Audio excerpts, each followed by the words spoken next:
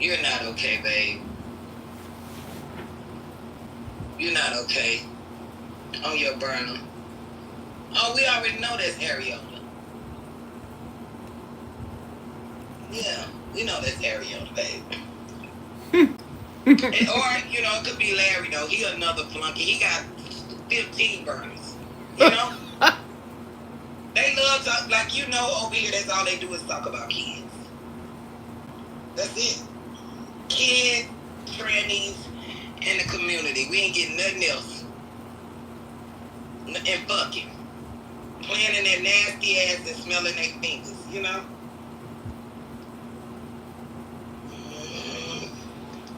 They are very weird.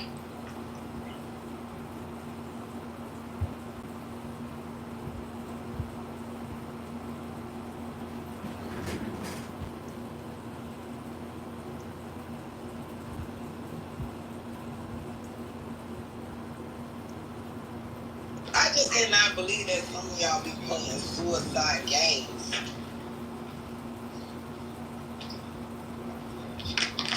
Man.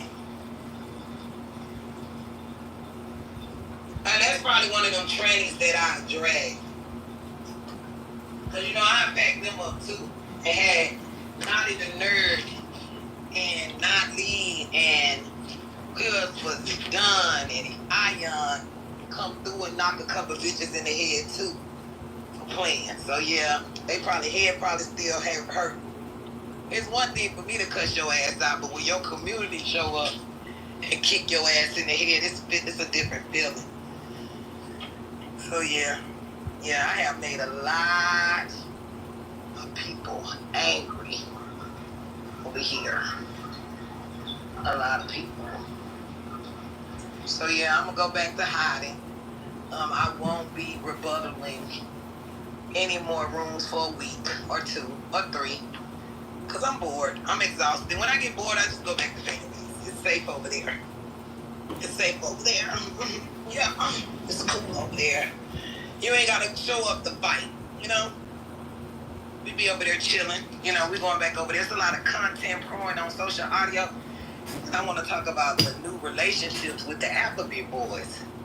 I got to get into it. Megan Thee Stallion has broke the internet, bitch. Shout out to Megan. I keep telling you, y'all call that girl 100 whores. And that nigga ain't did shit but brush that dirt off, bitch. But guess what? When he met her, she was rocked up. Cash doll, bitch. So yeah. Yes. Yep.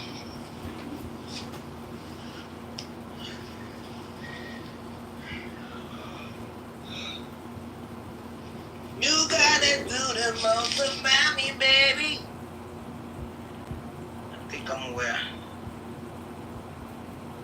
Oh my God.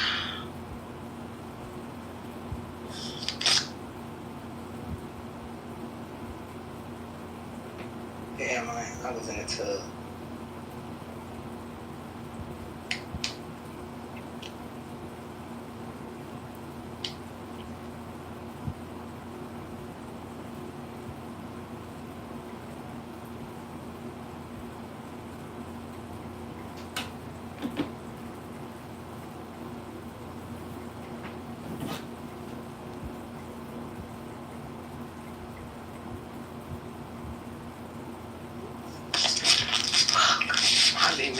Damn, like y'all be testing like 9 times. But yeah, so here we go, y'all. I rock rough bitch with my afro puff. Yay! It ain't echo, bitch. Talking about bitches is weird as fuck. Let me tell y'all, do y'all ever eat the bum pops? I like them, but I don't like them. Cherry lime and blue raspberry. Y'all don't fuck with it? Oh, okay.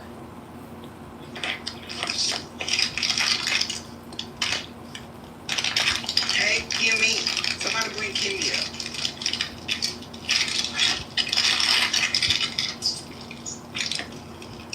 Kimmy, we going back to fan base tomorrow. Well, we can't hope it. But I won't be on here after the day. I'm done. I think I did enough damage. Now I'm gonna let these bitches bleed. Because I have to detox. I have to detox. Hey. Okay, girl, hey. Rashad, she over here cutting up. Dylan, hey Dylan, congratulations again, baby. Thank you. I had an interview today being an executive assistant for this healthcare company. Ugh. You got it. Now I'm keeping my options open. My internship out there, I'm keeping my options open. How long is your internship? It was till I got 240 hours, and I got that. I already got my 240 hours already because I was doing doubles, so I was getting paid. Yeah, I was getting paid overtime and stuff. Yeah. That's what's up. That was a win-win, you know.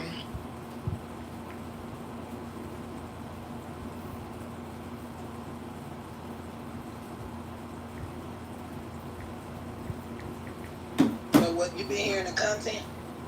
And now, well, I've been hearing the content about makeup, but what happened? What else happened? What makeup? Yeah, I don't want to talk about that. So what happened now? Update me. That's what I was trying to find out. I heard that niggas was crashing today over here. About what? I don't know. Trying to say that I was dragging Simone's daughter. I don't remember that. Right. Because they need cash as it's coming close to the first of the month. Pay very close attention to what these five pastors say. What do you Them notice? people want all their fucking rent this time.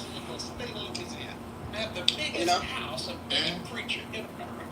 On the scripture that says They want all your half of the rent those in this need, time. you Not are half. lending to the Lord, and He will repay you. They don't want half of that. They want it all. You want God to repay you. Nobody can repay you So, like yeah. Him. That's what the Bible But I'm just trying to understand, do I supposed to give them something either way though? and it shall be given to you. The more you The give, fact that y'all to make up lies the more I of your homegirls' kids and shit is weird. And that bitch still gonna be screaming, that's my homeboy. Absolutely. I think that's what they mean by prosperity gospel. That's what the red thread. You know, she That's my homeboy. sweet every day. Joyce,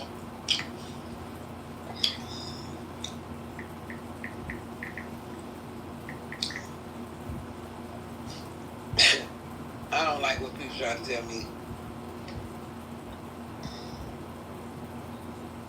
Child. All I really do is listen now, because when you got shit to lose, all you can really do is just listen. Yeah, that's true. I know that's right, Dylan. What's up? And the reason I said it is because, let me tell you something. It was dumb funny because the company who I'm going to work for, who I interviewed for, they are a contractor of the company I'm doing the internship with. Okay. And I already knew about the people in my building already that are over there. Competition to build and define. You see how that go? They already knew. And it was crazy. Damn. Like, the world is really a small place. So it's just like, y'all can have it. I can have this shit. You already knew about them? what is this one? No, they already knew. No, I didn't know about them. They already knew about my company. They knew about the company I was internship at. Okay. They knew the people and everything because they work with them as a contractor. Is this coco? Okay. Let's say, if I did happen to be a bad For intern, example, all they had to do was make a call and ask about me. that's good. Muy bueno. Uno. Sí. All you had to do what? All they had to do was make a call and ask about me because they currently work with my company. So I'm just kind of like crazy, you know? So, like I said, baby, y'all can have this shit. But now, like, I haven't really been hearing them crash out lately. Like, the only thing I've been hearing is, you know, about the other shit he said he would bring it up, so, you know, we're gonna move on from that. But that's the only thing I've been hearing. Yeah, that ain't really nothing though. You know? There were some statements made earlier about, you know, all the girls being in the same vicinity, the same city, but not finding each other. And I would like to say one thing, though, okay? Ain't none of them hoes went to somebody's mama house and put their feet on somebody's mother's table. Say that again. Ain't none of them hoes went to somebody's mama house and put their feet on somebody's mama table. They ain't did that. Yeah. Wake up. Yeah. That's true. What y'all doing? We in here talking to Dylan. Curdy, did you know Dylan is about to walk across stage? This is the process of cleaning the feathers on duck meat. Dylan is one of the few people that came through Clubhouse, did his time, and now he's a reformed person. He did his time like a man, and you know, he got his education, This mixture is very effective in and making now he's ready to go back out in society. feathers one by one. This is the process of cleaning the Now I'm gonna get my second year y'all too. I'm just doing quietly down with that one. What college you graduated from? You don't want to say your college university. I'm just saying, coursework is already done anyway. Everything's complete. Lamar University. What is it called? Lamar University. Okay. Is that a smaller college? Is it a private college? It's a public college, but it's a smaller college. Not many people know about it. Well, How big they is know the class? about our nursing school. So they know about our nursing school because our nursing school breeds one of the best nurses ever. Do they have like anything like every year, like the annual nurse awards? Do they have stuff like that or not? No, I never heard of that. They probably do, but I never heard of it. But I do know that people in nursing, like from all over, have heard about a nursing school, like in the U.S. because we have more they breed some of the best nurses ever. I know black colleges do good nursing school, have good nursing programs.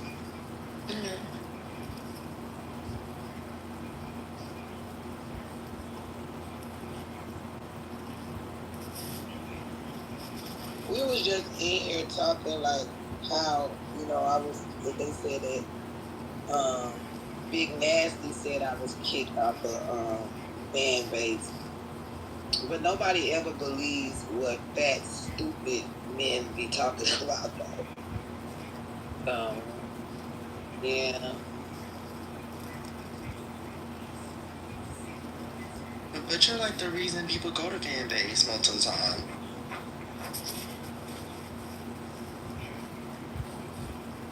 Because, no shit, if it wasn't for you, I would be going to no fan base. I know. You know, do you think that the obsession will ever stop for some of us or no? No, I think that we're doomed in regards to obsession. Like, I don't think it'll ever stop. They ain't stop. There ain't no reason to. Listen, people with nothing to do with their lives don't ever stop being obsessed with something. Man. Like before us, probably some motherfuckers on Facebook. You know. Just remember, I'm gonna tell you this, and I hate to be a little bit vulgar, but when this app closed officially, at least 10 people gonna kill themselves. And it's sad because we're their therapists, we're their best friend, we're their, you know, their voice of reason, we are their everything. I mean, they can follow me on TikTok if they do close this if they want. They said that you're back doing the way. Yeah. Oh, you are? Yeah. Yeah. I'm looking at transition. But they said they Dr. Julio got 100,000 followers over there, man. They making bank.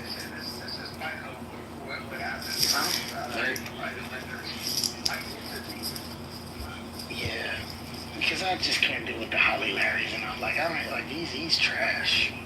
You know, he jumps double dutch. No shoes on his feet. Did you say he like the double dutch? Yeah, he jumps double dutch with no shoes on, with a fanny pack. With some ashy ass jeans. With his hand cocked up like a bitch. Looking like a retarded praying mantis. Nerves, man.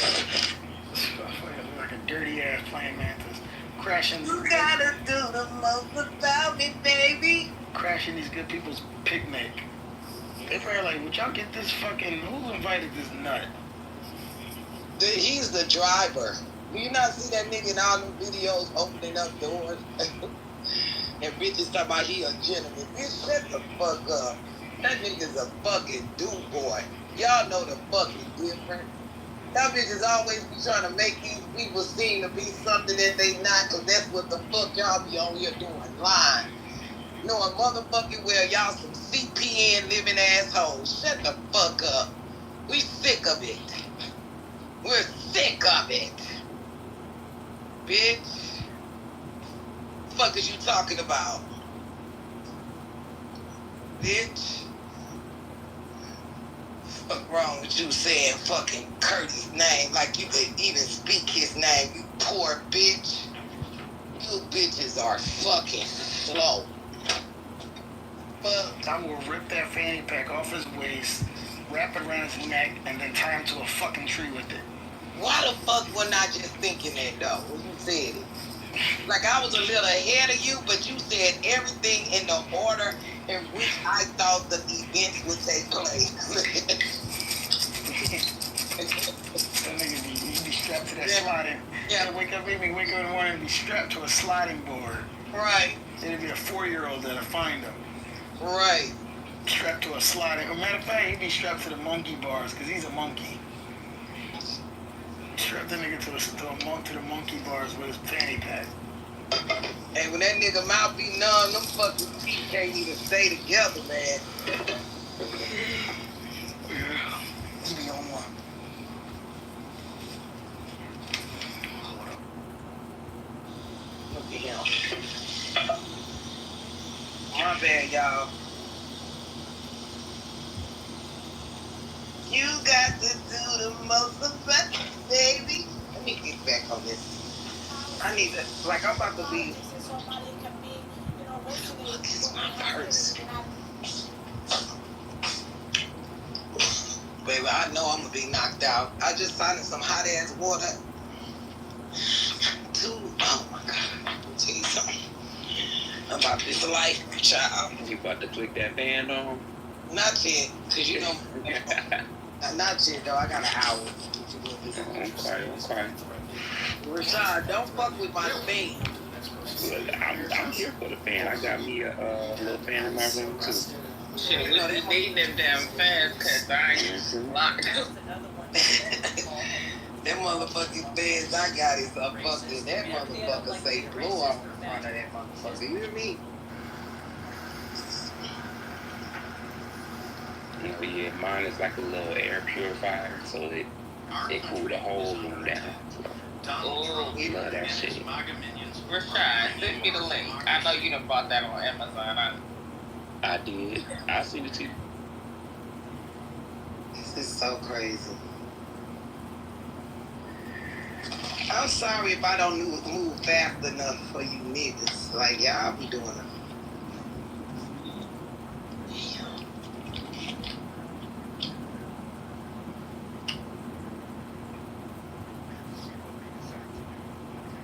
Yeah, them fans ain't no joke.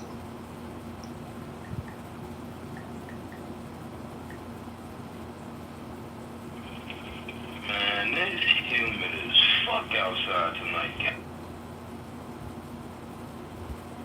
Oh my God. Curtis!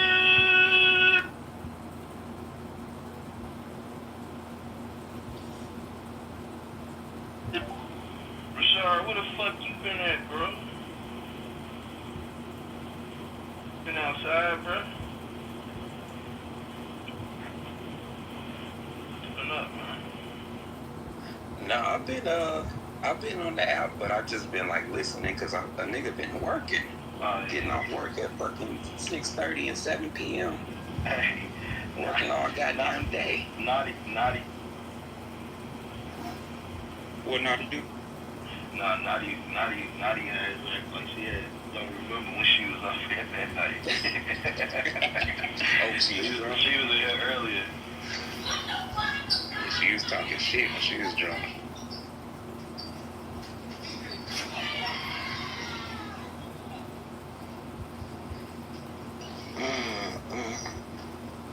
Okay, Kimmy, I put it in the chat.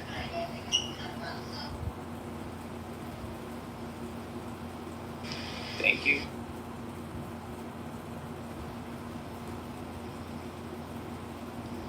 What do y'all put in the chat? My little air purifier like fan, and it cooled the whole room down. And like it's got a timer on it too, so you can like put a timer on it, and after like 4 hours it'll shut off.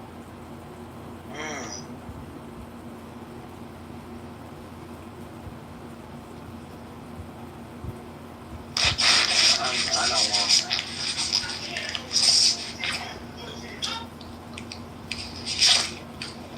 Yeah, it's a little pricey, but you know, democracy it's that we have. How can you help us, be a better country and build back?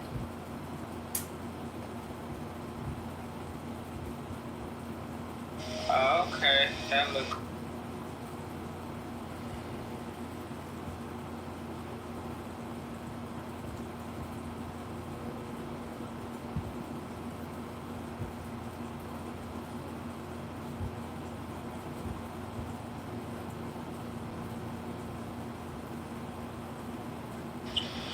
Them bomb pops are fire, but that them biscotti ice cream that's dipped in chocolate, oh my gosh.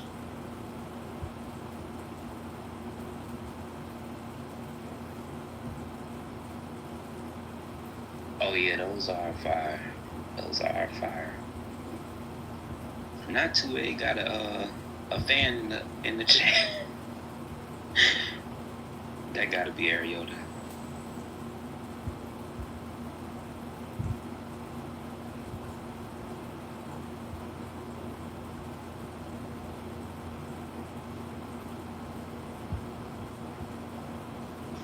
Hey, Naughty.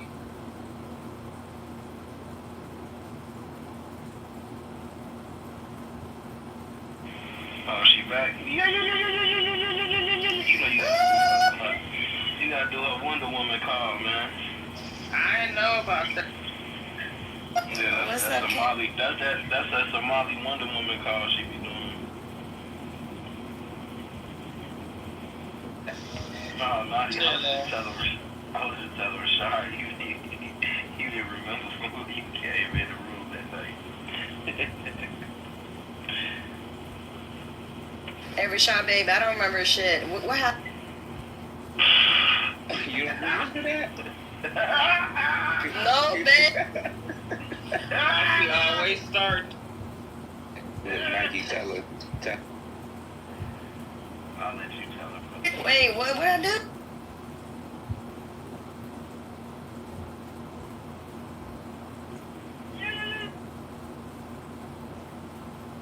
You know I love you, right, Rashad? I love you too. No, you was cool. You wasn't saying nothing crazy. To me, at least. Okay, well, fuck it then. Just stay off the Somali wine. What the fuck happened, nigga?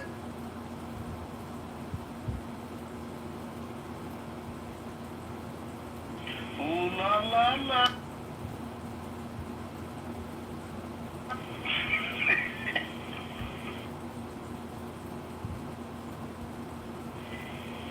Curtis, where you traveling to next, bro? He going to Somalia. You coming to LA to double dutch with Larry? Oh, y'all ass crazy. He gonna mind his fucking business.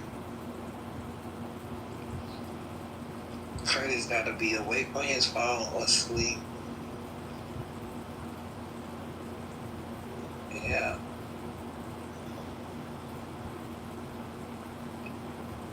No, I'm not. I'm giving my I'm just doing something with my dogs. Oh, bad. I had you out of my pocket, but I can't hear y'all. Oh my god. Like, so how do y'all buy stuff off of Apples? Off of where? iTunes. iTunes? I don't know. Only thing you can buy off iTunes is music. You trying to buy some music? You know what? Don't worry about it, because if I wasn't trying to buy no music, I wouldn't have asked how do you purchase something, because for some reason it's I didn't know. I thought you just look your credit card up to your account. You got an account? Yeah, but that's No, you don't gotta buy music. The only thing you gotta do is buy. You can buy movies. Once you got iTunes, No, you gotta subscribe to iTunes. No. She gotta get an Apple Music account. Yeah, but it comes with your iPhone. Yeah, that's where you don't have to you just pay monthly with the subscription. It's like $9.99 a month, Kim. Yeah, but if she wants to buy stuff out of the iTunes store, people just buy albums.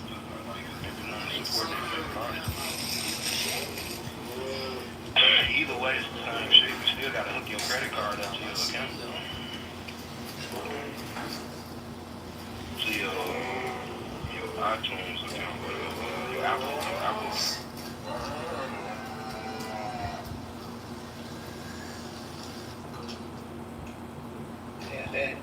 I'm not even talking about that. Like, y'all are really acting fucking weird, man. Wait, you asked out of price. I just told that's how you purchase it. That's not right. Man, I got so much. Who's fucking with Kim? These idiots. Who need that?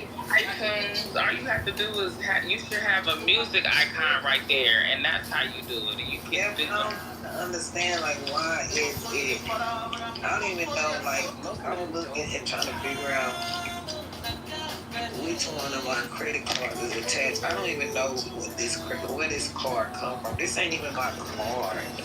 Oh. I don't. Wait a minute, I just removed my card. Oh shit. Shit, if it ain't your car, you better purchase it. The fuck? Just remove. No. If you say that on your card, just remove. Girl, not you want me to be Purchase it. It's on that tab. The You fuck want you me to have a mean? Black China and Larry moment. I'm fucking dead, bitch. Ooh. Shit, I thought you fuck with me. Damn. Thanks for letting me know. Just want me to steal this shit.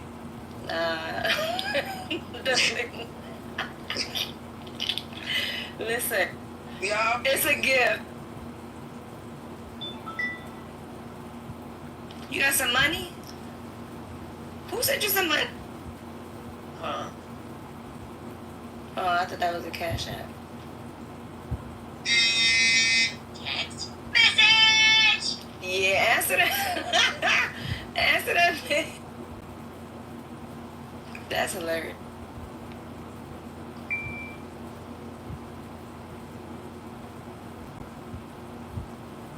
Like, it just won't. What you trying to do again?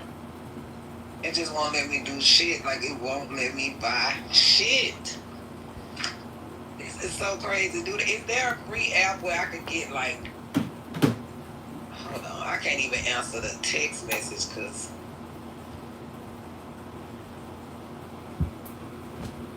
You better answer that, man.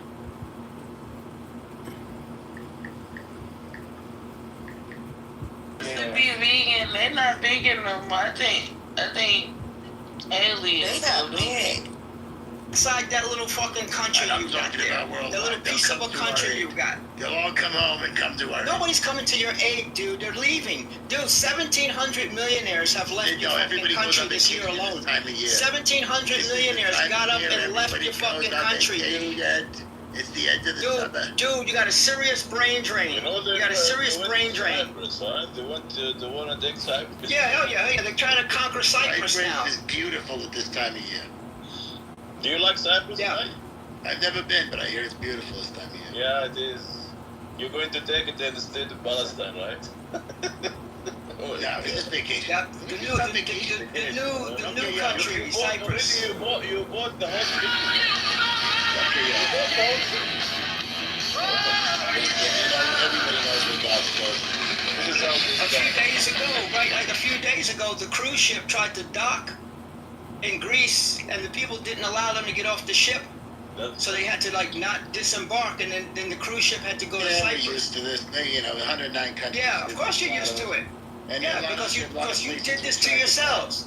We tried You to did it block to a lot of yourself, places After World War II, Dude, and a you lot of did, ships. yeah, of course, you that got denied it. entry You to got a it, lot of because you're a places. bunch of dumb Because fucks that everyone don't know how to hates us. just fucking be nice. Everyone You're a hates bunch of dumb fucks that don't know how to be nice. We were very nice people if you just get to know us. Very nice. Yeah, You right. just haven't given us a chance to get to know us. Yeah, maybe like 111 says, when you're on the dark side of the moon, maybe then we'll like you. You know my friend down Lomo, he's really likable. Everybody knows how I'm You know the dark side of the moon, there is a bunch of fucking shit there. I hope they go there. They will eat them. They will fuck them up. Hey, question, Marty, question. Sure. So you said that Palestinians, like the term, like they asked you to define them, and you're like, it's like, made up. I've heard that before. Yes. But my question is, why do you think it's made up? To annoy Jews. People like to annoy us. It's like a national pastime for all the goyim. Because they don't like us, they just try to get under our skin. Okay, so do you think that, there were Palestinian Jews before 1948? You mean so-called Palestinian Jews? Well, the place was known as Palestine, right? No, it wasn't. Yeah, of course it was. No, it wasn't. It was called Mandatory Palestine. It was called Mandatory Palestine. The people in Palestine, they referred to themselves as Palestine, the people of Palestine. If she has the bottom. During, hold on. Do you honestly think the During- British walked around saying mandatory? Hold on. It was the British Right. mandate of Palestine. Right, it was, he's right, the Mandatory Palestine, that's true, it was Mandatory Palestine, but when they, Never Palestine. well, hold on, but the term, right, their papers, their own newspapers, in 1890, you have papers going back to 1890, right, the Philistine, all this stuff, they referred to themselves as Palestinians, they were the Palestinian Arabs and the Palestinian Jews, right, you had the Third Palestine Arab Congress. That was in 1920. That's way before 1948. They referred to themselves as what? Palestinians. Nobody They're the treated Palestinian this people. This so-called newspaper had this zero circulation. It might as well have been the Onion, for all I used to do the Onion. God bless it. That was a long time ago. Many years ago. See, Wow, maybe 20 years ago. I remember. Never win it. Wait, no. You're not gonna talk over this point. Listen, Marty. I used to go to the freaking bookstore to get the Onion. That's how much I lived back in the day. I would drive to right, the mall. Well, look at how else we didn't have the internet. I'm old. We didn't have the Onion wasn't circulated on the internet. Your voice sounds young. It only came in. I'm 39.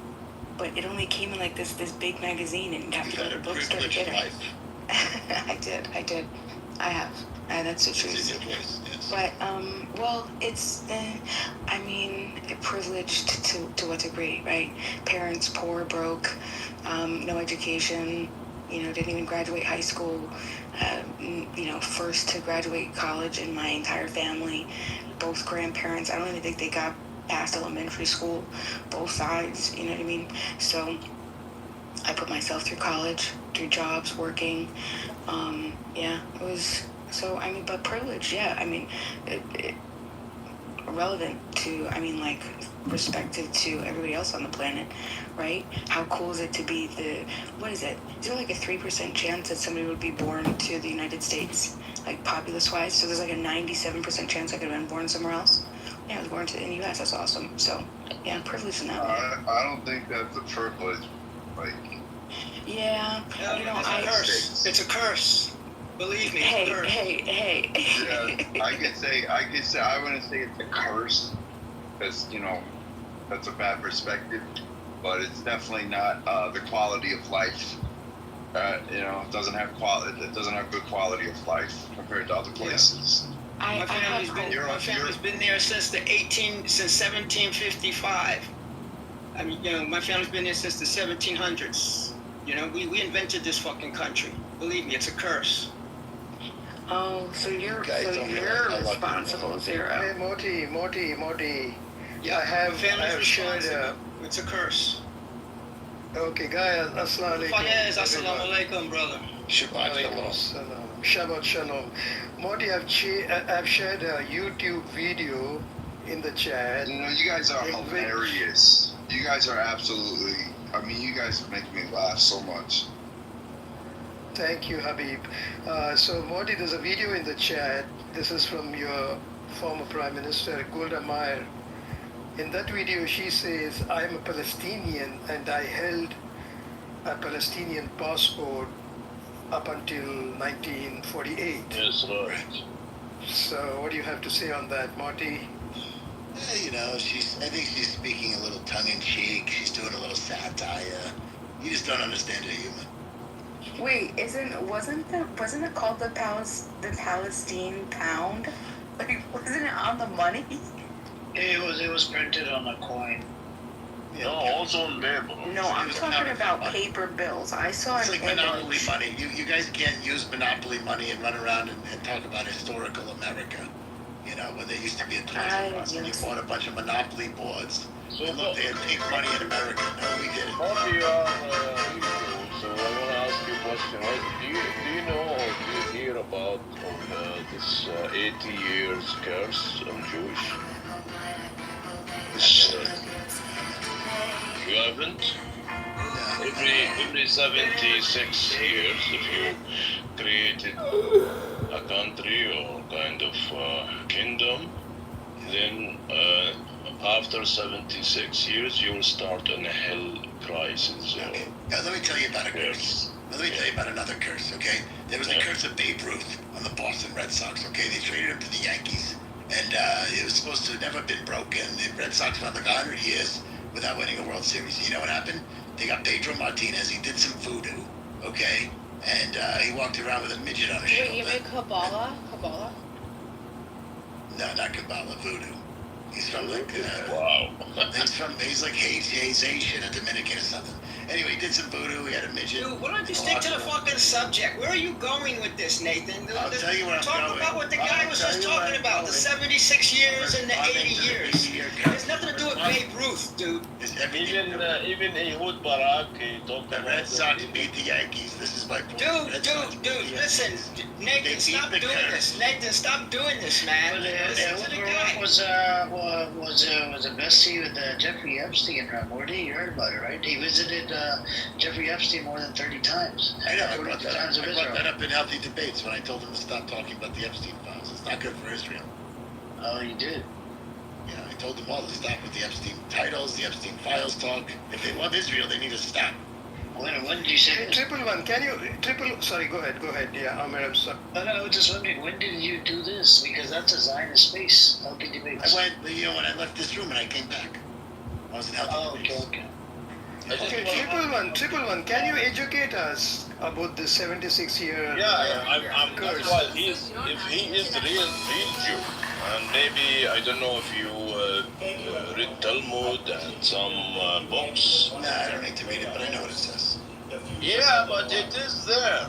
Every 76 years, you start a hell like a curse for 4 years.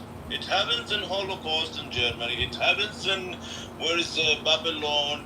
It happens where is in Medina, where is in Muhammad. He killed all the fucking Jew in that place and kicked them out. What? Wa alaikum assalam. I'm an Sallallahu for Muhammad. Sallallahu Alaihi Wasallam, yes, but I'm talking to remind him that even they being kicked from cities, every 76 years they have a hill. And after that they start again war to cover it up. That's what happened in 1930. Yeah, I don't think that's probably just a conspiracy. Well, Netanyahu, now, I will agree with Triple One. I did hear with my own 2 ears in 2023, after October 7th, when Netanyahu made a speech, he said, "Don't worry, I will get us through the 80-year curse." This is what he said. That is on record.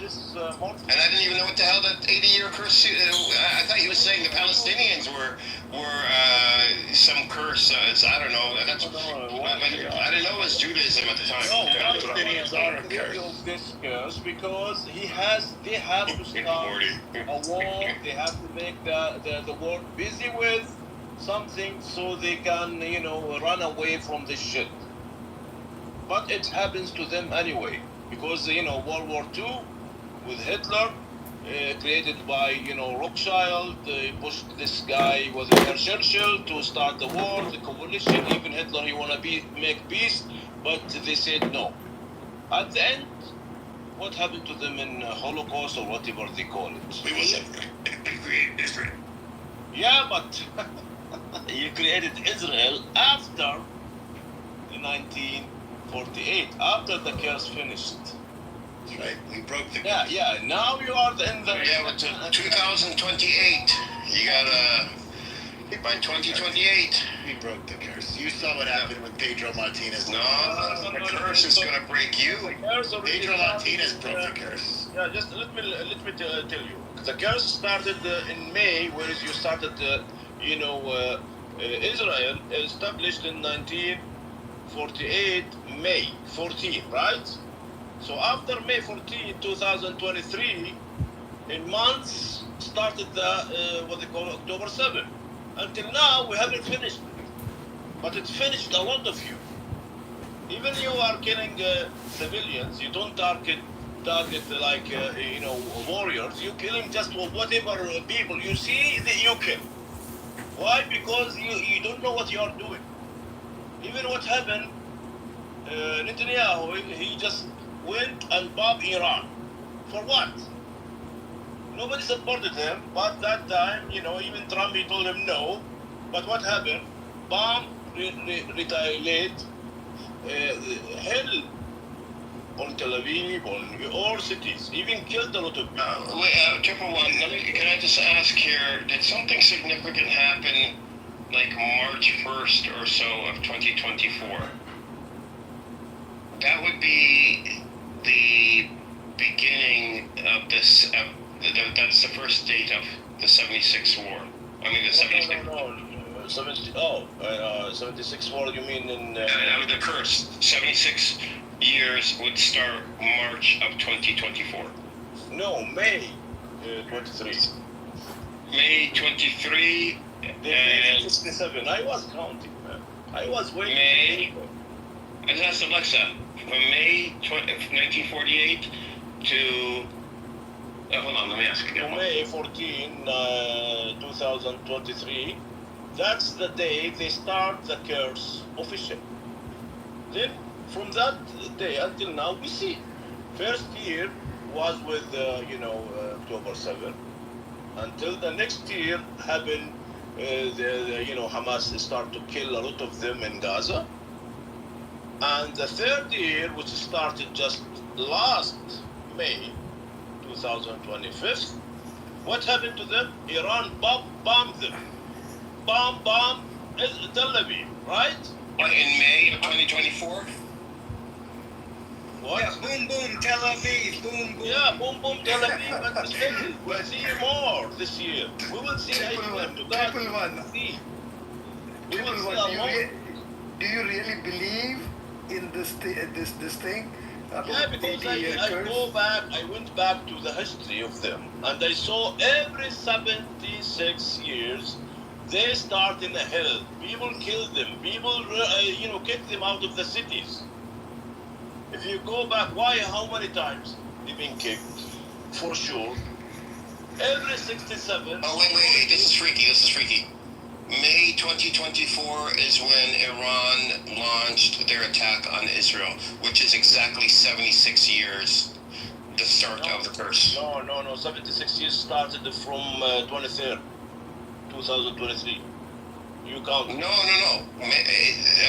48 to 24, May 24 is 76 years.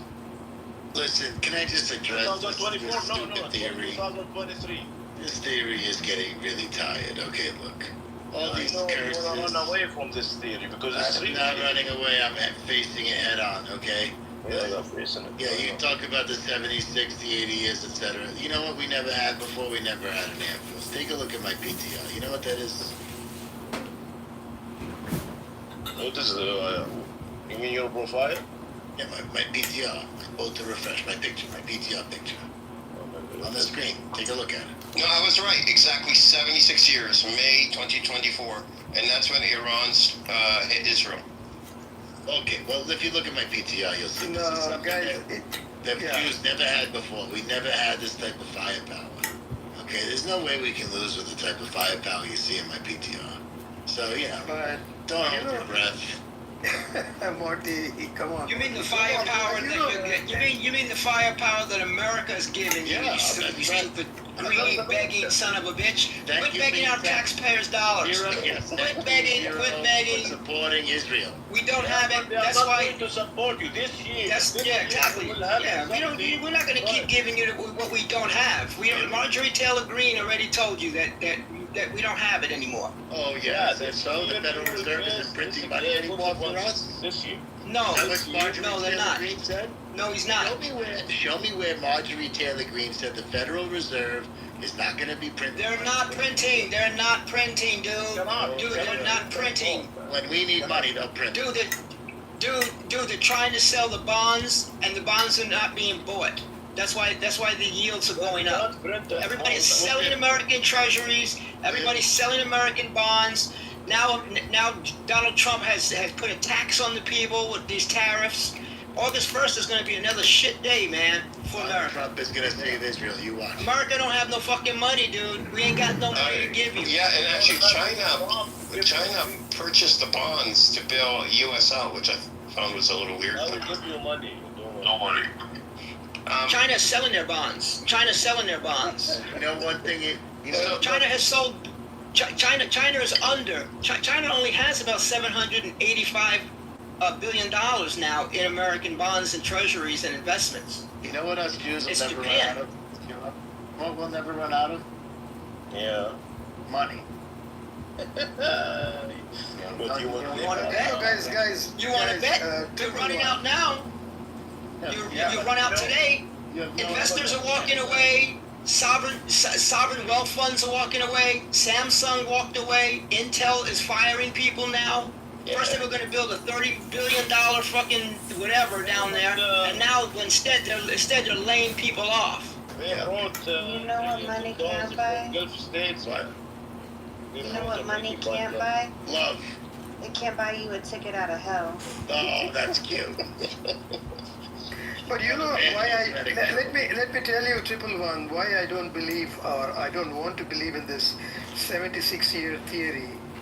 That's because if Israel escapes the curse on the 76th year, I don't want to wait for another 76 years. No, yeah. So I want it to happen, you know. Is this for the extermination of my people? I am for, not for extermination of the Jewish people, I am for dismantling the Israeli state. I am for it. Faiz, I want to tell you something. The first year, not like the second year.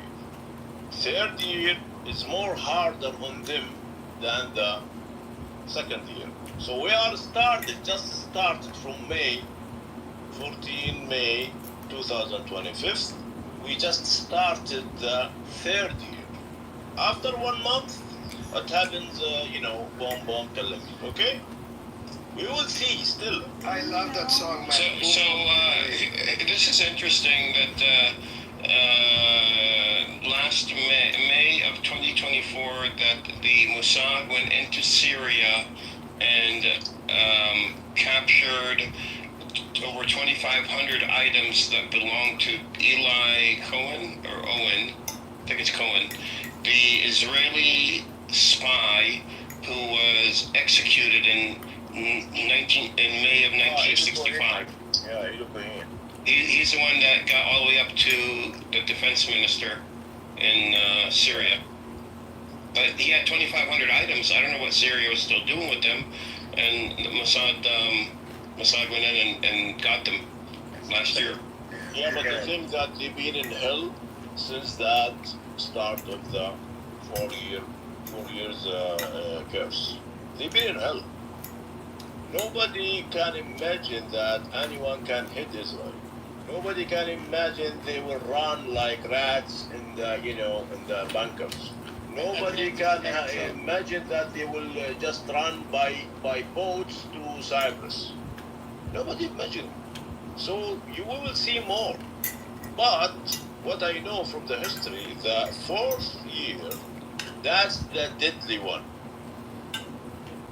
But we are now in the 3rd year, so we are in the beginning of the 3rd year. Yeah, don't hold your breath. I know, but we will see. Yeah, we will see. I find it a little concerning. Who will hit you now. I don't know. Maybe not Iran, maybe Turkey this time. I find it a little concerning that you're so enthusiastic about the destruction of a very divine group of people. Well, have you not heard your voice? I don't want to hear it again. I'm not going away. No, stay. I wanna talk to you. Stay. In the meanwhile, guys, I just want to share a little news here. 10 kids were reported killed in the last 24 hours due to starvation. 10 kids were dead due to starvation. 3 kids got killed due to an airstrike on Gaza. And Witkoff, the U.S. Special envoy, Witkoff says that he's meeting European leaders this week to discuss Gaza ceasefire. I really don't understand what is there to meet European leaders to discuss Gaza fire. It's the U.S. that decides and that has to decide. I can tell you what he's going to discuss. I can explain it. Before you explain it, can I ask you a question, Fayaz? Yeah. Or Morty, or anyone on stage? Sure. Do you know how long it takes to starve to death? 30 days. Oh my God. 60. No, 60 90. days. 60 of them. Do you know the process of starvation? It's not good. Do you know what your body does? Morning. Before you continue, this is the thing that I read this week because I wanted to understand, because we keep talking about starvation. We don't realize what it is. So I did a little bit of deep dive into it, and believe me or not, I got depressed after reading the scientific description of starvation, the first stage of starvation, stage and third stage, what it does to the body. Then when I read in one of the articles that starvation is one of the most painful deaths that a human being can have. I mean, believe me or not, on this panel I have spoken about it 3 to 4 times. So yes, go ahead, Morning, please enlighten us. Well, I think we should start with what happens when the body starts to starve. Yeah, these Zionists are very good students. Hold on, let Morning finish. Oh, go ahead. Oh, I couldn't hear her, that's why. I thought she was done. No, I apologize, Morning. You hear me Kind of low, but... Yeah, we can hear you now, yeah. Okay. It's Hero, you can't hear because you're a deaf bat.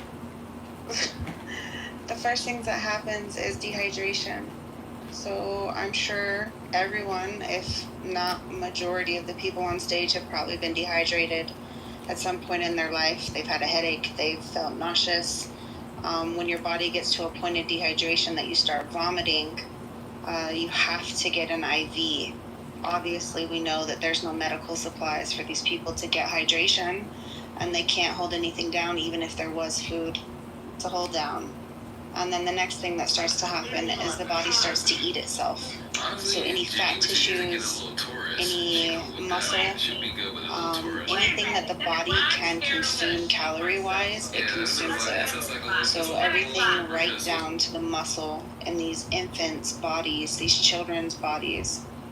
And then if there's any underlying health conditions, anything, whether that's, I don't know, Crohn's disease, diabetes, whatever. These are problems. These are problems that. Hold on, let her finish, please. So for 2 months it takes for the body to starve to death. Do you know how much it takes to survive? 200 calories a day. Only 200 calories. That's a Pop-Tart. So even if these people had one Pop-Tart a day, they could survive. One slice of toast a day, they could survive longer than they're surviving. So you're gonna sit here and tell me as a Zionist that you think that there's no need to dismantle this Israeli state? The fact that they're willing to do this to children? 2 months starving to death. And it's been going on longer than that. We need to dismantle Hamas. Hamas isn't the reason they're starving to death. Let me ask you what. Don't misconstrue what's really happening. Don't gaslight. Don't gaslight. Okay, Moni, I want to add to what Morning said. Morning, if these experts now say that in the next 4 to 8 weeks we will see the effect of starvation, because it has now, they consider this to be the third stage of starvation, which is basically a fatal stage. After this stage, 2 things happen. Number one, the body cannot eat anything. Human beings cannot eat by themselves now. It has to be in the liquid form. It has to be force-fed via a tube through your mouth. Number 2, or it has to be intravenously fed. They have to be fed intravenously. Okay? And both of these things require medical assistance, and there are not enough medical nurses and doctors in Gaza. That's number 1. And number 2, the side effect of this is that even if they start, feeding, let's say some of them get to be fed through intravenous methods or through liquids, their muscles need to grow back for them to be able to survive, because they can kind of live for another 6 months while the muscles are growing. Because one of the worst thing that happens is an adult heart, a heart of an adult person weighs about 300 grams. And when the body starts eating your muscles, the heart muscle also gets eaten up. So much so that at one point it starts, the weight starts going down. So as soon as it touches 150 grams, from 300 to 150 grams on an average, the heart is not able to function as it is supposed to function. So there are a lot of side effects that are going to happen, even if even if Israel allows food aid to go tomorrow or today, and they start refeeding or feeding the Palestinians, they will still die, because they may not be able to get the right calories, right nutrients. They may not be able to get liquid food. They may not be getting IV and so on. So this is one thing. The other thing, the side effect of this, which is already telling on the Palestinian population in Gaza, is that there are no Palestinians left in Gaza to give their blood for the hospitals, for the treatment, for the operations and so on. So far, UN has been supplying blood, but a part of the blood was also being, donated by the Palestinians themselves. Now they say that there is hardly any Palestinian left who is medically fit, because they have had starvation, they are going through, they don't get enough water, enough food, so on. So they are not medically fit to donate blood. So that's another thing that's killing. So it's basically, Israel is making sure. This is why I say that the state needs to be dismantled. And I will say it, I can come to the White House and say it in a loudspeaker. This state needs to be dismantled in its current form. This is why, because Israel is basically waiting it out They're just waiting it out because they know. When we know, we people like us who are basically laypersons, when we know that the end is near, Israel has experts, medical experts. Israel has technical experts, medical experts, military experts who would have told them what is going to happen when you starve these people, when they don't get enough adequate nutrients. They know it. So they are basically waiting it out. That's why they keep reneging on the promise of ceasefire. They deny this, they deny that. They basically are waiting it out because the crucial time has started, 4 to 8 weeks. This is what the many of the health experts, international health experts, Médecins Sans Frontières, their experts and so on, these people say. So they are just waiting it out for the next 4 to 8 years, 4 to 8 weeks. Yeah, but I want to ask one question for this Zionist guy. Do you think that if any Holocaust coming to you in the near future, are you going to run away with it? Or from this Holocaust or from this coming, everybody going to kill you because of what happened to Gaza? Do you understand what's going on, how much people hate you now? They don't have the power to kill you or to reach you, right? But one day they will reach you, right? No, they won't now. Are you believe in God or you believe in devil? We believe in Baruch Hashem, of course. But the point I'm trying to make is that you need to know about. Are you familiar with Palantir? Volunteer of what? Yeah, Palantir. Yeah. Palantir is our defense against Holocaust, essentially. It's a surveillance system. It's run by Alex Karp. He's a good Jew. And basically what it's going to do is ensure that there will never be another... it's going to be very hard for anyone to lift a finger against a Jew in the future. How do you once know? Palantir is online. If all those fucking systems are supporting Israel, gone. Why would they be gone? Why are they going? The people are really, angry from what's going on. They are angry from their fucking politics. Fucking politicals because they are corrupt. How come Palantir couldn't stop those Iranian missiles? Yeah. The fuck, man, Palantir ain't stopping no fucking hypersonic missile, man. They fucking destroyed 20% of the infrastructure of that damn place in 12 days. If they had 12 more days, another 12 days, that fucking country would be gone now. Hiding behind corrupt politicians, and they will go right away because of, the people, they don't like them. They belong to America, they belong to Europe. One day they will kick them out. Then who will support you in the whole fucking world? We don't need anyone to support each other, and we'll have Palantir. Why? Because you have money? Well, we have technology, really. Money is just a vehicle. But Morty, I want you to explain to us how Palantir is going to stop those missiles. I don't understand this. Tell us how Palantir, if fucking Thad can't do it, if David Sling can't do it, if Patriot can't do it, how the fuck is Palantir going to stop those missiles? You gotta explain that to us. You'd be looking at it in a very reductionistic manner. Even if you cannot run to Europe, you cannot run to America. A lot of people, they kick you out of the restaurants. Did anyone? Okay.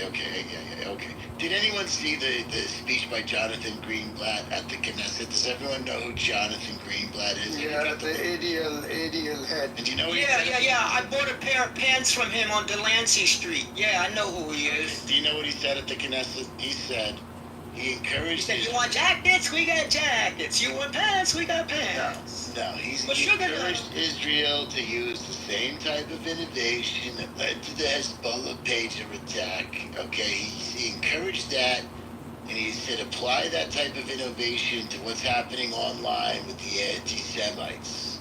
Okay, so you're talking about missiles, right? I want you to just take it down a notch a little bit, the Iranian missiles. What if, Unit 8200, 83, 84, he even talked about creating a Unit 8300. Okay, what if all this stuff comes online and Iran can't shoot missiles into Israel anymore? You see, so it's not about how are we going to stop the missiles. Now you live in a fantasy land. What if? What if? You're not listening. All you're doing is ranting. What if? No, dude, you're living in what if, man. I mean, what ifs? Listen to Zero. You're Come only on, good man. at you're only good at You histrionic, believe in God? chaos, You believe in God? and hyperbole. That's all You you believe in excel. God that He might change the whole shit you believe in?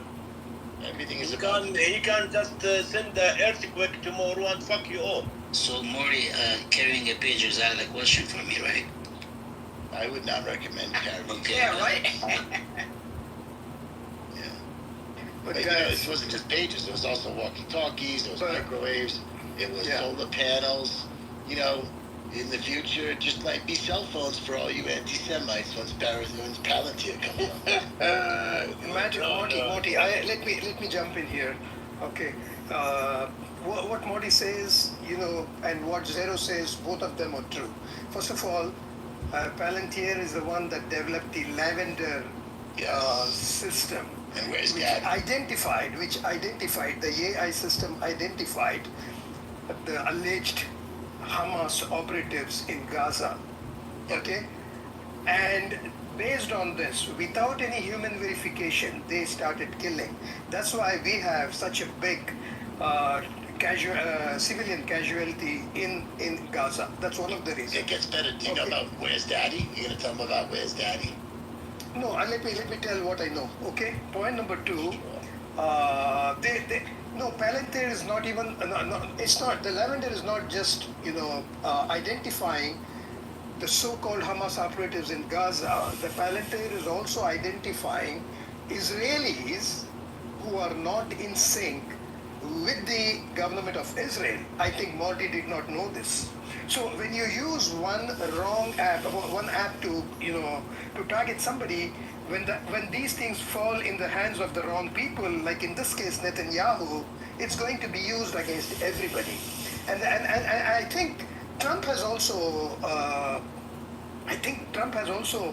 hired Palantir to do something in the US. I read something about it, but I'm not sure about it. But as far as the Iran issue is concerned, Iran is not depending on, Palantir could still be doing something in Iran to identify people. They could have infiltrated Iranian intelligence system. We don't know that. But Iran is not dependent on any of the American technology for its warfare. Like, for example, in the recent 12-day war, they did not use GPS. They used Beidou, which is the equivalent of GPS developed in China. Similarly, every technology that they used during the 12-day war, it was non-American, non-Israeli. That's why the Israeli and American intelligence people could not... If you don't hear him, he's just snoring even. Am I audible, 111? No, I heard this guy, he's snoring even. He's not hearing you. Okay, doesn't matter. Okay, 111, let me complete. No, he's giving good information. Go ahead, brother Faiz, finish. So basically, Iran made sure that they will not use any of the Western technology in their war against Iran.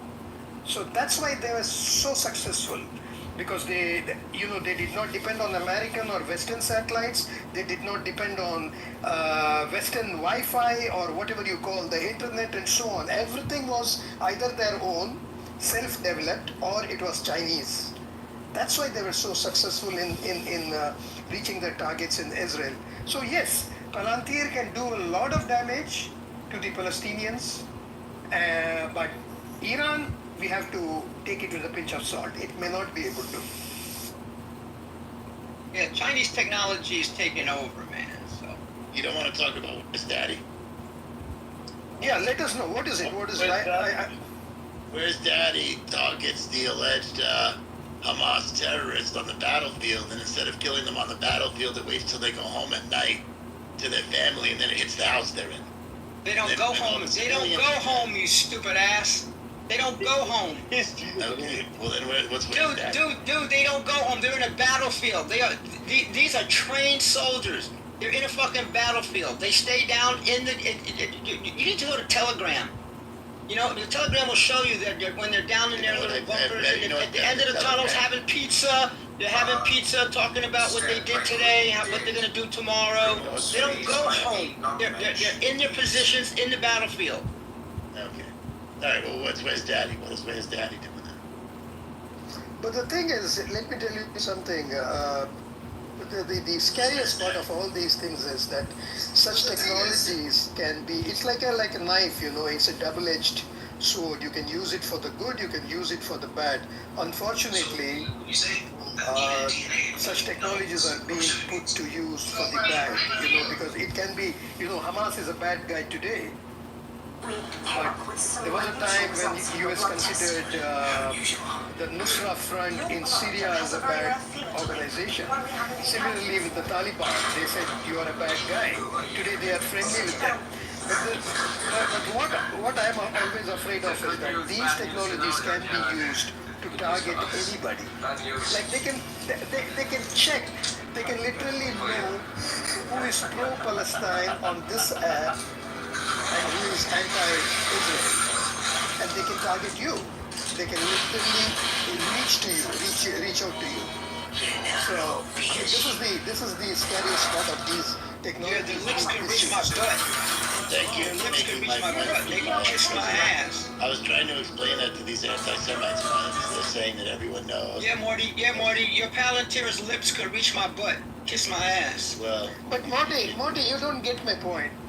Even though I know that it can reach, I'm not scared of Palantir or Lavender or Israel. That's what every Morty needs to know. Yeah, well, whether you're scared or not is no concern of ours. What you need to be worrying about is all of your tech people, the brain drain of your country, how they're all leaving and going to other countries.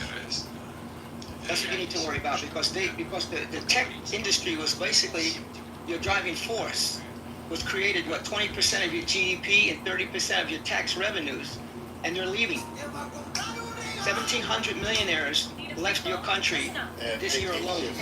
They're on vacation. No, not on vacation. They left. 1,700 of them. They're just taking back knowing that Netanyahu is going to get them bombed again, because he's going to try to attack Iran. He's going to get them bombed again. They're not coming back. What are they going to do? Stay at the friggin' Marriott, wherever they stay, and then the Marriott gets fucking bombed? They know it. The only people who can't leave that country are the ones who are on the welfare, which is like 60% of your friggin' country. They're all on welfare. They can't. They have nowhere to go. These retired people, and I mean, they put their whole life into this fucking bullshit Zionist plan, and now they're stuck there. I mean, a lot of them are sitting there saying, "Damn, why the fuck did I sell that house in Britain and go move to this fucking place?" That's what they're probably. I noticed they're pulling their hair out. Why did I sell my house in Birmingham? Now I'm fucking stuck in fucking Tel Aviv, running to the shelters every other 20 minutes. You sound like a very angry person. A shelter. Have you They're living in fucking shelters, man. Therapist for how angry? They're living in shelters. You sound very angry. The only ones, yeah. I might sound angry to you, because that's your emotional response to what I'm telling you. In fact, and do I sound I'm giving angry? you fact, and you relate to it emotionally. I don't know what you're talking about. I don't seem angry at all. Yeah, okay, whatever, man, whatever. It is what it is, dude. I'm just calling. Hey, I'm like the guy that's sitting up there in the lodge, overlooking the New York Yankees baseball game. I'm just calling the game. All I'm doing is say, hey, he struck out. Oh, okay, you know. That's all I'm doing. I'm the announcer, man. Outside asking for all I'm doing is announcing the game. All I'm doing is calling the game. It is what it is. Okay. And you guys are striking out. And that's the most difficult of all. You seem to me more like the hustler outside trying to peddle nonsense. What you're doing in this room. But of course, if you try to give up. So have you guys read Yakov Garb's report? Because this is the point. You can't transform yourself. Crickets. When there's crickets, it means no one's read it. You can't make yourself say. I never heard of it. I'll admit it. I never heard of it. You can't make yourself. That's why she asked to see if we heard of it. Now she's gonna tell us. And yet it's absolutely necessary. Yakov Garb is a university professor or something along those lines. This was uploaded to the Harvard Dataverse on June 26th. But we let go of ourselves. Yeah, June 26th. So basically, he is I think he's Israeli, believe it or not. Let's look at this. So what we have is What we have is, I'm going to give you like the basics just to talk about it. So he's a professor, he's an Israeli environmental social scientist, and he compiled a geospatial data set of these 5, I don't know if you want to call them compounds, but the 5 compounds of the supposed aid to feed the Gazans, to offer the aid for the Gaza Humanitarian Foundation. Okay, so what he determined was that there's, up and down, this is just total violation, fourth Geneva Convention violations. They're just, it's absolutely, it violates humanitarian principles up and down. There's really no debating it. There's just a long list of, it violates the humanity, impartiality, neutrality, independence principles. It collective punishment, Geneva Conventions, I could go through them all, but basically, what we understand happened is in March, Israel stopped, halted all the aid, March 2nd, said, okay, no more nothing. Then the West, UN are like, listen, you have to do something. You have to give them food. You can't just not give them aid. So then Israel decided to respond with what they're calling the Gideon Chariot Package, GIDEON Chariot Package. So that is basically what they decided is worse than that, right? So so you guys know about the, what is it called? It's called like the Morgi. There's the Nazarene thing, and then the up on the top. So wait, north, south, east, west, north, south. That's where it gets north. So it's north, it's up top, the Nazarene thing, and then on the bottom is the Mogob. Is it called the Mogob? What is it? That one line? That tunnel, the militarized tunnel. Morty, do you know what I'm talking about? Where's Morty? He left. Of course he's gonna fucking leave when we're talking about this. But anyway, so I'll just keep going. So, Israel stopped the aid, and everybody's like, listen, you gotta do something. So they're like, okay, we're gonna open up these 5 aid distribution compounds under the Gaza humanitarian aid. So these are like, they're completely fenced in. They're like fortress architectures, and they have what they did is they set up these fatal funnels where you have to. It's basically it's so terrifying. The Morag corridor, right? You have the South Morag, north-south. You have the bottom, the Morag corridor, and on that other side, there's like 4 of those compounds, and then there's one compound up by the south, the Netzarim corridor, and that's in central Gaza, okay?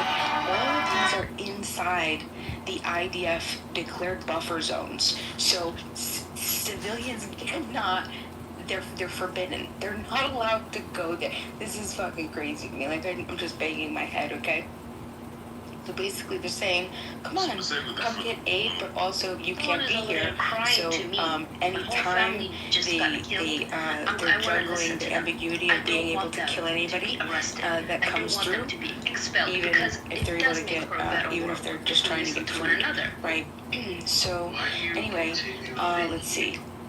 On purpose, refusing to hear what they have to say. These were not people. They violate every type of, like I said, all the humanitarian principles.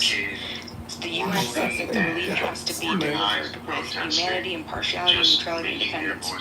And every other side, Zionist, all the UN, everybody was like, we're not going to work with you to run these because this is total trash.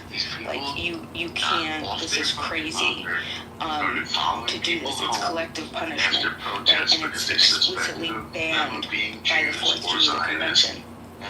So illegal things all such as of the trespassing, such 5 as sites, like I said, their right of way. are inside the So buffer zone where fucking people can't even So I don't know access. why you keep putting And then this you have continual red herring out there. Gaza And I City, don't even like you have the a Jews, million to be respectful, residents to be honest. that I'm not have a to huge fan cross of the all the things that a people group does. fortified That doesn't corridor mean and the that they ban zone deserve to be on foot to followed reach home any from compound, followed home from their which is campus crazy or blocked from because entering their place the majority of the population And I literally don't can't understand reach why the you food. keep putting this It literally red is, herring it's a narrative mechanism out to there. literally starve everybody without, you know, necessarily weakening Hamas, which that's what they're saying, that's why they did that.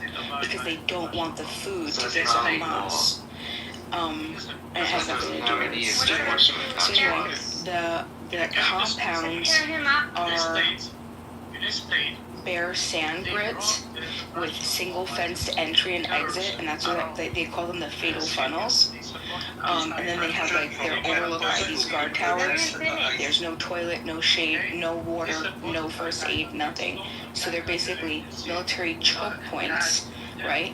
And they allow, so they talk about how these military choke points, that's why they call it the fatal funnel. They're like these proven crowd panic amplifiers, right? Which means that, like, if anybody's like to scuffle or something, it triggers lethal fire, and it just, everybody gets like what happened like the 100, you know, everybody just gets fucking demolished, right? And that's already been proven with the first days of the operation. Okay, so you're just killing civilians with this fake false scheme that you're claiming to protect. Each box that they give the civilians, it feeds 5.5 people for 3.5 days. So you have to continuously go back and re-enter the buffer zone over and over and over. So constant repeated exposure to lethal terrain, right? To fatal funnels, which is just crazy. So this isn't any type of aid. This is just another way to kill off Palestinians that are starving and hungry. This is happened in 2025. Right. We were watching their videos. They are happy, they are eating, visiting, restaurants, dancing, nobody cares. That's on you. And I want to remind you that this is from an Israeli. This is from an Israeli. He's Jewish, and he's reporting this. Yeah, Bima, the whole idea is this, about this Gaza Humanitarian Foundation. You remember when the US was aiding, and the UNRWA was the aid distribution agency, okay? When US suspended funds to UNRWA, US had allocated at that point in time $300 million. So to UNRWA, yeah. So these $300 million were not sent to UNRWA. That money was pending or waiting to be taken in the US. So that is how this Gaza Humanitarian Foundation was created, in order to get access to that money. And then they said it is not enough. We need totally about $500 million for this. And a lot of guys jumped into that. Many funds jumped into that because they saw a lot of potential to make money. That is just so alarming. Okay, The news so is this buzzing 300 million that was supposed to go to Lund University UNRWA, that got transferred, about the study that just came out of Sweden that is just so alarming. The news is buzzing. The chairman of the foundation Lund University is also is an evangelical Christian. The who is first very close to demonstration Trump. in a human And these people, and Tony Blair, if you remember, that the former Pfizer Prime Minister vaccine of in fact reverse UK, transcribes who was and installs instrumental in DNA destroying into the human Iraq. genome. He is also involved in this venture. So are many other Israeli entrepreneurs and capitalists and so on. So this is basically a money-making agency. By the end of this venture, they would have probably said that we spent $1,000 million to to feed the Gazans. But that's not going to be true. But like you said, they are not in a position to go and get the food. They are now in a position where they cannot even eat food if it is fed into their mouth. That's their condition now. Majority of the Palestinians are so emaciated at this situation, at this point in time. They cannot even walk. So they are supposed to go back every 3 days for 5, and some of these places, okay, some of these people have to walk anywhere between 5 to 10 kilometers one way to reach the distribution center and walk back. And every 3 days, every 3 days they have to do it. I mean, this is, like you said, Bhima, absolutely right. This is designed to show that we are doing something humanitarian, but it is actually designed to kill Palestinians in another way without bombs. I just want to correct yes, the guy who said this curse started in 2024. He's right, actually. May 14, 2024, the 4 years of the curse started. So we started the second year now. So we passed the first year, and now we started the second year, and in June, the bomb is Tel Aviv. And we still see, we are watching. They think that killing people and make them to starve, and there is somebody protecting them like America. Of course, American people, they don't want to protect them. The corrupt politicians who's taking money from Arabic, the one day they will be stopped. They will be even sued for that. And also they are using this kind of technology that any kind of solar wind can whip it up. Solar wind can happen anytime. And all those, satellites will vanish. And they will be alone. I believe that they will be alone. They will run like rats, maybe the last year or the year before.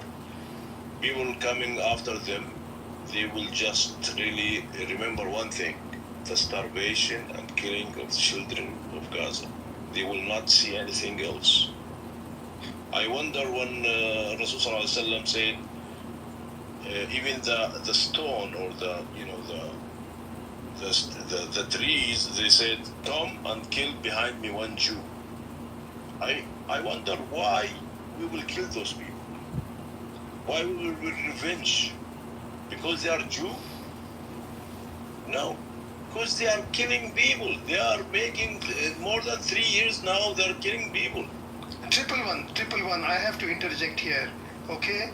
When we talk about the Quran and what happened during Rasulullah's time, there is a context why certain verses were issued, why Prophet Muhammad said certain things. Okay, when we don't mention the context, it becomes totally, the meaning gets changed. So let us not, delve into religion. Because people do not know religion. Many people do not know what the Quran says. When we speak about what the Prophet Muhammad said, they think Muslims want to kill Jews. You actually strengthen the argument of the Israelis that all Muslims are bad and Muslims want to kill Jews, which is not true. The point that you were referring to, it has a context, it has a history. Okay? And it's for the combatants. It's not for every Yes, it's not for every non-combatant Jew. So I think we should never, drag in religion without giving the context in which it was said. And we have to see whether that context exists today in this situation for that particular sunnah or the hadith or that particular verse to be applied. That's very important. I'm sorry I had to interject this and correct you on this, but this is very necessary. I understand your point, but I was just talking about those hadiths was there, still there, right? And I wonder why we will at the end of the in the end of the time or at the end of life we will face them and we will do this. Why? I wonder. I understood now. What's going on? They are killing our people, they are killing children, they are starving humans to death, and they are protected from, corrupt politicals. I wanna That's very bad. And I want to add to Triple One, a lot of the United States disagrees, like the people. We do not support this, but for whatever reason, and I'm still trying to figure this out myself, there is a stronghold. I'm guessing it's Jewish lobbyists. I'm not sure, but there's a thing called AIPAC, right? Yeah. And there's the AIPAC PAC, but then there's like hundreds of PACs that operate under AIPAC, right? And the thing is that we have laws right now. We have the politicians have been bought and sold. There are these things called BDS laws, right? It's called an anti-BDS law. It's almost the entire union. It's about 40 out of 50 states, which basically means that you are not allowed to say anything about pro-Palestine. You can't say free Palestine. You can't do anything. Otherwise, you lose government contracts. If you're like a government agent, if you're a teacher, if you are a federal employee, if you have government contracts for work, all of that. That's for it's not the free Palestine. It's about boycotting the Israeli products and services from that. I don't think it was about the free Palestine thing. Well, but the BDS is all about Palestinian freedom. I understand, but it's not. I don't think it says the free Palestine thing. It talks about it's a Palestinian-led movement. If you have a government contract, run with the government. That's the rule. It's not just Israel. I actually looked into it last time. It's all the allies. So let's say you have a government contract that's related to Canada. You cannot boycott it because you have a government contract, and Canada is an ally to America. All you gotta do, all you gotta do is follow the money, Amir. Follow the money. These anti-BDS laws, which specifically say that you can't do anything, boycott. What is it? BDS, boycott, divestment, sanctions, right? For Palestinian freedom, justice, equality, right? That's the idea. If you look at who championed this, the congressman, and then you look at how that was funded, it was by two of the biggest Jews that are American Jews that are in the United States. Two of the most wealthiest. And this is the thing. It doesn't end there, though. It doesn't end there. So not only do we have AIPAC, we're dealing with these anti-BDS, but you see what happens when we have our universities, when we have, I'm talking our Ivy League. Did you see how many Ivy Leagues within the past couple years? Columbia, Harvard, Yale, Cornell, UPenn, Brown, Princeton. Every time we want to sit there, they freeze our assets, they kick students out, they do all of that shit. They arrest hundreds of students, hundreds. It's suspensions, expulsions. They're revoking your visas if you're strong with this. Right. And they've literally, and Trump has literally now at this point literally froze billions. Cornell over $1 billion in assets. UPenn almost 200 million. Brown $500 million, half of $1 billion, right? All freezing these assets, telling all the research grants, the student aid programs, the infrastructure conference, all of that. They're taking it all away. This Trump is not for Americans. This is for Israel. This is for his, their puppy. And this is not the United States. This is the U.S. people saying we see what's happening with the Palestinians and we don't agree with it, but we are literally fucking locked, tied, and gagged by this. Bima, are you a U.S. citizen? I am a citizen. I mean, okay. I thought about renouncing my citizenship over 20 years ago, but unfortunately, because I'm in this community, I know people personally that have renounced their citizenship, but they are not even allowed back in the country. Okay, let me add something to that, to what you just said about the BDS. BDS, anti-BDS law is very strongly promulgated in the state of Texas and a few other states, and it is also practiced in some other states, but not so vigorously as in Texas. For example, I'll give you one example where you can go and look it up. One of the small towns in Texas, I think it's called San Marcos. San Marcos, the town council decided that $4.4 million that were supposed to go to Israel, that was previously, decided to be sent to Israel from the budget of Texas or San Marcos taxpayers' money, they decided that this should not be sent to Israel because our town has a lot of other needs. We need better roads, we need better schools and so on. So they passed a resolution to say that the previous resolution, which authorized sending $4.4 million to San Marcos, should be cancelled and this money should be used for the town itself.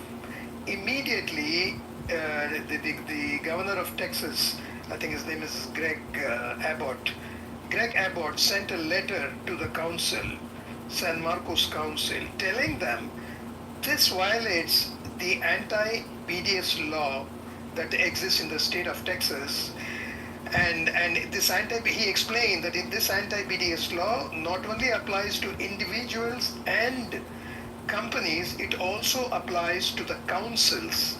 The councils, even if the council people, the members of the council, decide not to give the money to Israel, the council does not have a right under this law to stop the money going to Israel. So he said, if you do that, in spite of that, I'm going to hold back all the federal money and so on and so forth and so on. It's a long story. But why I'm saying this now is for you to be, if you did not know, they are trying to apply this not only to companies and individuals, but also to US government bodies themselves. That's point number one. The other point that I wanted to mention was, do you know what is IHRA, International Holocaust Remembrance Alliance? This is an organization that has, if you go into their website, they will tell you what anti-Semitism means. They have 11 to 12, I think a dozen definitions for anti-Semitism. For example, I'll give you one or two examples of the definition of anti-Semitism as per the IHRA resolution. One definition is, if you say in the US that so-and-so American is more Israeli or more loyal to Israel than to US, that's considered an anti-Semitic thing in the as per this this resolution. Suppose you're saying that American Jewish people, or even Americans, or who support Israel, are not loyal to the US, that is anti-Semitic. And if you criticize Israel, that is anti-Semitic. According to IHRA, IHRA's working, they call it the working definition of anti-Semitism. Now the State Department in 2023 adopted it to be implemented within the State Department. Even though it is not a law, the officials working at the State Department, they have to follow this definition to arrive at an anti-Semitic act. Now, if I understood correctly, Trump, issued an executive order to apply this definition to all the universities and educational institutions and tied federal funding to compliance with this definition of anti-Semitism. So any university where this definition is not followed in toto, that university will lose federal aid. That's what Trump is doing with Harvard, with Columbia, and so on. Brother Chris, San Marcos has never sent a single dime to Israel in the past. When you look into it, this thing that they were threatening, it was sort of like a symbolic thing I think they did. Because I checked the previous records, they've never sent a single dollar to Israel in the past. No, I think they were going, it was allocated for Israel. I have to re-look that article, but it was allocated for Israel. But then the council passed a resolution saying that this money should not be sent to Israel. It should be redirected to the town itself, town's development. Anyway, I'll look into it again. Yeah, it was not sent. It was not sent. No, it was never sent, and then even in the past, they've never sent a single dime to Israel. Because I wanted to check the previous history, see if they had sent any money in the past. It says never. So this was sort of like a symbolic thing, right? Meant to represent San Marcos residents' share of broader federal funding, not a direct municipal transfer. And yes, no policy change, no funds were reallocated. And the governor gave threats, right, that he's going to take over the grants and whatever, right? But nothing really happened. He didn't really take over any grants. Okay, thank you for that update. Thank you. He killed himself, and among a lengthy list of potential foul play, the bullet was never. But that is the other thing that I looked into last time. I was debating a thing Zionist or something. I looked into it. Yeah, can we boycott an ally of the U.S.? It says no. If you have a government contract. Did you guys know about this? So if there's an, I'm not talking about Israel anymore. If there's an ally of America, like the UK, Canada, Australia, Germany, and if you're a businessman in America and you're doing business with, with the government, you cannot boycott any of these allies. It goes against the law. But you know, allies can change overnight. So do they have a list of, do they publish a list of allies every now and then? Because for example, the government of Afghanistan, Taliban, was an enemy. Today they have become an ally. You know what I mean? So this is very subjective thing, no? They will keep changing the allies, then they will say you have to follow those allies or comply with the law. Yeah, no. So I'm talking about the Western allies, like Canada, Germany, UK, all these. I'm not talking about like the third world countries. The third world countries, they still have this divide. Because at the end of the day, America is a racist country. The foreign policies that are full of racist bullshit. Right, they treat each country like in a different manner. They should be treating all of them the same. Like Israel gets the upper hand up till 2018. The aid package that America used to give them, 3.6 billion, only Israel had the opportunity to use this money in cash for their own expenses up till 2018. After 2018, they took that away. So now we give them credit, and with that credit, they can buy weaponry or whatever. But at the same time, there was a report, I think 5 months ago, where they funded, I think, Tel Aviv University up to $500 million or $400 million. From 7th of October up till now, we have given them $66 million. I don't know how much more money we're going to get. Hold on. 66 million? Yes, 66 billion. Quickly, I want to add something. So this is what's different with Israel. Yes, there's a whole government contract, right? That's one thing, but Israel is so deep where you could have a private business, LLC. You, as a private business, are not allowed to boycott Israel. Actually, 38 states have laws that penalize businesses that boycott Israel. That's not in place for any other country. No, I'm saying if you have a federal contract. Even without a federal contract, that's federal contract. I get that. They want you to trade with their allies. It is what it is. But they're talking about private business LLCs. So you as a private business. It's a violation of our First. It's a violation of our First Amendment. It's a violation. Right? Yeah, that's why there's people arguing against it. And we have had some winners. Yeah, but 38 states have laws that will literally penalize you if you as a private business boycott Israel. Does a private business has any government contracts, Ace? No, not government contracts. So Ace, if I had a store, right, Now, if I wanted to boycott, who's going to stop me? Because it's my personal business. Yeah, but you don't understand something. It depends on the state. There's 38 states that have it when you open up a business, right? They actually, so it would have to be obvious enough. A small business doing it, but if it's a large enough business that impacts Israel, but they're private, of course, it's going to be very, very, like, you're going to notice it. You're not going around and saying, I'm not buying Israeli products on purpose. You could say, I don't need these in my business, people don't buy them, right? But if you're a private business that does larger business that's not government contracts, there's 38 states that have laws that will literally get you in trouble, penalize you for boycotting Israel. It's really Yes, difficult. it's I don't think unconstitutional. most people. It's very much so unconstitutional. It's unconstitutional. 110%.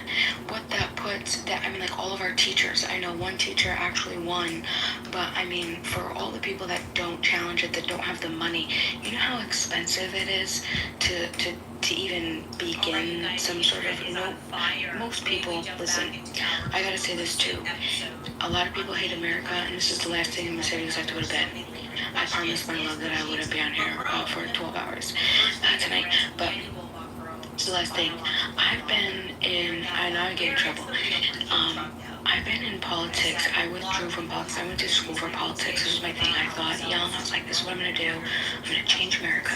So I spent $100,000 putting myself through school, cultural affairs, political science degrees, and multiple degrees, right? Okay, so dual major. Okay, so listen, I have been an elections inspector for almost 15 plus years, right? I stopped that, right?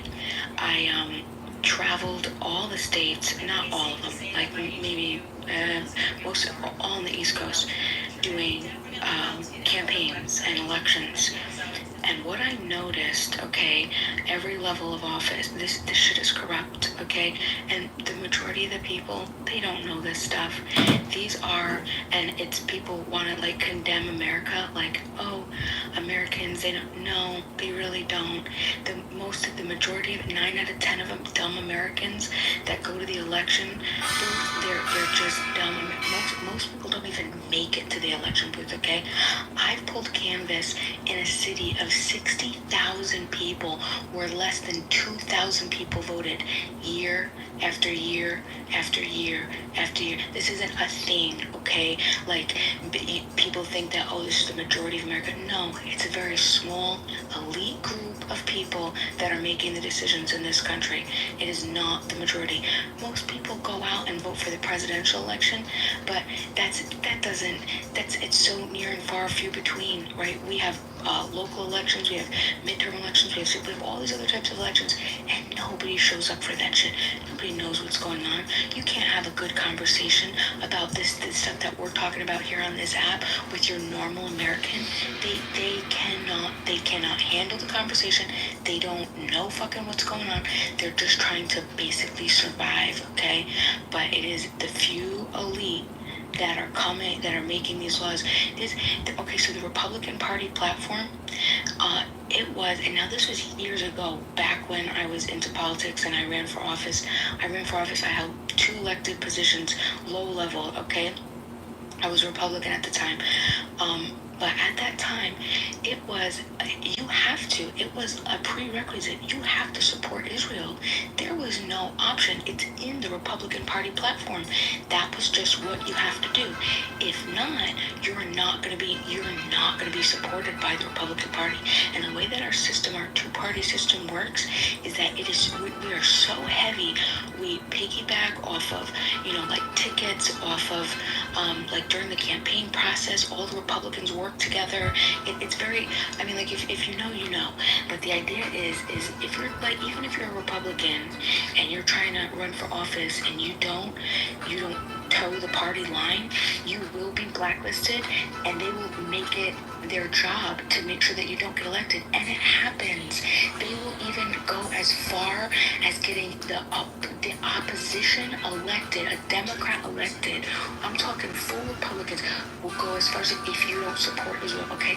So this is, because I'm telling you, like, this shit is fucked, but please consider that when you're thinking about and condemning all Americans. The majority of these people are just dumb, stupid adults walking around trying to survive this massive oppression. Relative, to the world. There's obviously worse choices, but still, we don't have choices here. We are fucking oppressed. Ace, I looked up the laws. It doesn't say that if you're private entity, LLC, or not. So how you gonna stop As long, it?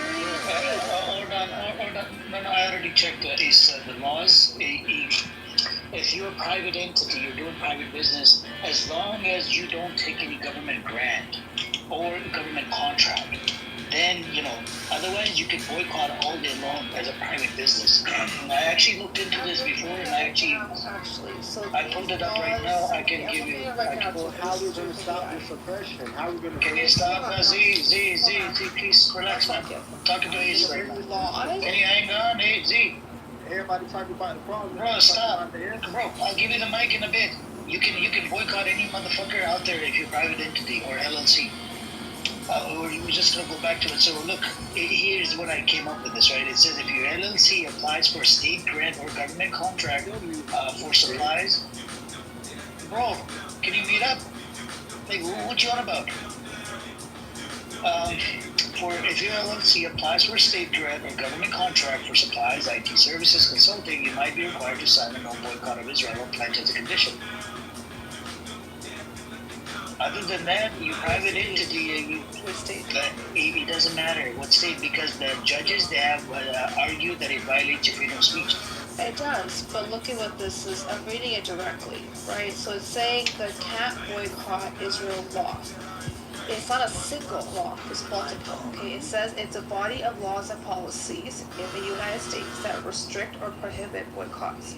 These laws target individuals, businesses who participate in boycott. So the reason it's not 38 states participate in this. So I know obviously. Did you read the details of it? Yeah. So obviously we take a government contract that have various provisions. What's happened is they've doubled down, and this is where the courts. They're talking about this right here. These anti-boycott laws have faced legal challenges, with critics arguing that they violate the First Amendment right of freedom of speech and association. They are targeting 38 states. It still violates the freedom of speech in a sense, because you're doing business with the government. Of course. Right? But what I'm saying is a private LLC, or if you have your private business, you can boycott them as long as you don't have any government contract. If you don't, because when you sign a government contract, they make you sign a thing where you cannot boycott any of their allies. The universities are private. They're getting penalized. They're getting penalized for the pro-Palestine protests. That's the problem. That's different. Anti-Israel. So how are we going to stop It's a different thing. It's anti-Israel. These guys. That's what I'm trying to talk about. I'm talking about it's a different. You see the different situation there with the university. This oppression? Bro, what is this guy on about, man? Like, what are we gonna? You talking about the problem? Nobody talking about the answer. That's what I'm talking about. Thank you. I get lost. Captain freaking, I'm asking you that if you're a private contractor, the university situation is different because they're pro-Palestine protests and they're trying to stop that, right? I'm talking about it as a private business. If you want to boycott, I'm not talking about me, in front of my business. I'm standing around. I'm allowing people to, hang out in front of my business and, say free Palestine. You see the different way? There's two different types of scenarios here. It's freedom of speech. Yeah, but that's different. That's a different type of thing. I'm talking about private business, like I own a store, or let's say if I own an LLC, a larger, car rental company. As long as I don't do any business with the state government or any type of government contract, because when I do government contracts, they're gonna make me sign a deal, or I cannot boycott Israel. You see what I'm saying? That's still a violation of freedom of speech. But if I don't do any government contracts and I'm doing it directly to the people, I can boycott Israel, and they cannot do anything because that falls under freedom of speech. You see what I'm saying? Because I just looked it up. I'm like, Look at this right now, okay? Private businesses, technically you can, but there's legal restrictions. That's what I'm saying. I'm going to send you the details, and it's so much more nuanced than it being as simple as can you or can you not. This is literally talking about private businesses that have nothing to do with the government. You could go ahead and do it, but they literally have legal provisions in place. There's state and local laws depending upon, what do you call it, the state you're in. It's about, are they going to pursue it and go that deep, or are they going to use this to just kind of like put fear in people to keep them in order? Have they gone far enough to pursue it? I haven't seen it, but the fact is there's 38 states with laws that you will get in trouble for doing something for your business. You're not doing anything wrong. You're not selling weapons to like an enemy or anything. Like you're not doing any type of, fraud or anything. And even when it comes to the universities, it's freedom of speech. It's not hate speech. They're making anything look anti-Israel. The fact that Harvard has sued for over $3 billion, and the judge who's overseeing it is literally saying this is a violation, that the government cannot withhold funds because of freedom of speech. They're going to push any which way. I pulled up on two AIs right now, and they're both saying the same thing. But I'll look into it more, see if you can send me that document that you're talking about. But they're both saying no government contracts. Yes, you can go a private LLC, private citizen, or consumer. It gives me the yes on boycott. I can boycott Israel. You can, but there's these laws that they're bringing in. That's what I'm saying. No, You private. can, I'm but talking about private. Days private. I was talking about private. I'm not talking about the government contract one or the university. I'm talking about private business. Okay, I'll find that document and send it over to you. Sure. Because we gotta spread the information, right, and which is accurate. Yeah, of course. I'm not gonna talk shit. That's what I do, right? So I know. So I got two AIs. They're telling me the same thing.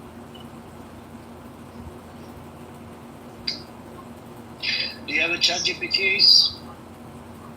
I don't like using ChatGPT. I like actually using. Okay. Do you use any type of AI? Okay. All right. Let me see if I can find you an article from Google about it.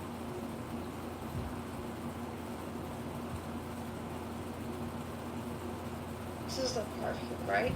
The government contracts absolutely, but this is the issue that comes into play. I'll send this to you. They said 35, but now they're at 38, right? So they forbid obviously any state government contracts or investment with private companies that boycott Israel or occupied territories. Human Rights Watch in 2019 urged states to cancel anti-boycott laws that penalize companies that want to end their involvement in the Israeli occupation. So they've gone down to Airbnb, which is a private company. They did not want to list their properties in Israeli settlements. Israel went to the U.S. and got them to intervene. So they basically got Texas, Illinois, Florida. They retaliated against Airbnb. They don't have any contracts with. There's no government contract. I'll send you this article. Alright, cool. Thank you. Hey, what's up, Amos?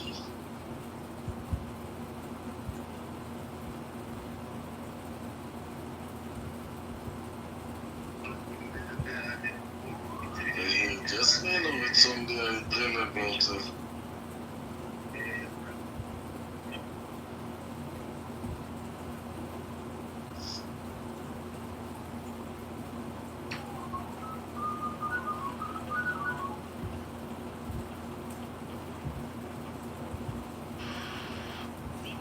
It's quiet, I must start talking, everybody quiet, huh? Nobody dare to start argument against Amos. Wednesday, open your dirty mouth for Wednesday.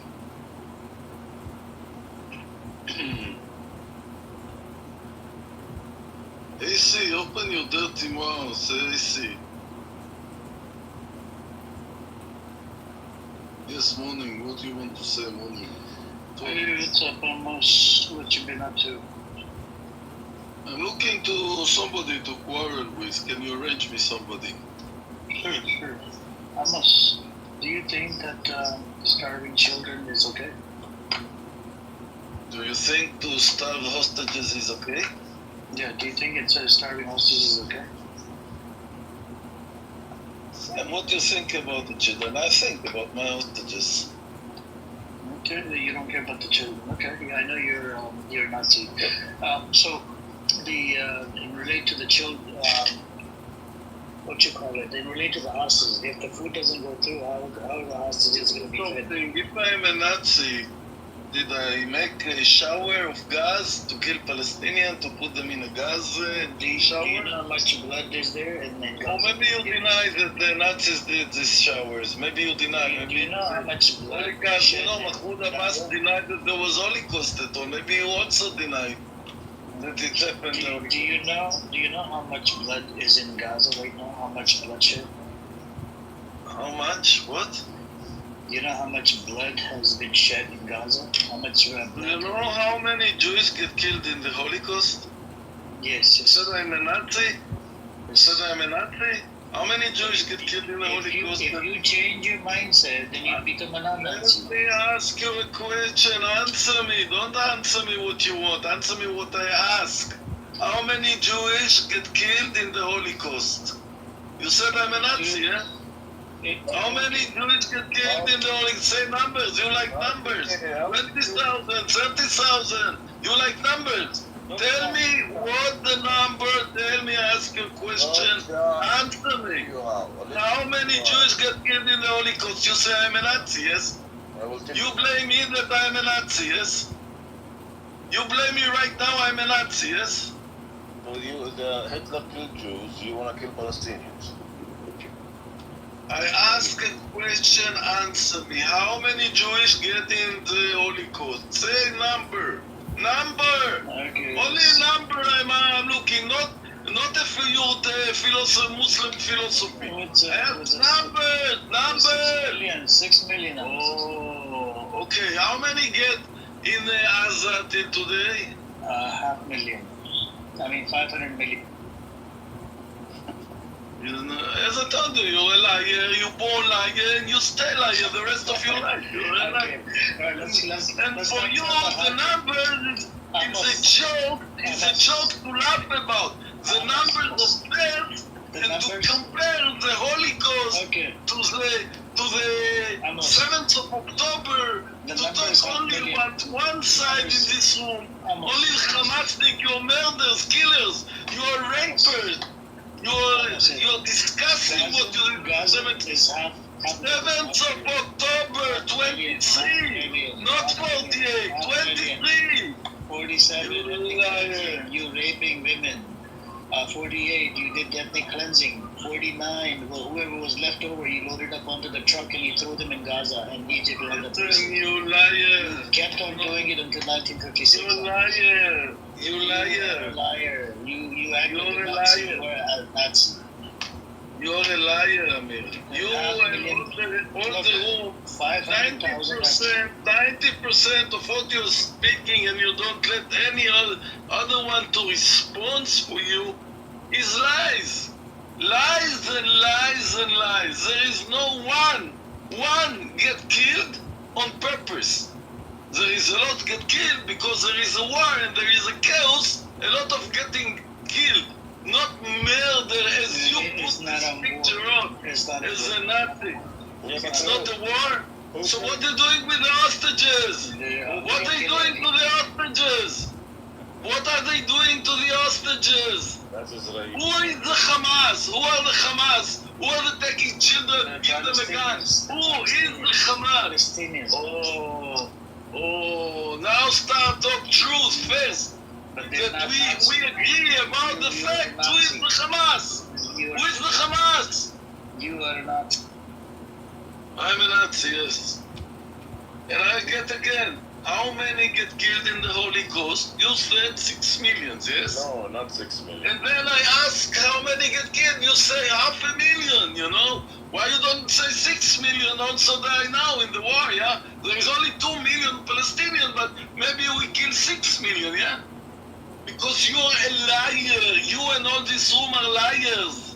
You and Wednesday and Fias and all this you talk high. I have an art. I read an art here. I read an art there. I read the Israeli article newspaper. He said it. It's him who said it. It's not me. him. So many lies and lies on lies, you know, and nobody can respond to you. Nobody. How many lies you can say in 1 minute? How many lies? I get you right now. You called me a Nazi, okay? Nazi is the Holocaust, yeah? You said 6 million. You said, not me. Even though it's not 6 million, 6 million only Jewish. But if you take all the niggers, I'm not allowed to say niggers in the room. How many niggers get killed in the Holocaust? I think 12 million. Stop using the N-word. Stop. The Nazis didn't call niggers. The Nazis didn't kill niggers. So should they call you Pike? That's pretty offensive. The Nazis didn't kill niggers and lesbians and continents. They didn't. Stop. The N-word, the N-word. I don't know what is the N-word. What is the N-word? What's the N-word? You liar. Only lies and lies and lies and lies in this room. Nobody responds for these lies. Are you in Israel? Yes. Why? Is it you bad living there to make you this stuff?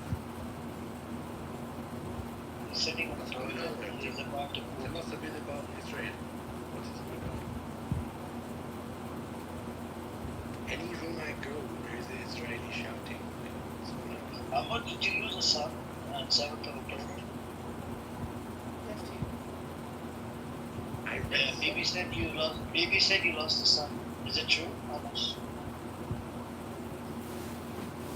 How much?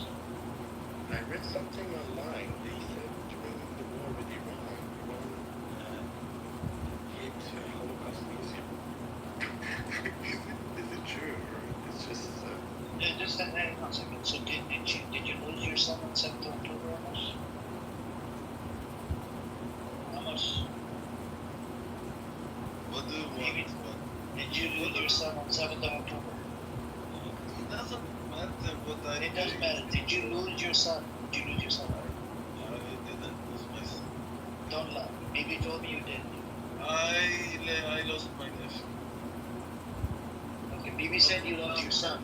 Okay, it's a nephew. No, it's not. You think it was worth it for your nephew to become a soldier? I did so. What? What's the question? Was it worth it for him to serve in the IDF's military, and God punishes people? Was it worth it because the animal directive was a lot? Start that. My nephew was an officer. He was the first man who showed them his own records with best people. When he talked about these things, he recognized that it's only not only things as it was a mission that keep the fence. Was the first one who died. So they say that he was the first one to recognize that the Palestinians that we must protect the kibbutzim, not the fence, and take all his soldiers back to the kibbutzim to protect them.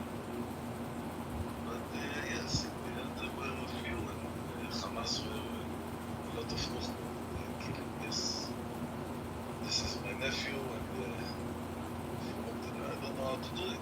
How does it make you feel? How does that make you feel? It didn't change but you don't understand nothing in the inside politics, not me, and his father is much more leftist than me.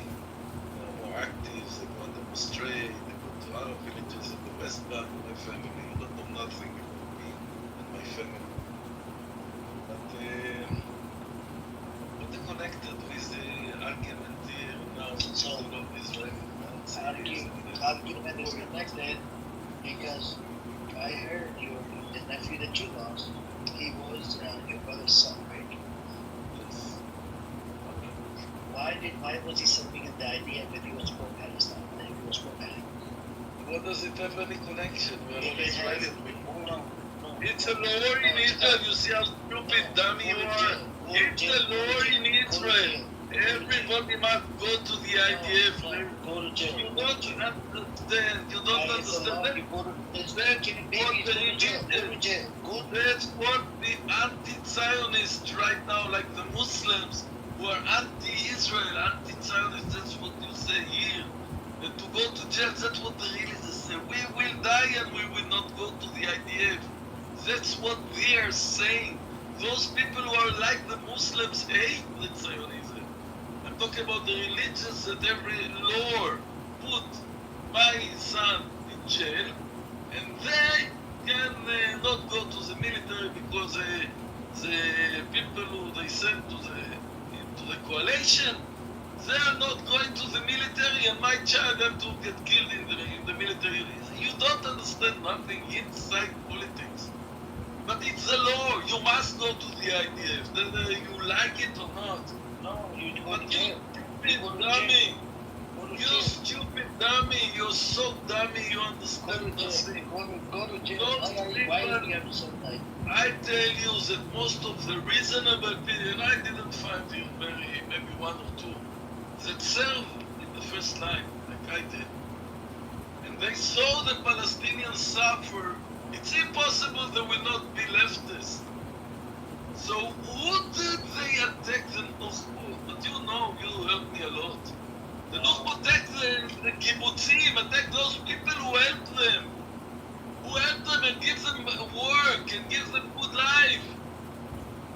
I have one friend who is really Azati who was here, Jamal, it's a long time. He don't have internet. The real Palestinian, the Azatim, they can't go in Clubhouse. They don't have internet. I have once in the beginning, if you remember, I opened rooms with Jamal. If you remember. But any Palestinian, real Palestinian, I'm talking to, you discussing, not only the leftists, not you discuss even the Israeli Palestinian. Because you know nothing, you understand nothing. It's just lies, lies, lies. I'm asking you.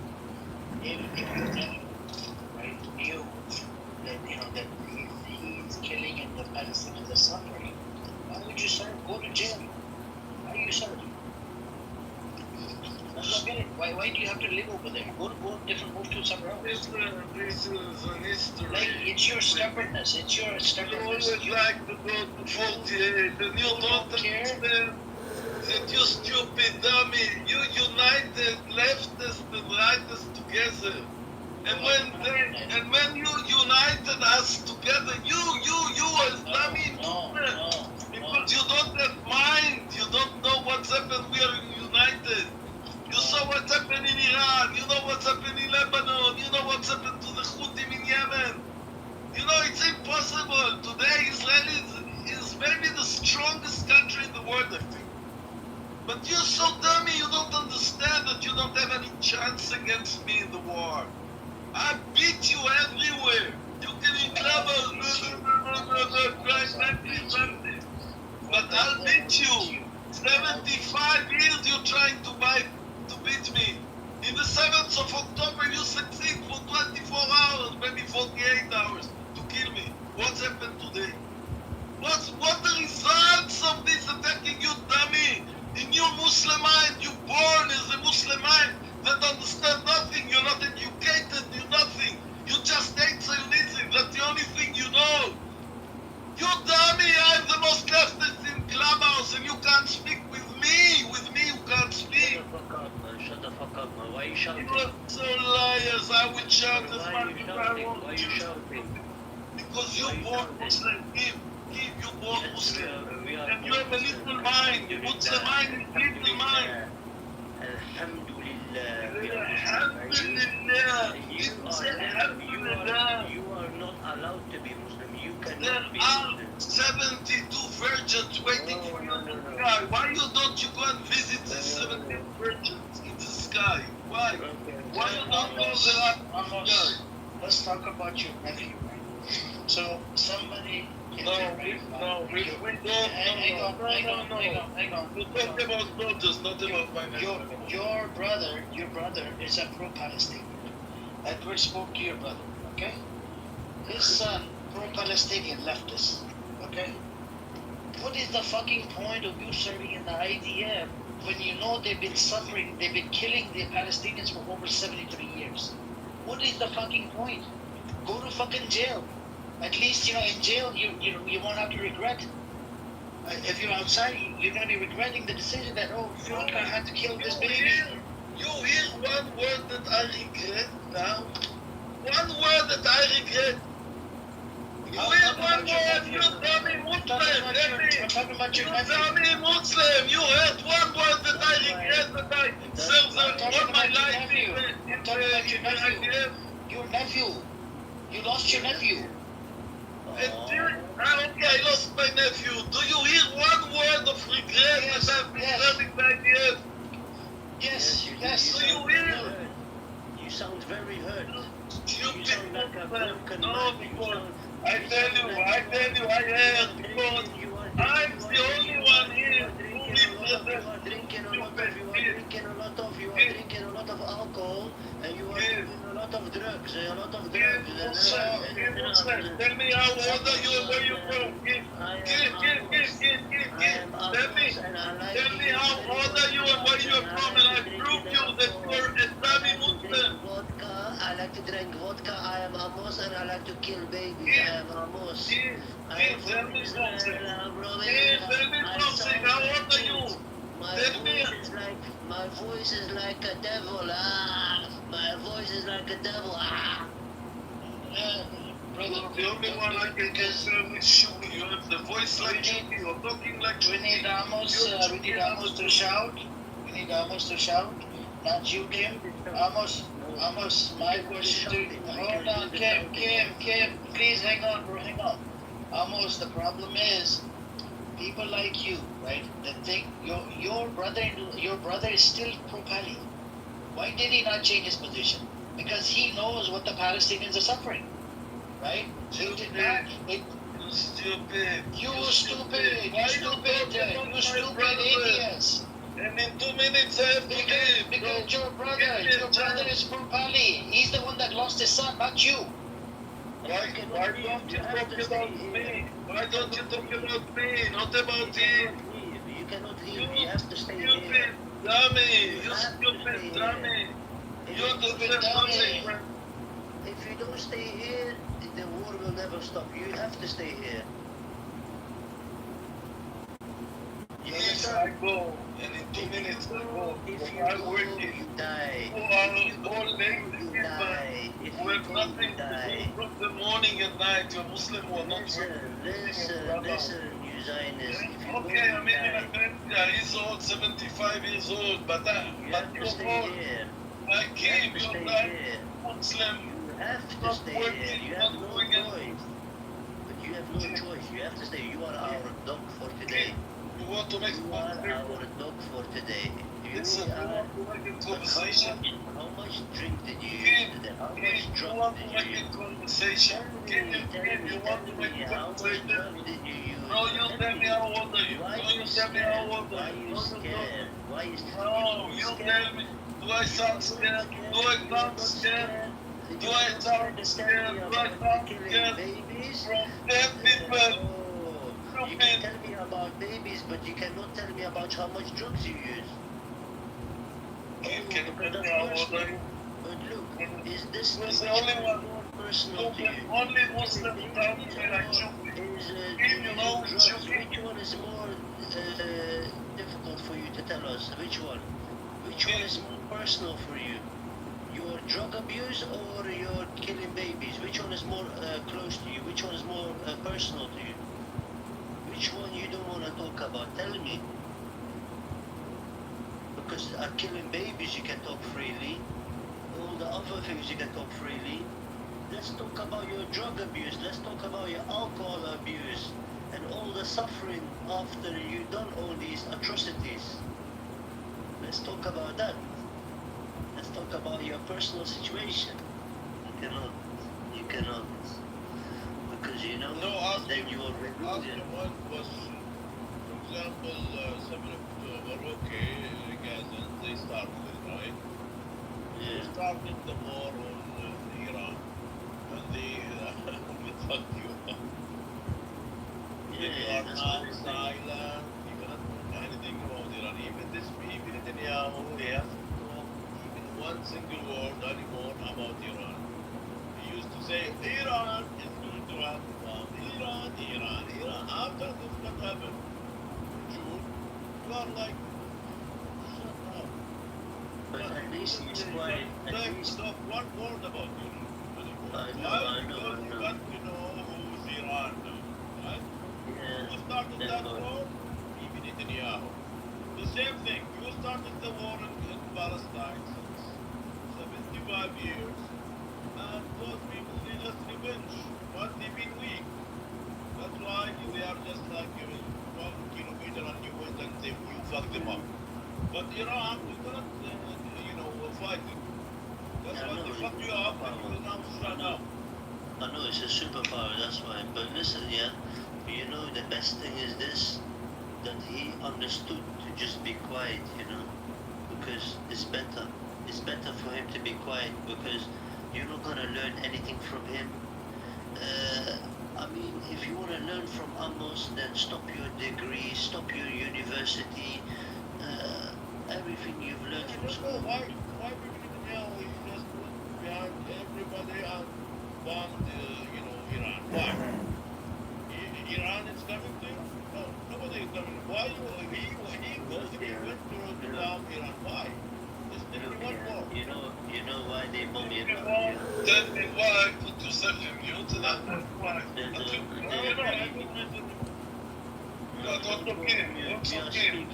We are speaking. Don't speak. Don't speak for us. But you have no right of speaking. No, don't let him talk, man. No, we want to have a normal conversation. I want to have a conversation with you, brother, man. Don't worry about him. He's just as nine. He's a baby killer, but he cannot talk about the drug. So you only talk with you. What do you want to talk? What do you want to talk about? What do you want to talk about? You want to talk about you? I have two options for you. You can have two options. Look, you want to talk about you killing babies, or you want to talk about your drug abuse? Which one? I want you to put yourself in mute. Okay, then you cannot talk. Okay, triple one. You see the reason why they? Okay, go on mute. Thank you. Triple one. You see the reason, yeah? Why they bombed Iran, yeah, is because there was a signature signed by a lot of countries, nearly all countries that own a nuclear weapon.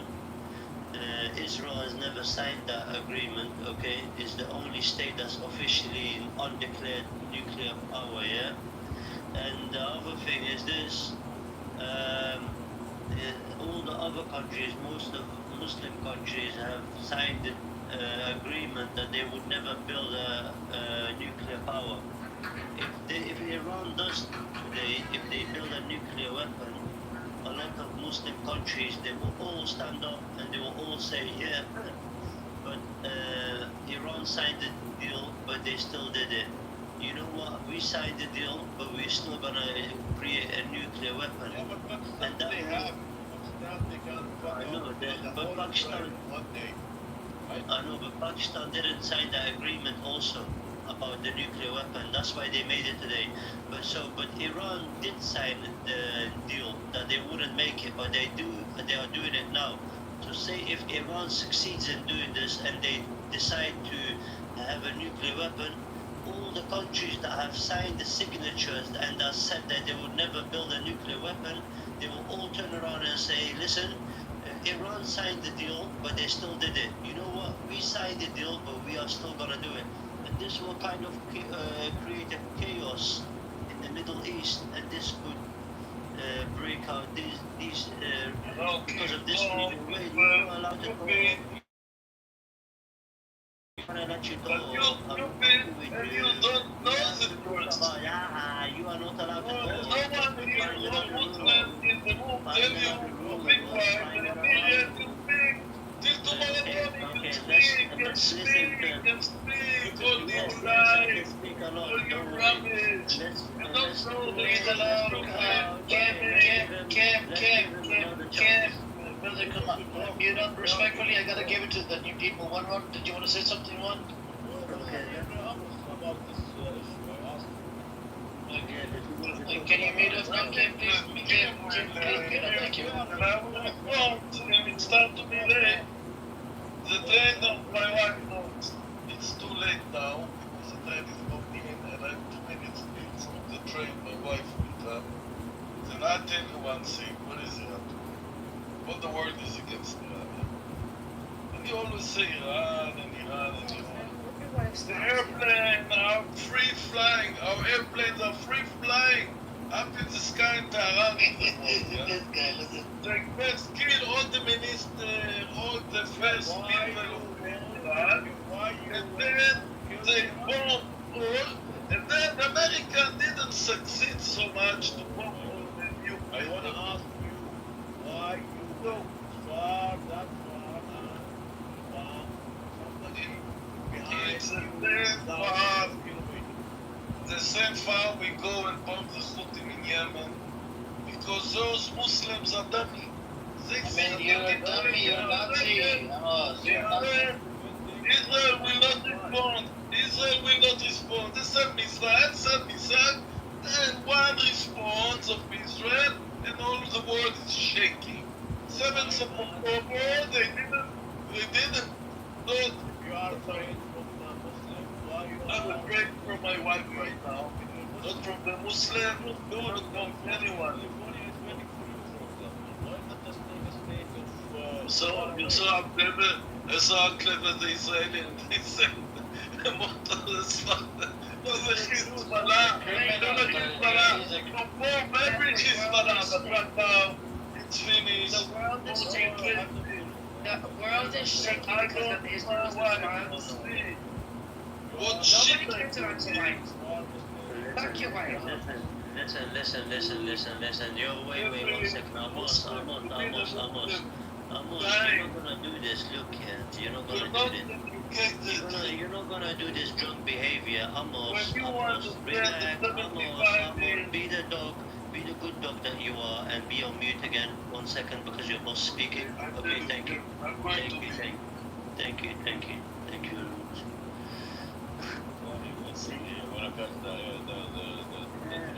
You shouldn't. You should pretend that you're gonna give him time to speak, and then as he's about to speak, you should interrupt him, and like that. Okay, then you get him angry. No, Kim, because we can't suppress anybody's voice respectfully, okay? No, but we're not gonna cancel your voice, Amir. Look here, Amir. Bro, I find your voice to be annoying as well. It's not just his voice. Yeah, but no problem.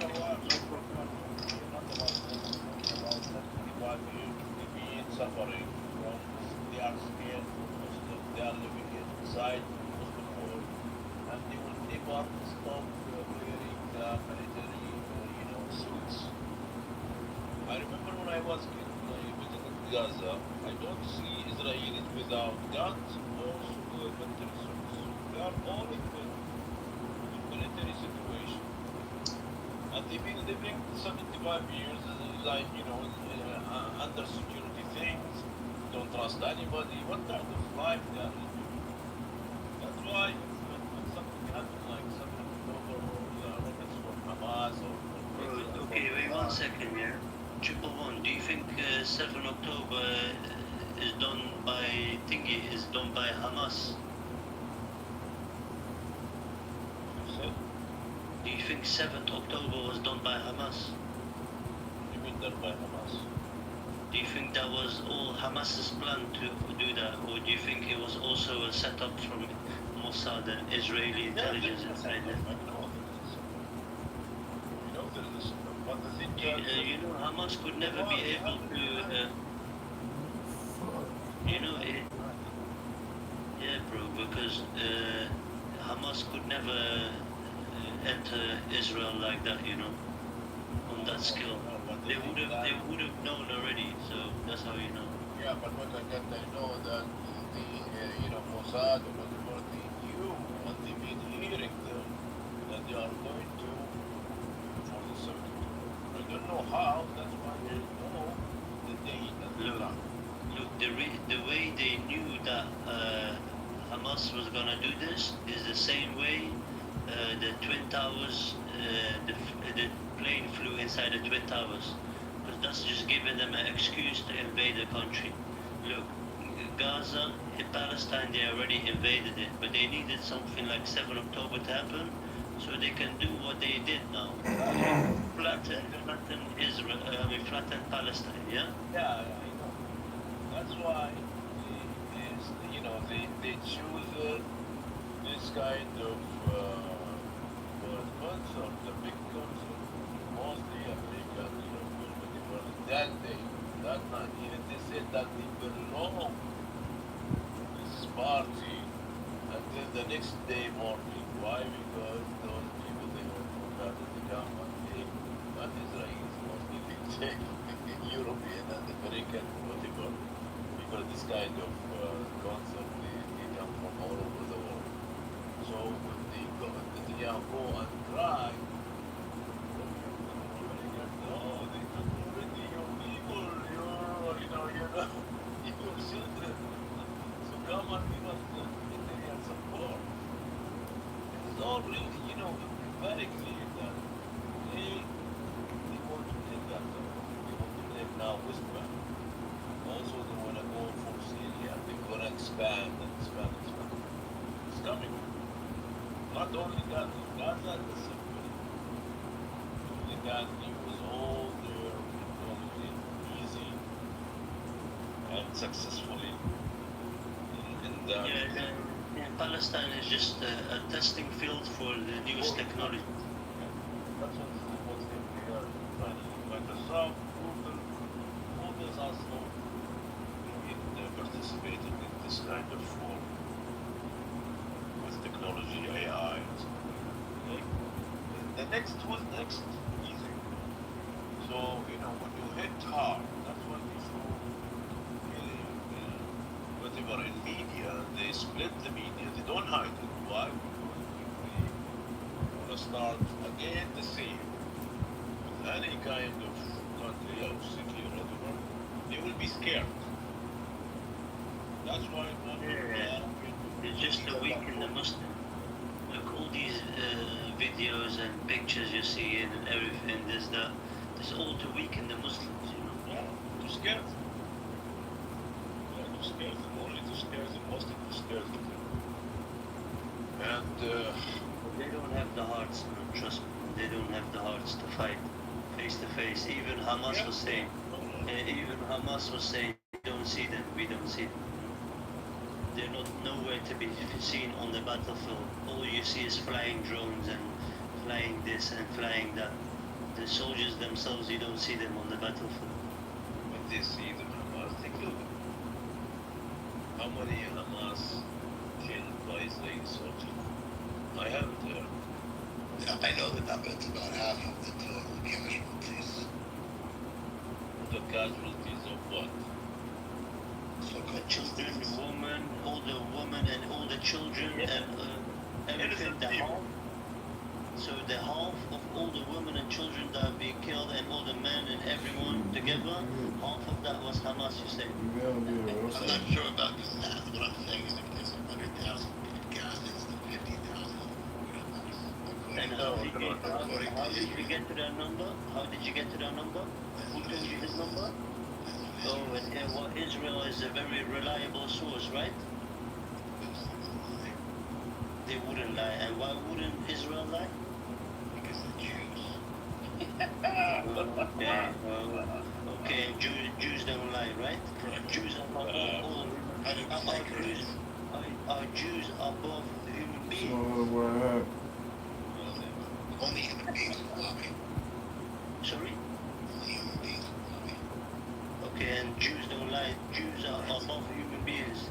Yeah, they are the chosen God. You are the chosen people by God. Chosen to do what? You're very intelligent person. Are you chosen? Are you chosen by God? To be the light of the world.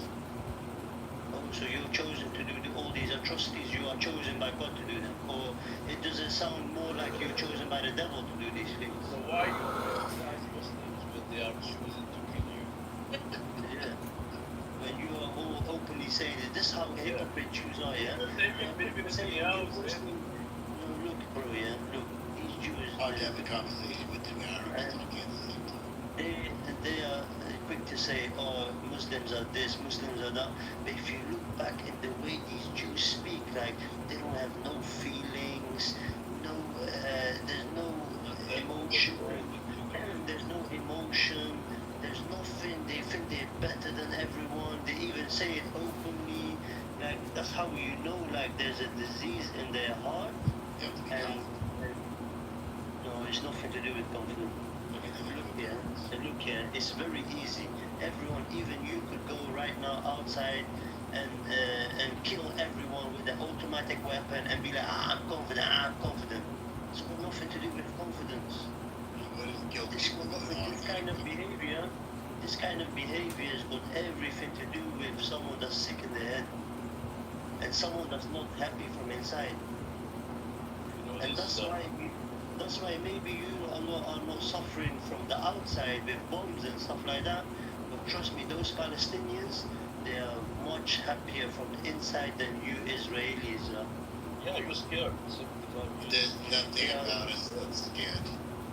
Yeah, these Palestinians are still screaming, we thank God for everything, even thank God for a little bit of water or a little bit of bread. And they are still happy, they are still smiling, even though all the family died.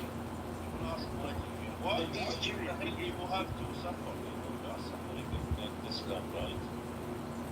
75 years. You are living like Muslims are strong, and they know. That's why it's scaring them as well. They are thinking, you know why these Jews are so sick in the head, and they always thinking like, how come these Muslims they get killed left, right, center in Palestine, but they all still smiling, they all stand with their head high, and they're still screaming, Allah is the only God, and this, that. But these Israelis, they cannot take that. You know why they're still smiling?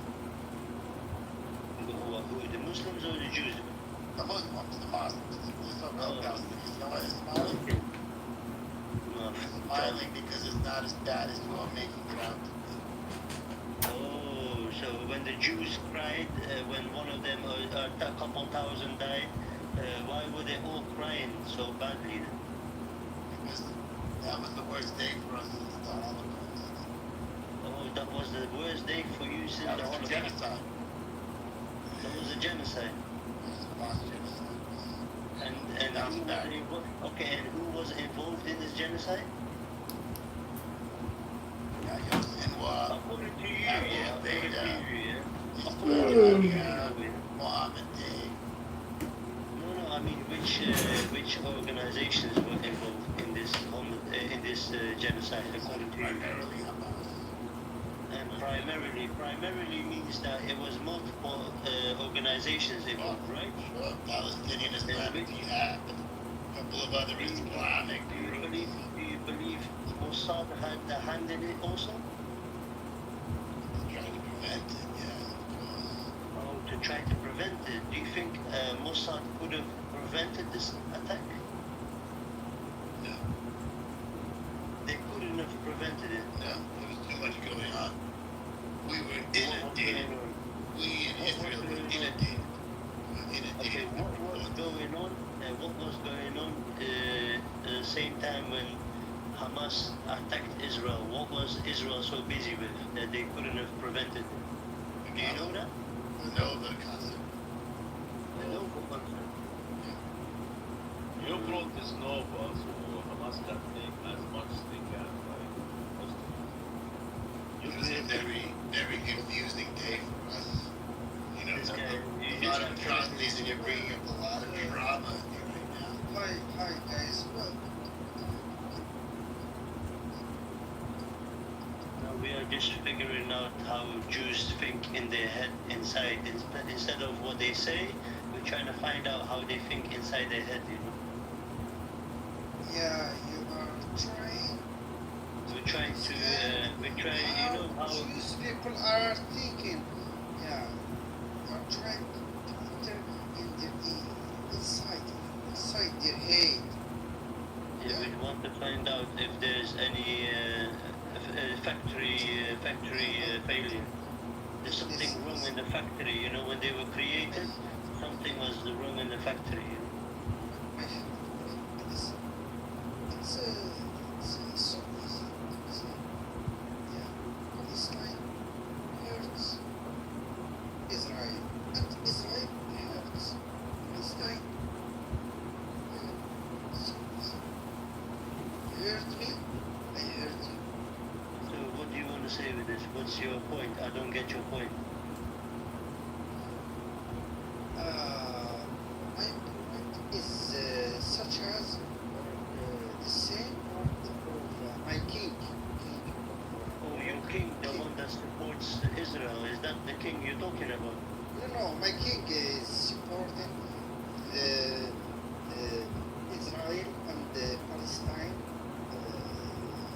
two countries solution. Yeah, that's Brother, I think you are the person that was playing the instrument in front of Benjamin Netanyahu. Are you that person? The one that was singing for Netanyahu? I'm just a person in clubhouse. You don't know me. Brother, do you believe in a two-state solution with Palestine and Israel? Solution, yeah, Palestine and Israel. You believe Yeah, it? I believe in that, yeah. Okay, and so you believe in that, right, Cabron? So if I come to your house, yeah, and I kill you for years and years and years, would you still believe in a two-state solution with the person that killed your family? Oh, all of a sudden there's no answer.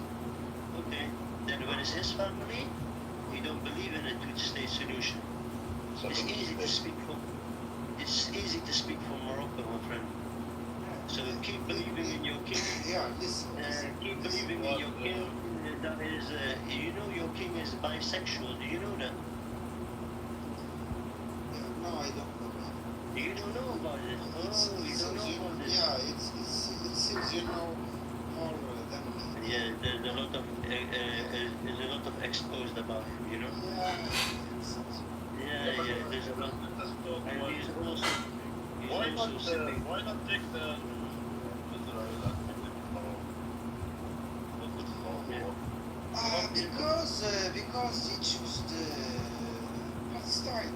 No, but now if you tell them I will give you half of Morocco, you will accept. For example, if they say yes, we accept, you will give them.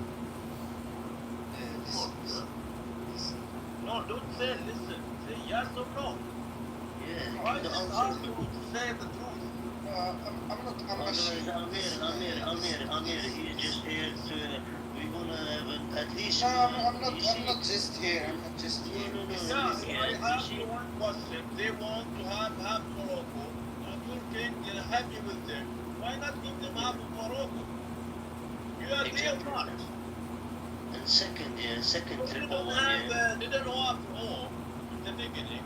And you know, in the middle of Muslim war, nobody wants him until now. 75 years, we don't want them. And still, we don't want them. So, can you give them half of Morocco if you are happy with them? Are you coming here, you defend them? Are you Muslim? Fuck you. Are you Muslim? Answer me. Are you Muslim? Yeah, I am Muslim, of course. But you have no right to ask anybody. Just a minute. So I want to hear, you want to accept them or not? They will come to Morocco, not carry the bags, and they will come to Morocco, all of them. Brother, triple one. Look, he's asking you about are you Muslim? These people are Moroccan first, second they are Muslim, okay? Morocco means a lot for you, I know you love Morocco. سير اخويا تعود القرايه سير عود القرايه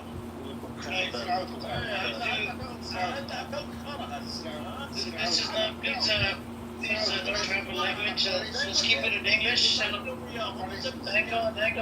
One. This is the English room, bro. Keep it in English. Hang on. Camera on. I don't have Hold on. I'm not English, man. Hang on a second, man. Oh my god, these people don't want to shut up. They they not just say just hang on? Like, what part of that don't you get?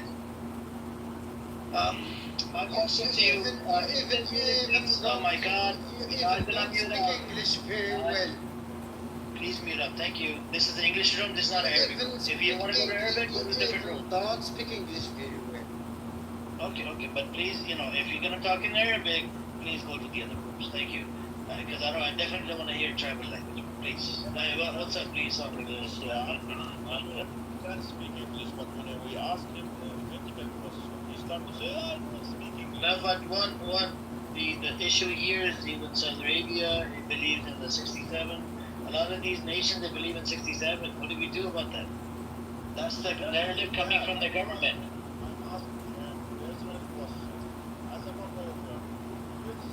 Don't ask me personal question, please. Don't ask me personal question. Don't ask him about his girlfriend, one. Why are you asking about his girlfriend, brother? Because he's asking about us. He's defending those Israelis. He's not defending the Israelis. Are you defending the Israelis, cabron? Oh, sorry, it's a cabron. Yeah. Sorry, sir. Yeah, I shouldn't be calling him cabron. No, I'm just... People, please of the room, don't call him cabron. Cabron means some disgusting word in Spanish. Do not, I tell you again, do not call him cabron. Call him cabra. Yeah. Don't call him cabron, okay? He's not a cabron. He's a good brother. He's from Morocco. We need to respect the brother. His name is Cabra. Cabra. Yeah, no cabrona. No cabron. Thank you. Please don't call him cabron, brother. Please. Cabra, yes. Anyone from Saudi Arabia, from Morocco, from Jordan, you want to just talk about that, the Israelis, they have the rights to fight back. What do you think them? If you love them, take them to your fucking country. They will love it. Already mobile society. And already the whole world is going there also for the woman and stuff like that, so they will love it more. Don't worry. Yeah, Take that's them. why I'm asking for Morocco, for United Arab Emirates, those who make neutralization with them. Why not just take half of them? And they are already such good friends also. They can get along with each other, everything. Okay, let's talk about something else. Why not take the whole Palestinians from Gaza? Not if you don't like somebody to come. Yeah, if I was talking, I would say, you are welcome, but I'm not talking, I'm just Cameron. Okay, let's talk about something else. Moroccan citizen. Bro, your voice changed. I know, Cabran. Look, your voice changed. Your voice changed. And you sound like you're about to cry. You're gonna cry in a minute. Cameron, what's your position? Do you want the Zionists to live inside Morocco? Do you want to kick them out? You want to keep them? You love them? He can't give an answer. You can try Hang and on, he will. Hang on. Just give it some time, man. Yeah, Kim, give it some time. Calm down. This when Muslims, Christians had the authority, Jerusalem, Palestine, they had power. No, Jews have power. Are you farting? Jerusalem. Sounds like you farted to me. This guy can't even put one sentence together. I'm asking you. You're asking how? how? Yeah, I'm asking you how. This time you can use ChatGPT as So well. multiple deals, Cameron. Cameron, multiple deals. اسمعني Jews. Calm down, man. Calm down. Stop doing this. Cam, you keep coming off the fucking mic, man. Calm down. Cameron, they had multiple deals, but none of the deals were actually useful. They're all bullshit deals.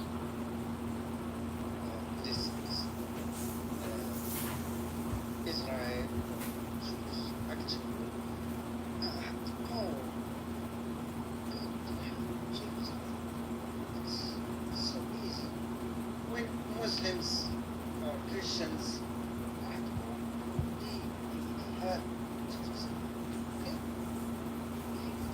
Muslims brought the Jews back into Jerusalem.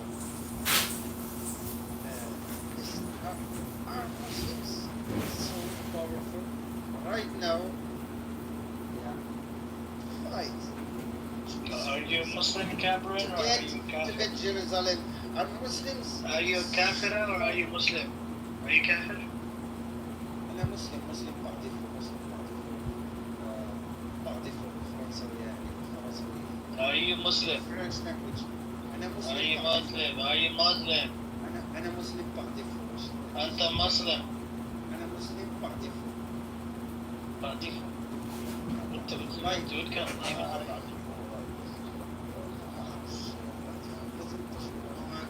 يعني it's not practical, not practical. Yeah, I think his brother is drunk. One is drunk. Yeah. Listen. Practically. Are you drunk, Cabra? Cabra, are you drunk? No, I'm not drunk. I'm not drunk. It's crazy. I'm Muslim. Are you on drugs? That's very crazy. No. Listen. Did you drink too much water? Why? Yeah, he's smart, but he's like insane. Why do you think I'm insane, S500? Diapers? Yeah, like you're like fucked in the head. It's okay. What do you do? That makes no sense. It makes absolutely no sense. But how is what I do any different than what other people do? I'm just like using the content for my political campaign, but you know, everybody on here is wasting their time.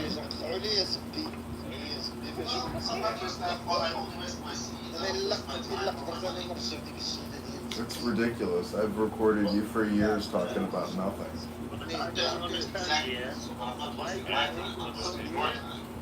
No, that's still your time.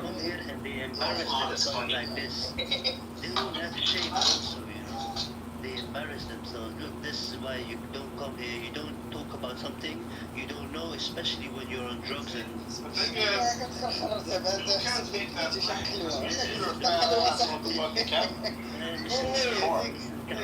you're just sitting there wasting your time. When you're drunk, you know. I'm wasting time. I'm not wasting my time.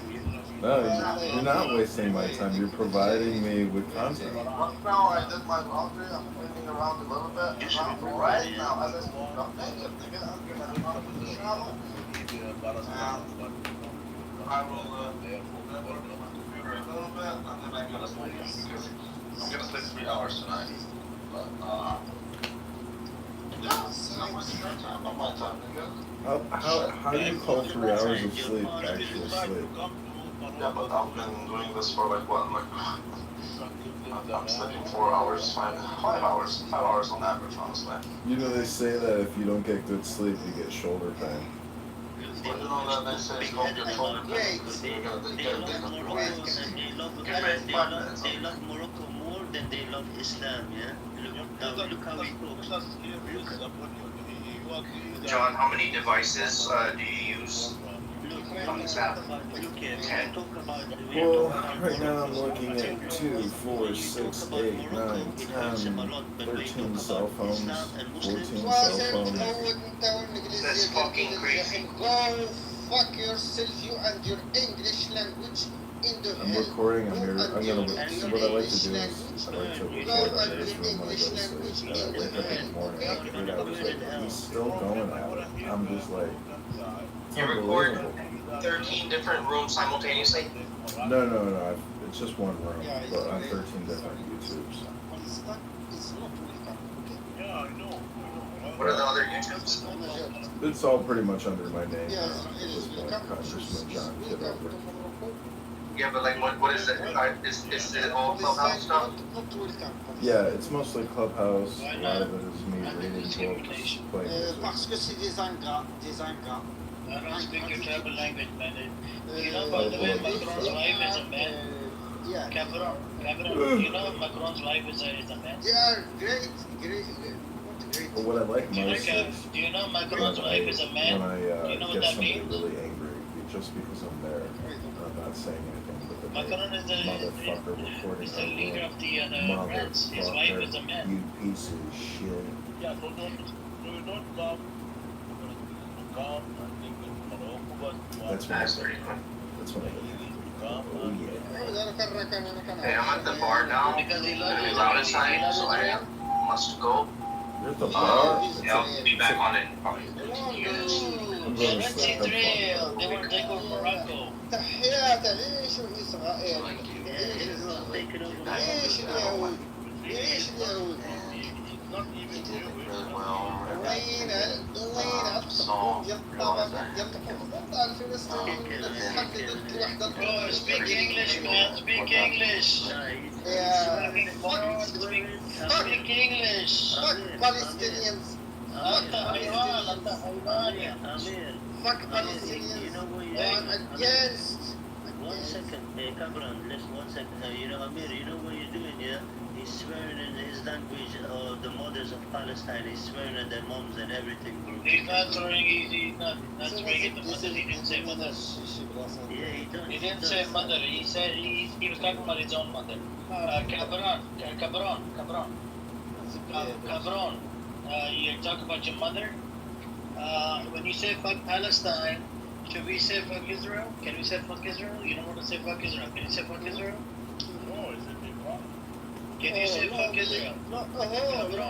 Cabron. Now I'm gonna call you Cabron. I'm definitely gonna call you Cabron. I can see that Cabron. Hey, Cabron. long live to Israel Cabron. I'm gonna curse you out in Spanish now. كبران أيوة سنت ويكند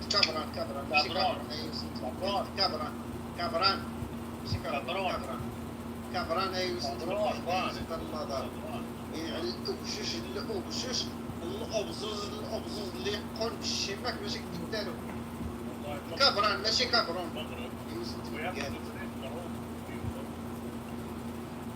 the whole war, the whole Arabian war. Soon they will be, inshallah. He's definitely Cabron. Wow, we got Stand with Israel. Come on up, IRJ. Let's see what your take is. Are you Indian? Come on up. Let's bring up somebody new, IRJ. Because this Cabron character, he killed my brain cells. I need to regain my brain cells. I need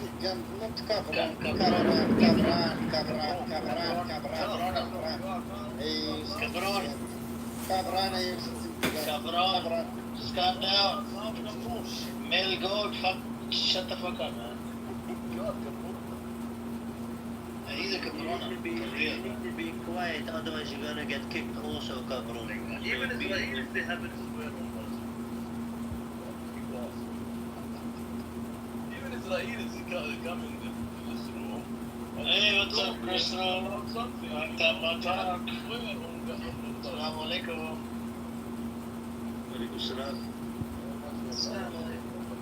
What's up with you, Crystal? What do we do about this Cameron character? He's Moroccan and he actually respects Israelis. He doesn't allow Palestinians.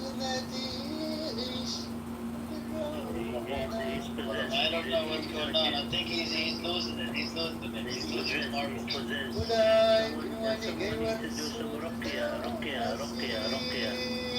some ruqya.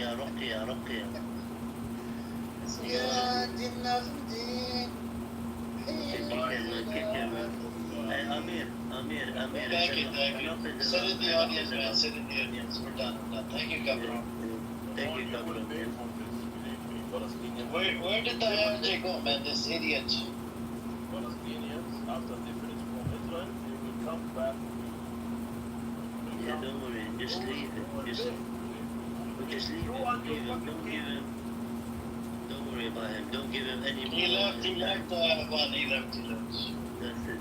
Leave You think Palestinians are weak? Never forget. Yep. Get ready for those Israelis. They will come back. I do want to ask Crystal. I think I will have one question to ask her. Crystal, do you think realistically, do you think the Palestinians should start a two-state solution?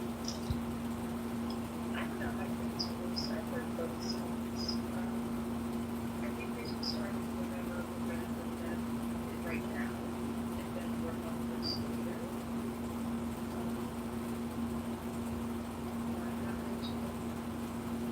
Do you think it could come close to your mic, Crystal? And the microphone. But the there's some AirPods or something. Not AirPods. Oh, are you on the iPhone? Oh my god, look at these iPhone fanatics, man. Oh my god, and I'm on the Galaxy. Am I loud enough? Am I loud? Which Samsung have you got? Galaxy S24. I got the S25, man. S25. Oh my god, look at this guy. He's a player. He's a big baller. You know what? Yeah, I bought one. Crystal, you got the 16, 17. What is it? 18S or some shit? Oh my god, you old school, man. You old school. That's why we can't hear you. That's why we can't hear you. But you know, 11 is like 17, 16. So Crystal, do you have wireless, or do you have one with a wire? No, I have the wireless. I thought you were joking, like with my phone that's connected to the wall. No. you know, after, I mean, after what Habib does, me as a Palestinian, I don't want two-state solution. I don't want those Israelis in my homeland. One brother, hear me out. Look, for starters, right? Before start off, I believe, look, we can start with the two-state, and then it will turn into one-state. No. We need a foundation. Yeah, brother, look, okay. Okay, what are you gonna do? Palestinians, or we have to kick them up. That's it. What are you gonna do about the ones that are born inside Israel and they don't have to passport? Kick them out to the sea. No, kick them out to where? To the sea? Yeah, to the Cyprus. Come on, we have. Cyprus are crying. They said, fuck no, we don't want these people. They're occupying the area. Even the Palestinians, they want to eat. The good boys. Oh my god. I think we The would good just boys, see it realistically.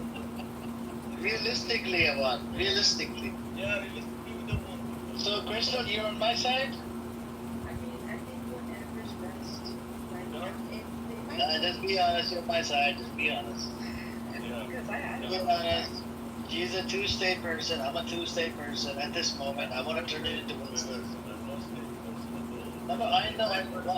One, brother, I understand. My land. This is my land. I understand. But can you hear me out, brother? I said the main goal is to get to one state, but we got to start from two state, and then we get to one state. Why? Well, how can you? Okay, are you willing to coexist with these rapists? These are rapists. You cannot live with the criminals. They are criminals. That's what I'm saying. These people are rapists. They're raping Palestinians.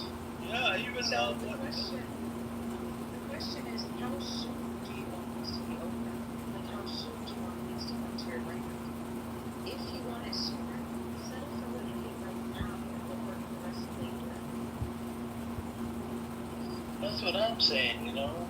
You see, Crystal, we think alike, man. Mashallah. One? Yeah, great minds. Awesome. Beautiful minds, beautiful. They don't want flash, they don't want Africa, they don't want even themselves to live in this land.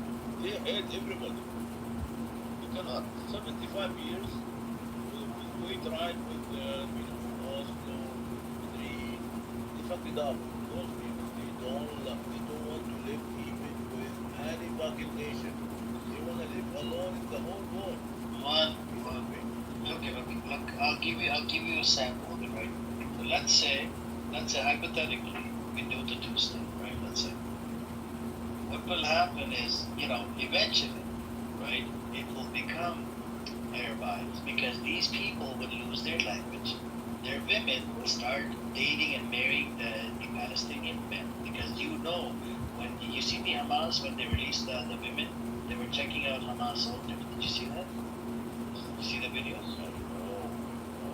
That's what I'm saying. So look, we gotta play a long game here, long game. Okay? But that's why No. We can do. Hold on. We can do it with two-state. Okay? This long game.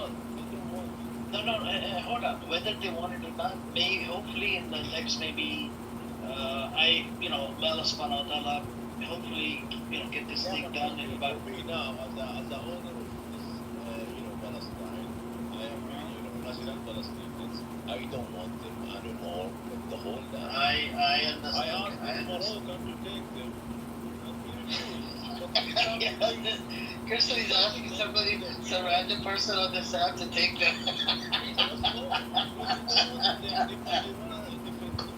Oh my god, this brother, man. This brother is asking some random Moroccan on this app, like, maybe ex-Muslim or something, to take them. To take the Israel? And take the Israelis. Bahraini, they love Israelis. United Arab Emirates, they love Israel. Take them. Motherfuckers, take them.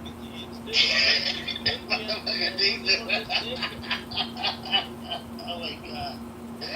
That is funny. Okay. Realistically, look what? Realistically, these people aren't going anywhere because they want to live close to their holy place, which is Jerusalem, right? You don't have Let's dive into it, right? Let's hypothetically say we start with two-state, okay? Hypothetically, we start with two-state, no more borders, right? And the open borders. I think open borders is best choice. And UN peacekeepers on the border, right? And slowly, no threats coming into Israel. Nobody attacking nobody. Everybody enjoying their own food. The Israelis are gonna come to Palestine to eat food because they're gonna have the food directly from the source because the food that they eat is shitty. They want to eat it from the Palestinian. So when they come across the border, you get to feed them at the same time. Maybe the women or the men, they'll start liking each other. They'll have babies, the kids. No, it's a long game, man. It's a long game. And do you know what will happen? The women inside Israel will become their wives. Men inside Israel will become their wives. Yeah, and they'll even become Muslims.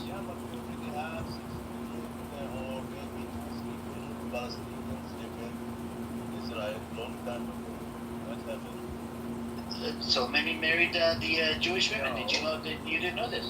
No. Yes. They are isolated, but in such a way that you live like a dog, but not interrupted. They are not allowed to use the idea. They are not allowed. They're allowed. They're allowed. They're allowed. No, only. Can I say something? Yes. Go on. Just come in the middle anytime. Doesn't matter. So I'm saying, if you guys are all working together, right? Younger generations, because we'll have the bigotry raised, hopefully for the older generation, and come to lunch just because they didn't talk back, and they don't have many interactions with more Palestinians. So if you guys are all working together, No, they're not allowed. I know what I'm saying. Like if, that's what I'm saying. If. Oh, okay, that's what we're talking about. If there was a one-state solution, okay. So then it starts to Yeah, but there is each an other. example. The Palestinians, they are living in Haifa, in Jaffa, in Akka. They are Palestinians, right? Why they are separate? There is like, you live there, I live there. They are not allowed. You see Palestinians, Israeli Palestinians, living in Tel Aviv. I never heard that some Hebrews or Palestinians originally living in Tel Aviv. It's all Israelis. They only live where? In Akka, in Haifa, Jaffa. Have you heard about Jaffa? Why, for example, Iran hasn't hit Jaffa? It's full of Palestinians. Is there Israelis? Yes, some of them they go with the guns. You cannot go alone. You know that or no? Okay, but the point of what I was trying to get at is if we were living amongst each other, okay, we were some of them were friends, they would have no sympathy and mercy for each other.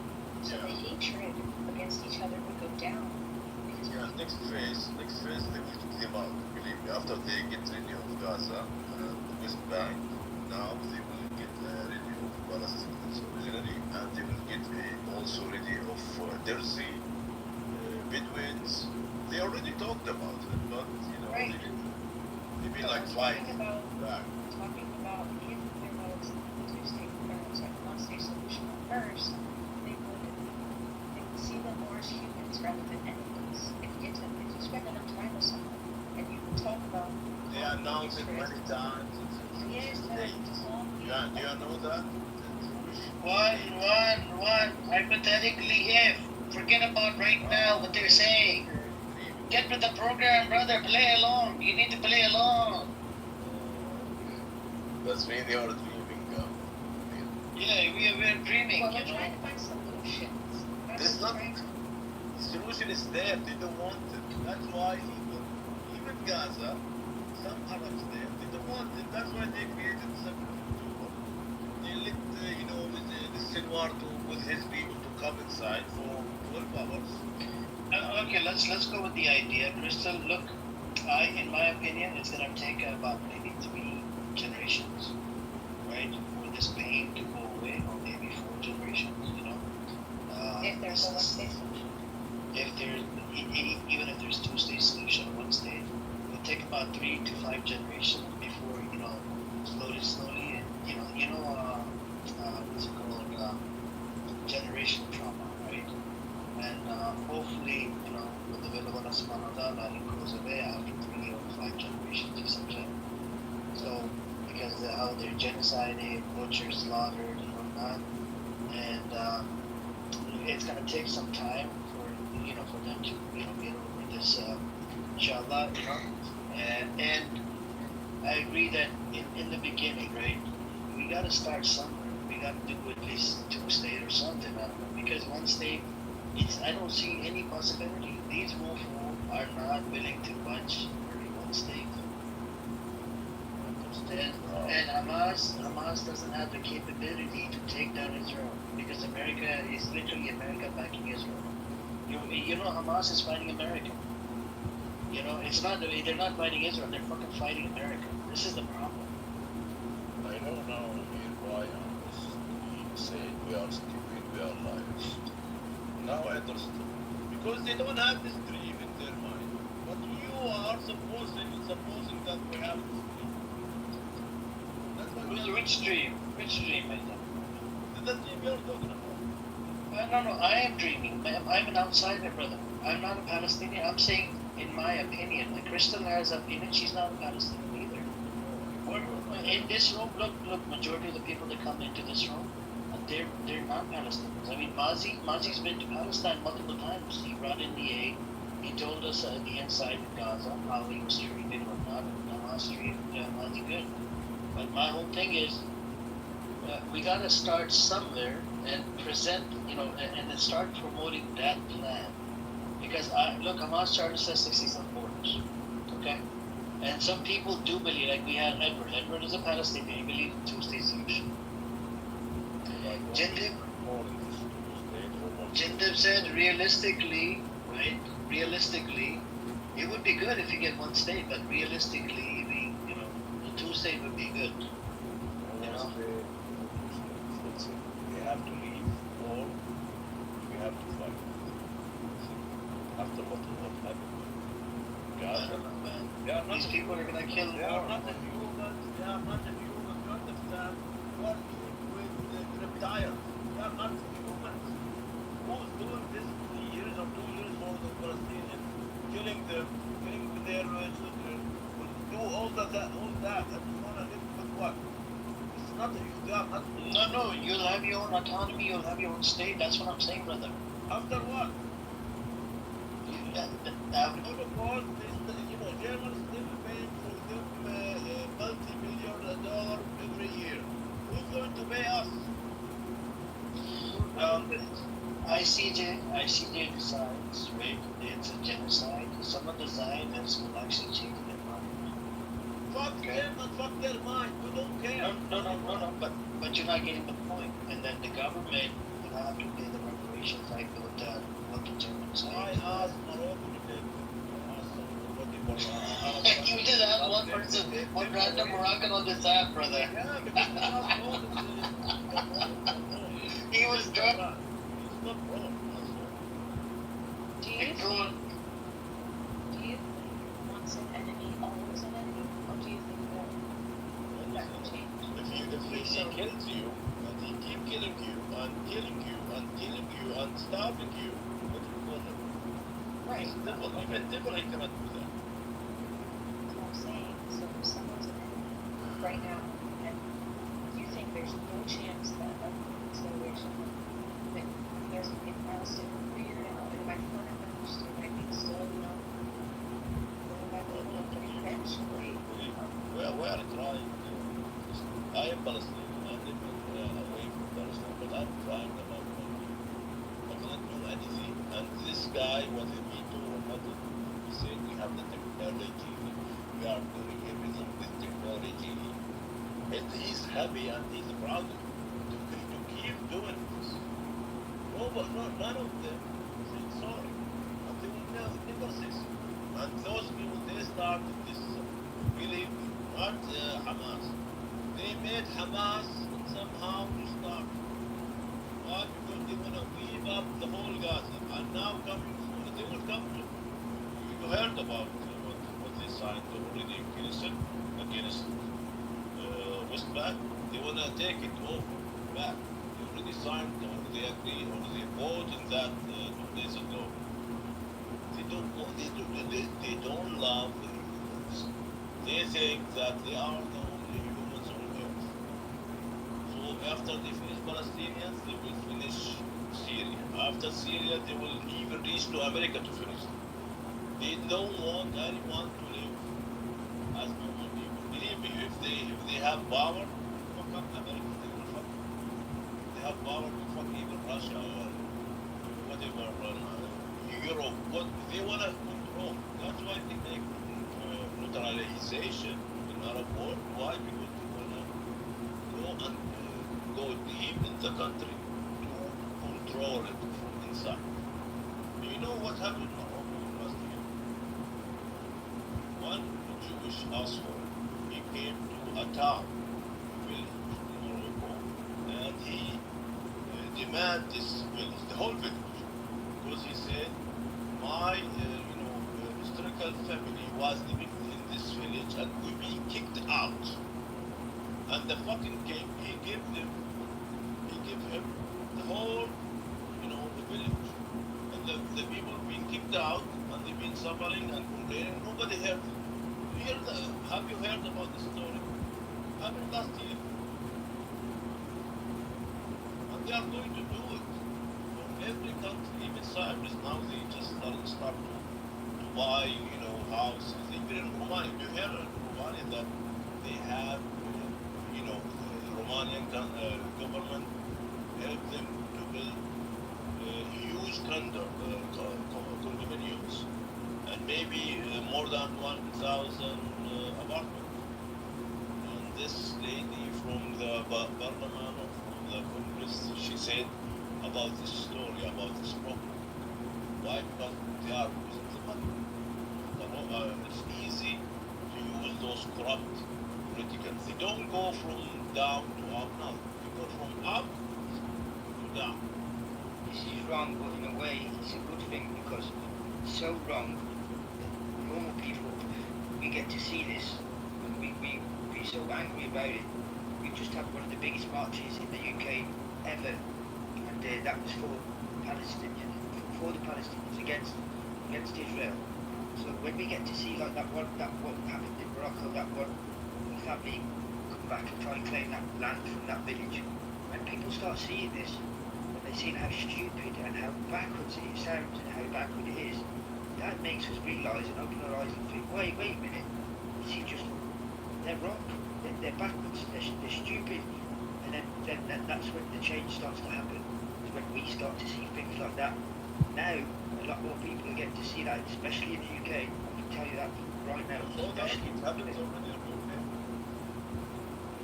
It's happening in UK. No, it's not. What my point is that if when we get to see these stories like what happened in that village that you were just explaining to us, it makes us wake up. It makes us wake up, and we just have the biggest march ever in this country. In good countries, different than Moroccan, ruled by a king. This king, he can do anything, and those people, they've been kicked out, and they've been even went through the media to talk about the story. But at the end, the authority came and kicked all the people from that village and gave them to us as well. Why? Because they have, one of the states, one of the rules when you make neutralization with Israel, you have this one of the rules, give back all the historical, what you call it, real estate or whatever, back to the owners or to Israel. That's why they are trying to kill themselves. They try to make the neutralization with Saudi Arabia, especially. Why? Because they want their land, their historical land in Medina and Mecca. This is the first thing they're going to take. And this bin Salman, he's already signing kind of a resolution that now foreign, not Saudis, they can, own real estates in Mecca and Medina. That's this year or last year he already signed. This is the kind of like introduction after he makes this neutralization with them. They will come and claim. One, I think you're trying to say that like you can't change the nature of a snake. A snake will always be a snake. Yes. You can't. Why do you want to make neutralization with the Arab countries? Why? Because they want to take all, from them. Yeah, I agree. Yeah, but no, they already have this rule in 2017 in Kennedy. Before even, adding neutralization with Arab countries. They voted on that. Especially in Mecca and Medina, they want Saudi Arabia to pay them all the damages from 1,400 years. How much that real estate was cost until today, and they have to put a big bill on Saudi Arabia so they can give them every year until they pay it off. How much this money to be paid? Like $1 trillion maybe, or $500 billion every year, like Germany, what they did to them. That's why they are desperate to make this neutralization with Saudi Arabia. And this asshole is going to do this bin Salman with them. He already gave them a lot of things. That's what we're afraid that they're already coming even to Mecca and Medina. And I saw some videos. They came to Medina and they bought some lands and they grow, palm trees. I don't know what's going on there. So I think that who's going to own the countries? Them. So, Crystal, do you think, Crystal, I think you can correct me if I'm wrong, your position is like start up with two-state, right, Crystal? Yeah, because I'm just thinking in the long run. So, first of all, a lot of conservative background to say that they're not facing Jewish people, right? So, imagine generations later, if that exists to you, with each other, we're going to develop connections, and eventually someone's going to get bothered where they're going to equalize, change everything. So, at first, maybe we are, but like you're saying, generations later, it could change. Live amongst people who go racist right now in America, and put it in the ghetto. Maybe he's going to cracks with people, and it's going to change his position. This is very lofty and it's romanticized, Crystal. I don't see anything like that happening when you have one side that's, as one was explaining, one side. It's like the story where I think it was like a rabbit. I don't know. I think it was a rabbit or a fox that saved, or a lion that saved this snake from a trap, and then saved the snake's life, and then the snake came out of the trap and bit the fox, bit the rabbit, and the rabbit was like, why did you bite me? I just saved your life. And the snake was like, I'm a snake, that's my nature. Zionist ideology and just nature of their DNA is to be as vicious and even more vicious as Hussein. It's I don't know, you know, it's just I respect your intention, but it's just a lot of romanticized shit. You are saying the truth. Actually, they want this kind of neutralization with the Arab world because they wanna gain a lot of fucking money. They wanna make first thing. They will say, you know what happened with Egypt? Oh, you have oil and gas fields, new ones. Okay, we will take it and we will sell it for you to Europe, and we will give you the percentage. Then they said, like Turkey, they said, no, we have our, way to sell it, and we control it, and they start to fight with the Turkish, like, Turkish people, they want to,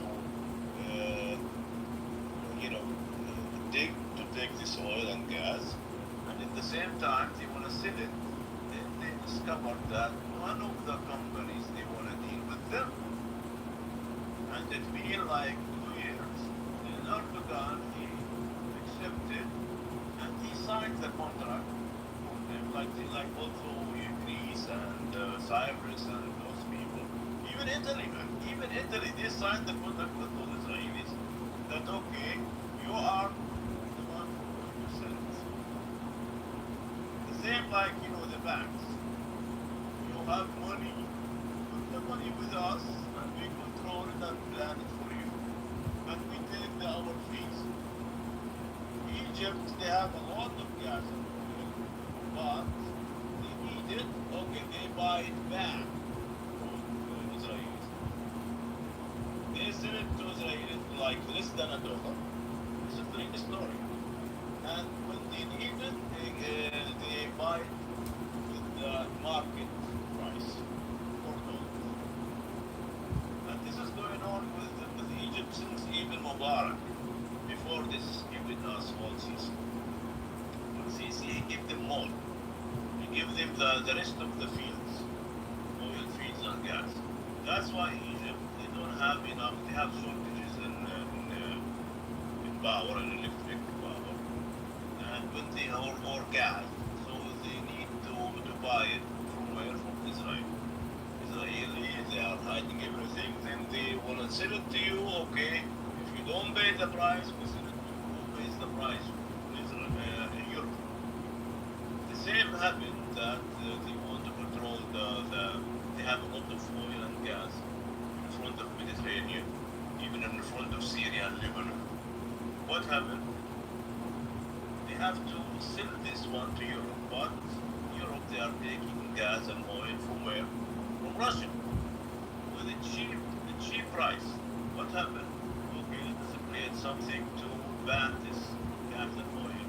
So they created this asshole scheme to go and demand for something to, NATO, and they started this war. Suddenly, we found that all sanctions on Russia, even on oil, then they cut all the supplies to Europe, Russia. Now they need to take it from where? From Israel. But Israel is not ready not ready to sell. So what happened? Germany and Poland, they still take it from Russia. Even the Gulf, what they call it, the stream, what they call it, that stream, they exploded in the sea. You remember that? Why? Because they want only this country to sell and control the gas and oil. Then there is gas and oil in front of Gaza. So if they want to take it, Hamas might, bomb this place, the rigs and the sea. So what happened? They started this Gaza war. So there is no gas anymore. So we can go and, take this oil and gas. Even they are doing it now. Anyway, Lebanon, they want to take their oil and gas from the sea. Then Total, the French one, they couldn't take it. Why? Because Israelis, they don't allow them. So they been like, they cannot do it. What happened? In 2020, they created this kind of big explosion in the port of Beirut. Who did it? We don't know, but they, at the beginning, they said Netanyahu even announced it. Yes, we did it. And then after they saw how much big that explosion, then they said denied it. Even they asked all the media to take take off all the videos about this explosion. But it is useless now. This port, so nobody can come and take this oil and gas and use in the Beirut the port. They are fucking. They are just 5 or 15 million, but they are motherfuckers. They don't want people to live beside them. They cannot accept Palestinians. They will not even if they go and for Dubai, for example. You know what happened? What? In Abu Dhabi, you know what happened in Abu Dhabi? Before the 7th of October, the Israelis, they demand to control the Abu Dhabi airport. As usual, you know who's controlling the Charles de Gaulle airport? Israeli company. You know that or not? Even in Holland, in Brussels, why for example, the French people, they don't have that power or, smart companies to control their own fucking airport. They can, but why? I don't know. Ask them. Always they said, security, we have the, advanced security things, and we will control your airport, and they give them. One of the, retired general in IDF, I think, or in Mossad, he is the owner of this company, who's controlling this airport, Charles de Gaulle airport. This is one of the things. They want to control everything. They want to, isolate everybody away. They don't want somebody to control his country. So what happened in Abu Dhabi? Sheikh, what they call the ruler, they don't accept. They said, no, this is our airport and we don't want anyone to control it. So what happened next day? Imagine Houthi start to bomb this airport. I don't know why. How come? Then you see, it is not secure, we have to do it. And then they understand those people in Abu Dhabi that there is something going on, and we have to accept. And I think they give the control of the airport. Something going on with Iran, with those Israelis. They are like, who's the winner? And but maybe they don't like each other. Maybe this is, ugly Jews and this is Ashkenazi Jews. Something going on. I don't believe that they hate each other. They are enemies. But at the same time, they are playing that they don't want the progress for the whole country, not for the rulers of Iran. They cannot touch those rulers, but they touch all the scientists, the generals, whatever progress coming into this country, they will fuck it up. That's it. Okay, keep those, Khamenei and those people to fuck up the people of Iran, but keep them rolling with them, no problem, because they will take them, far away from technology, far away from modern life. But we don't allow have women or something, for something dangerous against us. Why? Because it's still scared. We are scared from anyone around us. This is the mentality, man. They want to control. They will not accept extension solution. They don't want one state. They don't want anyone to live beside them. This is what you can't be in this discover these people around. Got my boy.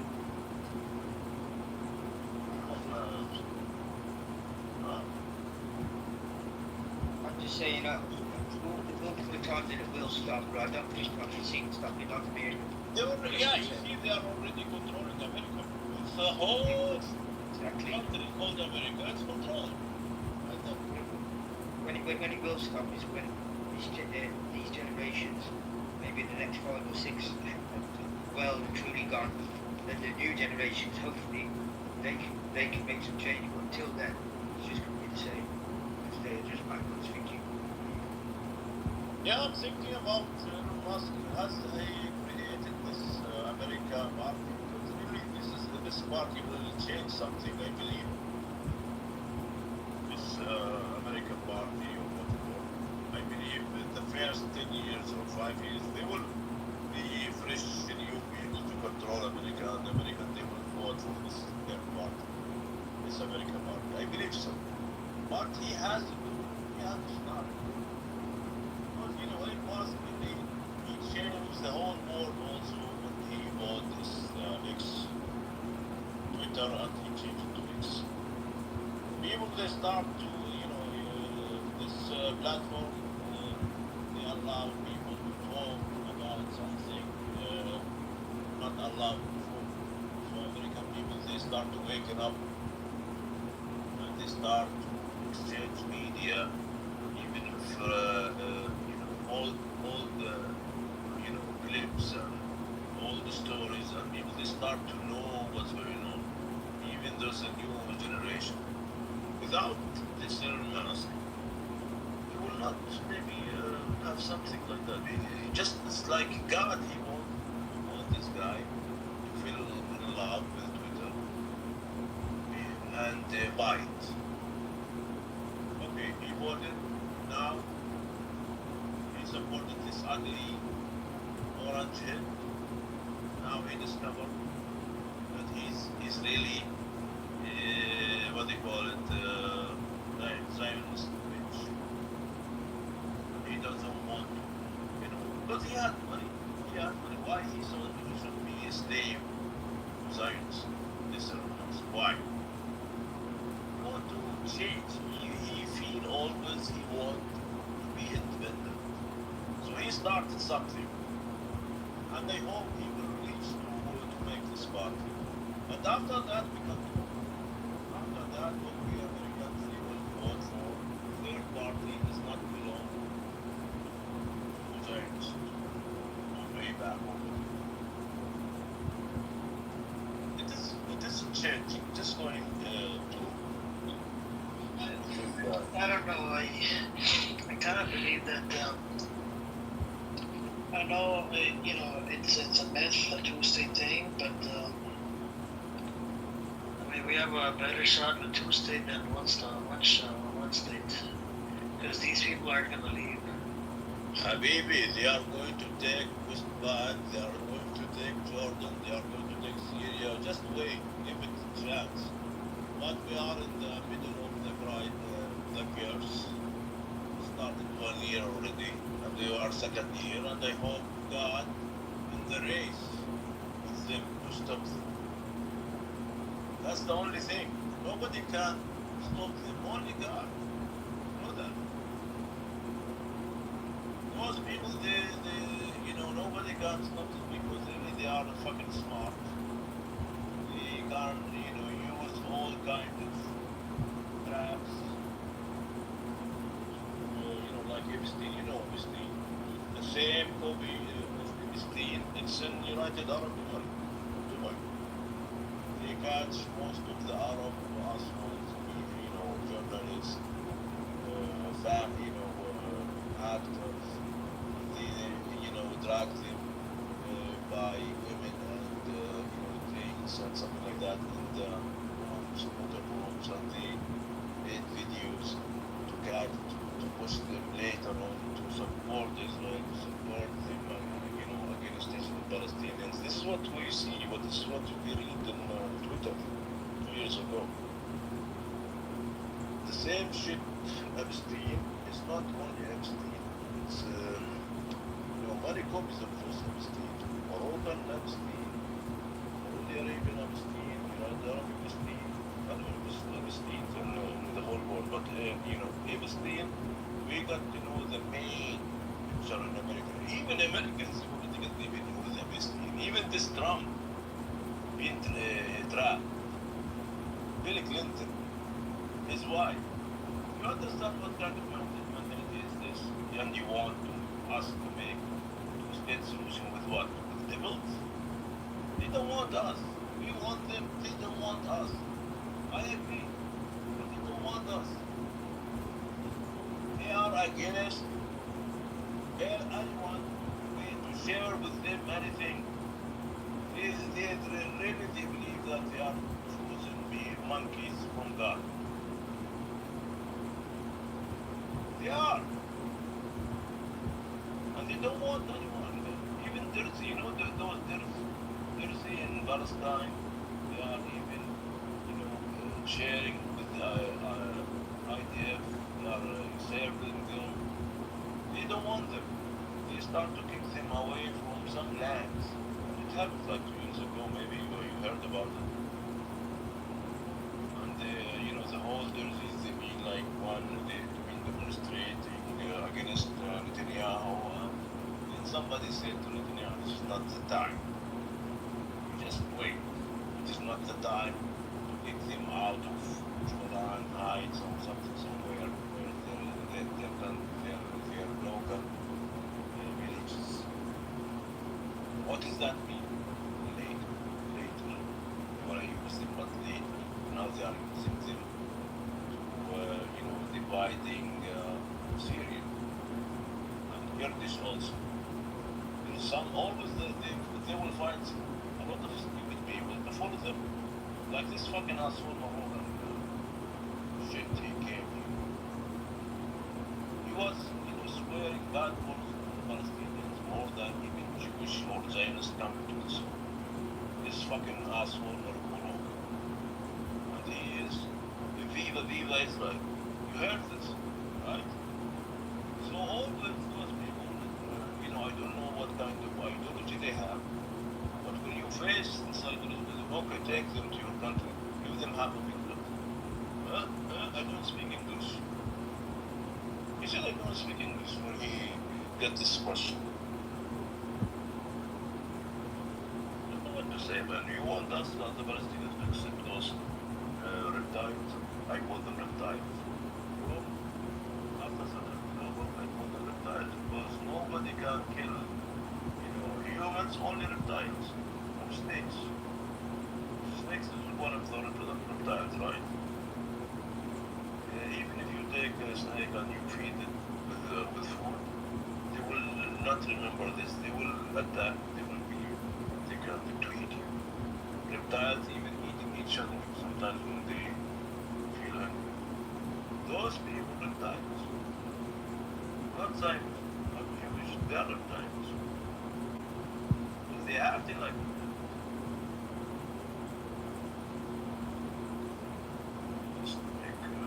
state solution. They will go and take,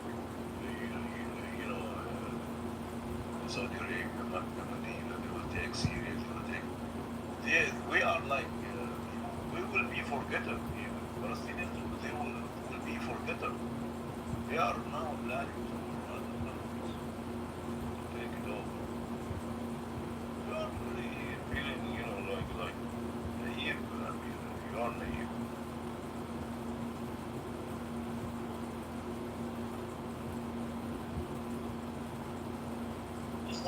It's not about being naive. It's about being realistic.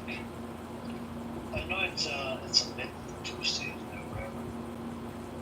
But the thing is, we gotta start somewhere. Like right away, you want to do one state. Where do you expect that they're actually gonna leave? When you say one state, they're never gonna leave. The only way it could happen, it would be a long game. Other than that, I don't see it. I don't see it going anywhere with it.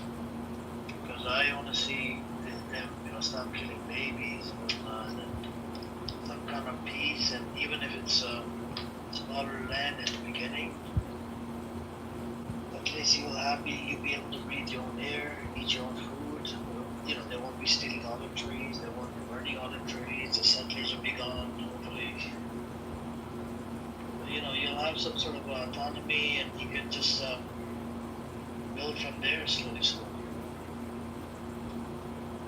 Other than that, I don't see these demons leaving anytime soon. Did you want to say something, Crystal? No, I was just going to say that ultimately this policy, this choice really want to what we're doing is just throwing out different ideas, and they can do what they think is best for them. I don't support that, but it's just different rights. You know, you have to take their rights. I hear you. Yeah. No, it's just the thing is the 67. You know the borders. That's what it's mentioned on the Hamas charter. Hamas must have thought of something, right, before they wrote that charter. They didn't write out of thin air, right? They wrote that charter for a reason. And if we do take the 67, which means two-state solution, Saudi Arabia believes in two-state. You had a whole bunch of European countries two-state. America has this policy two-state, but they haven't acted upon it. They're just discussing. You know, American governments are hypocrites. And some of these Western nations, their positions two-state. So if he can get some sort of like pressure from all of these nations, and you know, I don't know, just a very sad situation. Yeah, Hamas charter says 67 border, meaning West Bank, Gaza, and East Jerusalem. So we should go by Hamas, right? Hey, welcome, Leila. Leila believes in two-state as well. Look at her. No. Yes, he does. Walaikum salam. Are you lying on my name? She always fights with me. She always wants to fight with me. Oh my god. You're looking for a fight today. Let's do this. Let's do this. So one night I went with one, and the brother went on tangent. He's from Gaza, right? Oh, okay. That's why. So he's like, no, I want one state. But then what do I do with the Hamas charter, 67 border? What do I do with it? I mean, you already know what my opinion is on this. I know, but the issue here is the rating of Hamas went up the hill. You know, was skyrocketed in the West Bank after they saw what the Hamas did.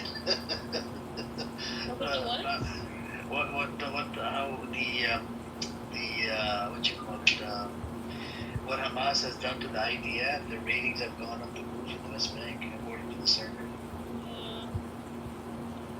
So you know that's what I'm looking at, right? So, and I was talking to Crystal. Crystal, she holds a similar position as me, two states. I know, and one, he's on your side. He's a Palestinian. He believes in one state. I believe in one state as well, but like it's gonna even free right here. The brother Delul, one state, right? But the thing is, it's a long game. I mean, like, look, dude. Theoretically, I also believe in a two-state, but I don't think it's the final. I don't think it's the final objective or goal for Palestinians. You know, and the fact that you have 3 Palestinians here telling you that our goal is a one-state solution. You know. Well, what do we do about that, Brother Samud? Brother Samud that comes in here, he says the PA should stay. He's a Palestinian. He's a refugee from 48. You know, there's so many perspectives, and there's so many. And Edward is a Palestinian as well. Yeah, he says he believes in two-state. I mean, look. Okay, Mikhail is on your side. There's a one psychopath on this app that I blocked him. He's an ISIS sympathizer. He cursed me out, called me a bunch of racial slurs, used the N-word multiple times. I blocked him. That brother, he believes in one state just like you guys. I mean, look, Amir, I believe in a two-state solution, but I don't think it's the final one for Palestinians. I think that our final objective should be a one-state under Palestinian governance, you know, a Palestinian nation. Okay? But in order to get there, we need to first achieve a two-state solution. You know, so when people talk about... so you do believe in two-state, okay. Yeah, but not as a final objective. I do believe it as for right now. That's what we've been talking about for right now. Yeah, but look, I mean, it goes even beyond for right right now. Like, if you ask me, like, what are my primary objectives for Palestine, like, number one, I want the medical and food blockade in Gaza and the West Bank to end. Then I want the siege to be lifted. Then I want there to be a two-state solution. Then either by, falling victims of assimilation or, reparations, I should say. I want full Palestinian autonomy. In whatever way that's going to be, whether through reparations or whether through, assimilation of the Israeli Zionist people. So, but I don't think, again, as I said, it is the final goal. I will always say people don't like you, they're leaving one by one. People don't like you. What is going on? What is going on? You can talk too much. No, it's okay. Go on. I'm just kidding. It's okay. They don't like it when we talk. No. But anyways, yeah. I mean, if you ask me, like Leila, what is your final objective for Palestine? I'm gonna tell you two-state solution. I think it's more than that. I think it's bigger than that. I'm gonna tell you one-state solution. But let's say I'm talking to, Bibi Netanyahu after I beat him up a few times. I'm gonna say two-state solution.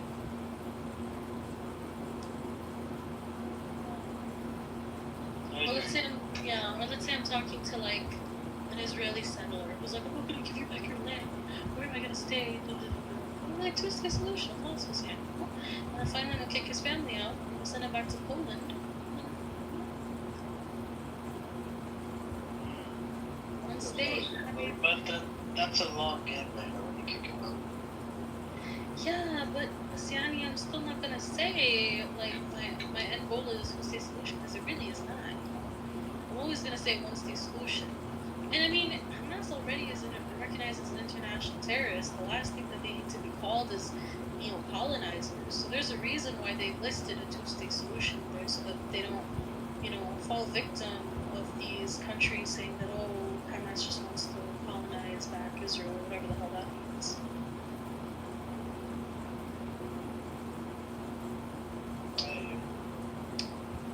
Yeah. Gotta stop this, man. We have to. So I don't know.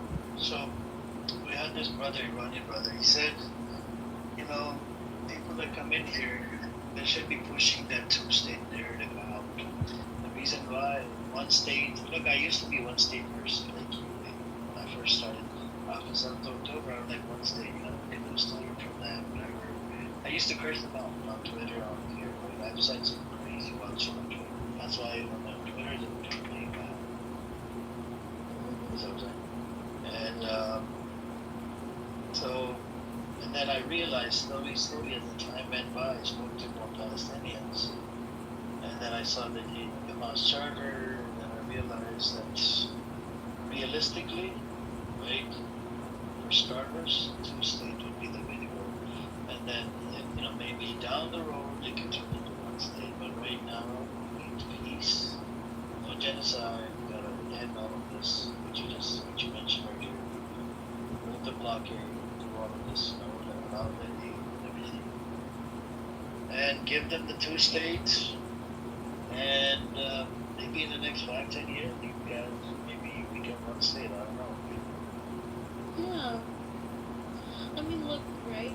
Like, Palestinians, sometimes, for some reason, like what I've seen, right, especially Palestinians in the diaspora, they'll agree or they'll tend to go with this two-state narrative. And the reason behind that is because if they feel as though if they advocate for a one-state solution, people are going to come at them for basically saying that, oh, you want to exterminate. Like, people already think that people who are pro-Palestine hate Jews, want them dead, etc., etc. So advocating for a one-state solution, people take it, first thing that comes to their mind when they think of one-state solution is the extermination of Jews or to kick Jews out of Palestine.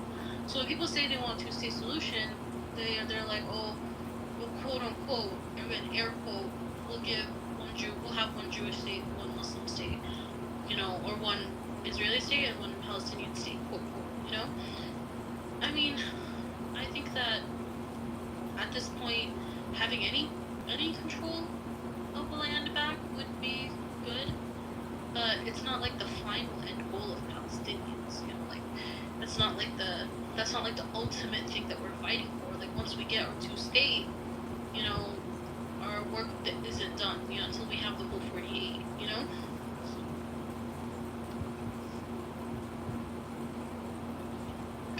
I don't know, man. You wanna coexist with these rapists? No, but that's the thing, right? I think that Well, okay, well, what are you I gonna think the do? one-state solution is What are eventually... you gonna do when they're born? The people that are born inside Israel, they don't have two passports. No, look, Amir, look, this is what I think is gonna happen, okay? And I think Edward was talking about this a little bit. But basically, what's gonna happen is there's gonna be a two-state. And fascist ideologies are weak, you know? The fascist ideologies, especially a culture that is less than 70 years old, you know, is not strong enough, doesn't have its roots in the ground. There's no roots for Israelism, okay? Being Israeli is the one culture in the whole entire world that doesn't have any pretty roots, you know? The roots are back in Europe. So literally what's gonna happen is after there's a two-state They have the solution... Hebrew language, they got the culture, chocolate hummus, what are you talking about? No, the chocolate hummus is not a thing. Chocolate hummus. It's not a thing. They got the language that was revived, you know? They got a beautiful language. They copied a whole bunch of other languages. I mean, look, Aramaic is also a language, but you don't see people speaking it. Latin is also a language. Latin can easily be revived, especially people who speak any of the Mandarin. You're talking about baptism. They were doing what? You're talking about baptism. What the fuck is that? You're deflecting and giving me other examples. I'm trying to stick to Israel. It's a beautiful country. Israel is a beautiful state. This is what you do, huh? When there's no Zionists in the room, you become the Zionist yourself. No, I just want to lie. I don't know, man. You guys all know the position I hold, but it just, it's kind of, I don't know what to tell you. No, I mean, look, fascist ideologies are weak. A culture that is less than 70 years old doesn't have any roots. Like, if there's a two-state solution, what's going to end up happening is that Israelis are going to fall victims of assimilation to Palestinian culture, and eventually that will lead to Palestinian statehood. You know, Palestinians know their land. They've been there for thousands and thousands of years. The mud will, like, you know, in Arabic, like, we have a saying, like, the mud will speak for itself. You know, like, the ground, the dirt, the soil will speak for itself, you know? And that's literally what's going to happen. Like, Israelis are either going to fall victims of assimilation. Okay, their kids are going to want to go back to Europe or the United States or wherever the heck they came from. They don't have the passport. No, I mean, what do you mean? They'll have the Israeli passport from the two-state solution. Yeah, but that Israeli passport ain't gonna let them live in America because it's a tourist visa for 6 months or 4 months. That's it. I don't understand what you mean. So if you have Israeli passport, right, you can come to America, live in America only up to, I think, for up to like 5 or 6 months. That's it. You have to go back. Yeah, no, but that's not what I'm saying. Like, you know, like how anybody escapes a country, right? Like the same way Israelis are gonna escape their country, they're gonna come to America. You know, they're gonna come to Europe, have kids there, and assimilate in America instead. Because America's a multi cultures, and that will eventually lead to a one-state solution for Palestine. That's what I'm trying to say. Like, Look, we have a Nazi in the room. Amos is a Nazi. Amos, welcome, Amos. By the way, Leila Amos lost a nephew on 7th of October. He was a soldier, but he was a pro-Paddy. I just don't know how could you be a pro-Paddy 9 years old. no. That's like that's like me saying that's literally like me saying that I'm Arab and I believe in chocolate hummus. No, but these people, the leftists, they believe in like two-state solutions. Some of the extreme leftists, they believe in one state. Whatever. So I told his Nazi ass, like Amos is a stupid ass. Why did you nephew have to serve an idea? He kept on crying about it. I said, why did you not just go to jail instead of killing innocent people? When you know what they're suffering, they feel pain for it, right? Amos' brother lives with the Palestinians. You a dictator, right? Amos, you're not gonna say.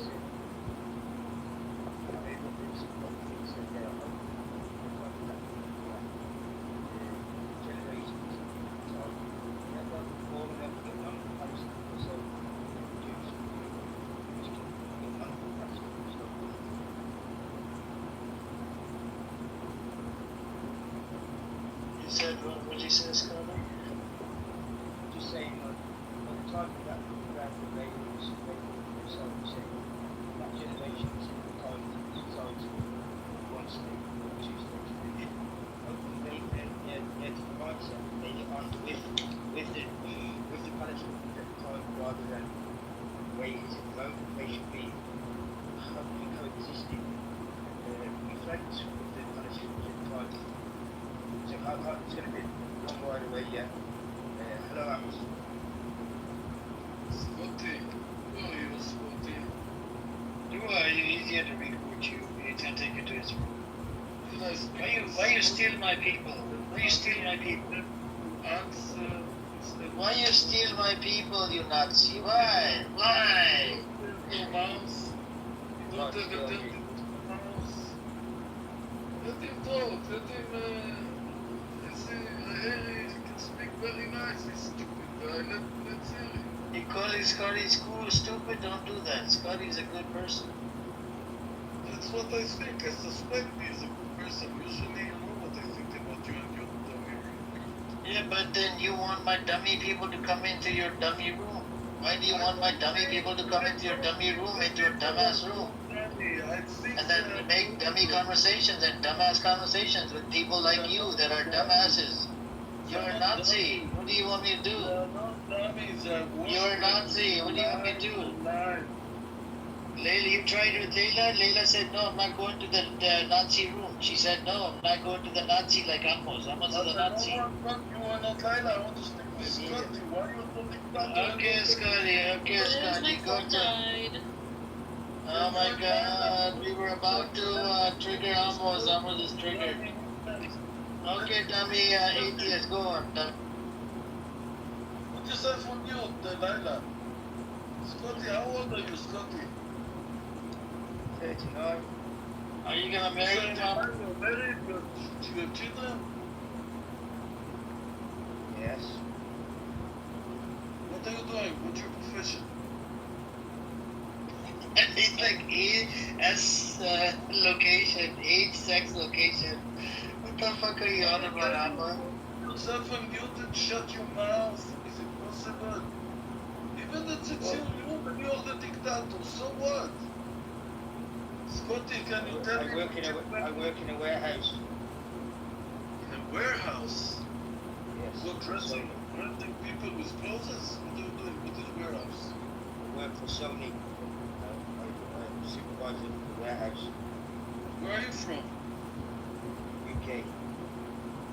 UK, and what you connected with the Palestinians like I see on your title? What is this about?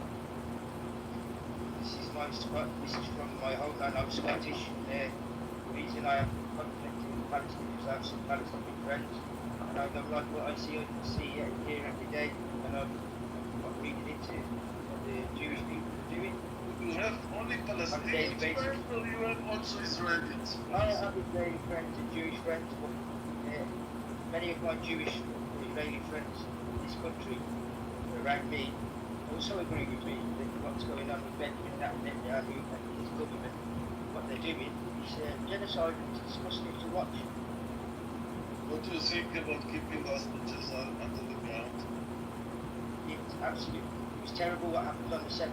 What really annoys me is this started way before the 7th because I was watching the TV, it was Al Jazeera, and I watched Shireen Abu Akleh been shot in the head by 4 IDF soldiers. Deliberately target her, deliberately shoot her. When they were asked to put the soldiers forward and have the soldiers, if they were identified, you could see them were on camera. To have them, this was 2 months before 7th of October. When we were, wait a minute, when they were asked to give us the soldiers to answer to the international court, to even their own Jewish court, we were told by the generals and the IDF, no, they won't be getting prosecuted, they won't even be getting spoken to and getting told off about it. So, and then, from that day on, I remember hearing Hamas said they will exact revenge. 24 hours later, at the funeral procession at Shireen, the IDF stormed and pulled the Palestinian flag off the coffin, and injured hundreds and hundreds of mourners who were at the funeral just to get a flag from IMO because they see that as illegal. That is disgusting. That is absolutely disgusting. So you're not also to listen, or you're just going to talk to tomorrow morning? No, you're asking me a question. I'm just going to answer it. You just asked me a question, so I'm answering it. Your answer is so long. You don't finish.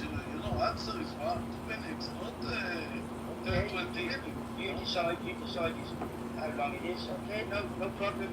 No, you can't make your time is short. You see 10 people in the room. Maybe everybody wants to respond about this question I ask you. Okay, Amos, no problem. Now put yourself a little bit muted. Now listen. If I understand good, all the information you get is from Al Jazeera. Am I right? Yes or no? Say that again. I ask again. If all the information you get in the UK, in your warehouse or whatever you're doing, you get from Al Jazeera. Absolutely not. Absolutely not. What else sources you get from your information? Is that a joke question? You've got the BBC, you've got Sky News, you've got the internet, you've got Twitter, Facebook. Come on, it's the same as every other country. I like to use all sources. Since when you start interested about the Palestinian problem? Since this newspaper Pinky or 648? Since when you start thinking about the Palestinian suffering? Since the last maybe 5 years that I've been into it since 2020, I'd say. But I've read into it, read all the way back to how it's the British's fault and how it's listen. If I understand you good, only from the last 5 years you have been interested about the Palestinian-Israeli conflict. Did you hear both sides? Did you hear the Israeli side? Or the only information you get from the BBC, which is quite anti-Semitic there. The Israeli prove it, not once and not twice that they are anti-Semitic. Do you get any more sources to try from the Israeli side? Absolutely. No, I don't agree with what happened on the 7th of October. What do you know from the Israeli side about the conflict? Leave the 7th of October. I'll come to it, but later. Let me understand what you understand from the Israeli point of view, the conflict between Israeli and Palestinian in the last 5 years. What do you know from the Israeli point of view, not from the Palestinian? It's the same as in any conflict, Amos. They've had, the Israelis have had bus bombs go off, the Israelis have had missiles shot at them, they've had innocents killed. Of course, I've read into it all, I've seen it all, and I don't condone any killing, I don't condone any of that from any side at all. It should be peace, and you should be living, coexisting next to each other. What was you said right now? You should live in what? In what? In peace, and we should be able to coexist next to each other. Coexist to each other, yeah? You heard about the room? You heard about the rooms that's named coexistence? Did you heard about it? What, your room? Yeah, you heard about my room. Yeah, of course I've heard about your room. First, I invite you to my room so you can hear in my room both sides. I invite Palestinian. I don't need to go to the Amos because I can hear both sides. I can hear both sides. I haven't seen you till now. I only today. I've seen you many times. I've seen you many times in different rooms as well. I'm very Scotty. I'm very thankful to Amir that he let me speak because usually he don't let me speak so you can't hear my side. He always lets you speak, Amos. He'll shout and remove me and don't let me speak. And now for the last 2 minutes he let me speak with you. I have to be very thankful to Amir that he let me speak with you. Yes. That's fair. Second, listen, you sound to me a clever person. You're not stupid like have a Palestinian flag which show exactly which side you are. Yes. You don't see an Israeli flag. So that seems exactly what you're saying. I think let me finish, and then you keep on taking the same record that I hear hundreds of times. Which is why nobody comes in your room. I'm talking about Scotty. About Scotty as a human being, Scotty as a person. Scotty as I don't know when did you add me? I add you right now, and I see that I add you back. It means that you add me before. I don't know if today or a long time ago. So I'm very thankful for you to add me to your list. It means from now on I pick you every Friday night at 12 o'clock Israeli time to invite you to my room. Usually people don't come. You know, the Israelis don't like me. Why? Because I'm sitting with Palestinians. Palestinians don't like me because I'm a Nazi, I'm a Zionist, blah, blah, blah, blah, blah.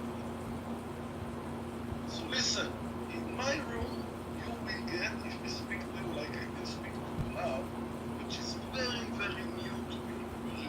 Before they were two Muslims, fanatic, wash brain, and don't let me speak at all. And now I'm speaking for a couple of minutes and nobody interfere me, which is very surprising. So Scotty, first I invite you to my room. Second, listen to Amos. 2 minutes about the conflict. The conflict is 75 years. 75 years, gathering not only Palestine, it's about 8, 10 Arab countries trying to kill. It's not only Palestinian, all the Arab world want to kill. After the Second World War, as a Jewish, I won in 59, the Second World War in 48, which the UN understandable. The Jewish must not be any more killing, so then we'll have peace of them. And since the United Nations have decided this decision, not Israel decided, it's UN. Not the United Nations, it is Shut your mouth! Shut your mouth! Shut your dirty mouth! Tato! Shut You your kill dirty people, mouth! you ethnically cleanse people 47. I need to correct your stupid fucking fake narrative, you stupid lie. Shut your mouth! You lie too much, Amos. You lie too much, Amos. Shut your mouth! Shut your mouth, dictator! Shut your mouth, dictator! Since 48, when the UN decided, you see, like Amir, all the Arab countries try to... 47.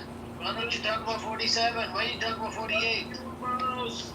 Shut your dirty mouth! It's clean. I brush my teeth. It's clean. For It's my clean, luck, man. and for my luck, I beat them. I beat them in 48, I beat them in 56. 47. I beat them in 73. Two countries tried to attack me. The third country even helped me, Jordan helped me, while Syria and Egypt tried to attack me. And the Jewish become, because they want to survive, they want to live, to get up in the morning and breathe and bring food to their children. Can I do the Jews are very clever? I didn't they just go by the Jews are so clever, become so powerful. So I said before and I say now, Israel I think is the strongest country in the world. In the world, you hear me? More than Ukraine and more than Russia. And listen what killing I'm children saying. and women Russia without a shadow of a doubt. the Arab shut your dirty mouth. Russia You should go back to Oblast. Go back to Oblast in Russia. 2023 to 24 was the deadliest time for Palestinian women and children. On record, you killed more women and children you ever have before. So I just like to say that you're sitting there and saying that you just want to get up in the morning and live and all that. I think they just want to get up in the morning and live as well. And they have what, sticks and stones and homemade rockets and that, yeah. And then you've got what, F-13 fighter jets and tanks and bulldozers, and you're just running, you're killing innocent women and children. There's 2 terrorists inside that hospital, or 100 there in the tunnel, you say to us, the world, and then you go and blow the whole thing up, and you say, well, we're allowed to do this because there's a tunnel under there. Are you crazy? And then you expect us, the rest of the world, to conform to and feel sorry for you. It doesn't work like that, Amos. It does not work like that. You're just back to, I think you're back to front people. That's what I think. My personal opinion. So how can you coexist with somebody that's got their ideology is to blow up a hospital because there's 5 terrorists hiding out in there, or there's Hamas leader under there. Do you know what? Hamas is a terrorist group, yeah. And do you know why they formed like that? Because they got voted in, and they formed themselves because their parents, most of them people that are running it now, they were children. And they watch their parents and their grandparents getting killed and bombed. So they then grow up, just as I would. We would grow up and we would take the Israelis, we would take the Jews, and we would start the rest of our days fighting against them. And that's, you created them. You, as a people, you created Hamas. You created the situation we're in at the minute. Nobody else did that. And then you say about the blockade. You have to put the point somewhere and take a breath, you know? No, mate, it's just, I'm taking a breath. I'm just trying to get it all out. Because I've only got 2 minutes according to you. You've only given me 2 minutes, so I'm trying to get it all out. So then you're starving them with the blockade. You tell them what they're allowed to take in, if they're allowed to take building material in, if they're allowed to take water in, if they're allowed to take... You dictate to them all, you starve them half to death. So I don't know how you can sit there and say, like, what happened to the Jews in the Second World War by Hitler and that was absolutely disgusting. We all know that. But what's saying that you're doing exactly the same, if not worse, to the Palestinian people? And they're supposed to be the ones chosen by God. How does that work? Just explain that to me. You've got 2 minutes. You've only got 2 minutes, so down to 1 minute 58 now.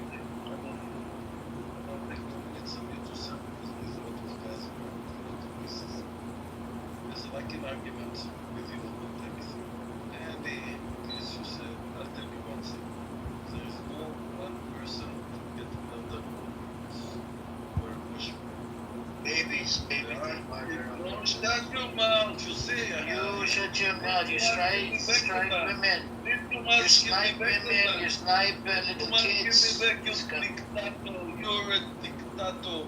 You're Gahanis, you're Gahanis, you're Gahanis. Shut your mouth, dictator, because I have to go soon anyway.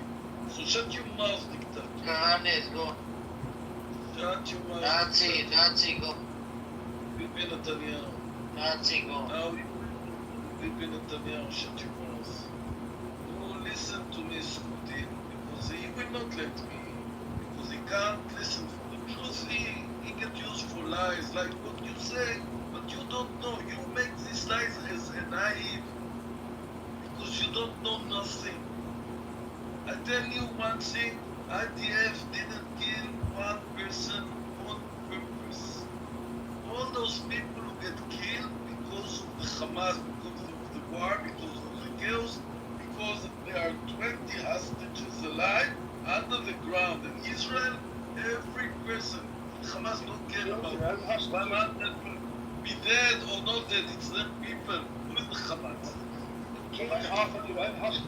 No, you listen to me, I didn't finish even my 2 minutes, even the half of the time Amir interfered me, and now you interfere me, because you don't know to listen to the truth.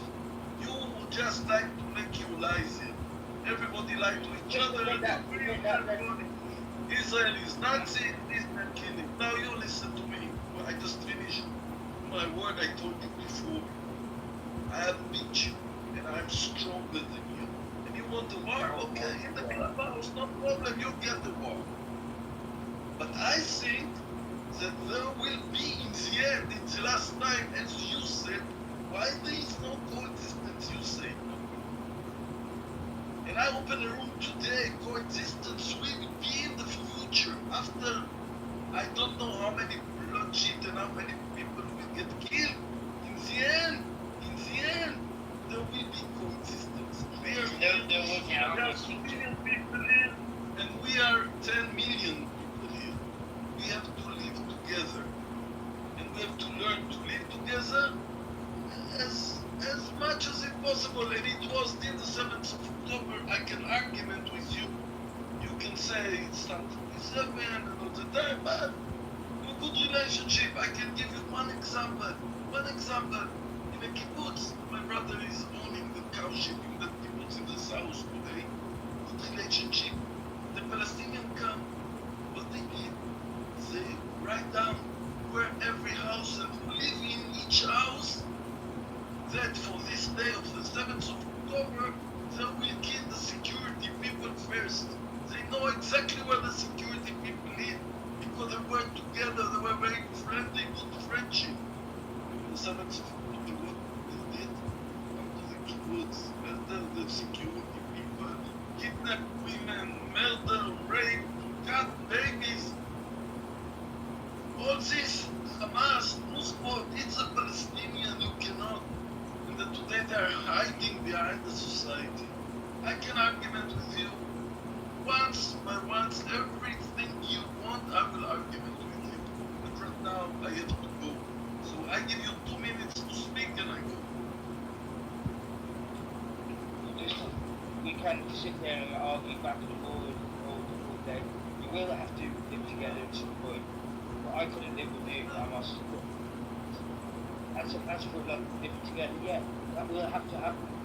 I can't see it happening for many generations yet. Because it's either your way or no way. And you've got to remember the 7th of October, they keep on talking big time about the 7th of October. But what then? Before that, all the other times, all the way back to Yasser Arafat's days, it's been going on for that long. There's been killing and bulldozing and destroying. A long time, and then the settlers. So we both go back and forth all day. Listen, I want to interfere you. Just you will excuse me because I hope that you come to my home and we have a lot of conversation. I want to interfere you 1 minute. You mentioned Yasser Arafat. What do you know only about Yasser Arafat and Oslo Agreement? Tell me what you know. I know when I was growing up, I've seen him on TV, on the BBC News, and many times my father told me all about it. My dad believed. Tell me what you know about Yasser Arafat. Only about Yasser. Don't speak about Nasser and not sing. Only about Yasser Arafat. What do you know? Who is Yasser Arafat? Yasser Arafat was a freedom fighter fighting for the Palestinian people, trying to fight for freedom for them. And he got murdered. So the only thing you know about Yasser Arafat that he got murdered, that he was a free fighter. No, he's a freedom. He got murdered by the Israelis. Yeah, they kill him. That's the only thing you know. So what else do you want me to know? I don't understand that. You want me to tell you how many kids he had, how many houses he had, what you know about Oslo Agreement? What you know? They were so clever. What you know about Oslo Agreement? I've just told you I don't know that much. I just said I don't know that much about it, So listen, Scotty, you're a naive and you're a very handsome, nice person that I like. Come to my room and I give you a lesson. No, thank you. No, thank you. Well, that was tiring, that was.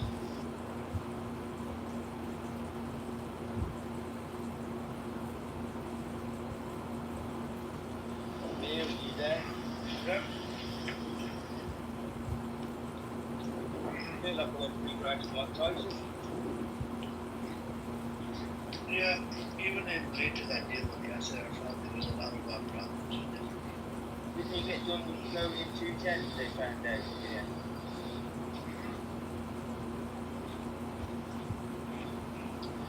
I think, I don't know, have you guys heard Francesca Albanese?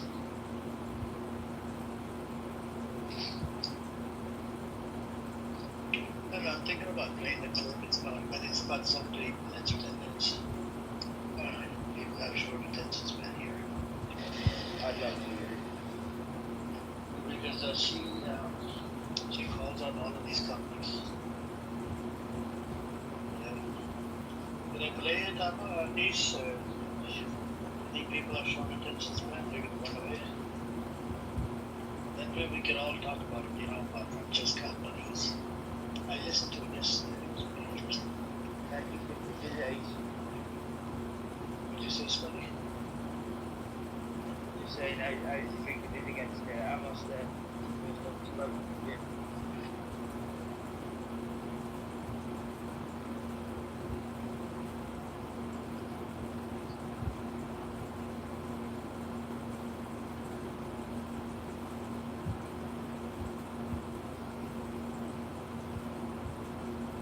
This is what I mean.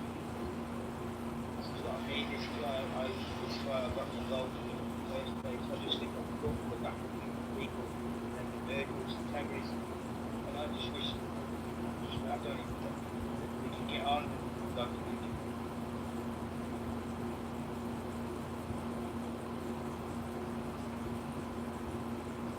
Absolutely.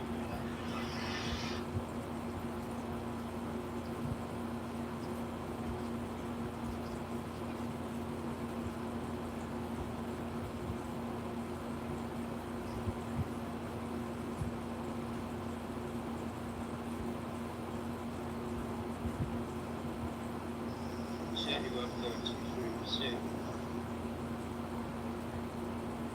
Yeah, let's play it because she talks a lot of good stuff about. Hey, welcome Alaska and anybody that just went to welcome guys. I'm about to play it from Jessica Albanese clip that came out. Apparently, U.S. sanctioned her, like she's not allowed to, I guess, work for the UN anymore or something. So the third party coverage covered it, and this is like I think 10 or 12 minute long clip, and it's very powerful. She subs, she gives like good details, what they're doing, which companies involved, what they're doing, and what not. That'd be a good, bring awareness to the community here. So, give me a second.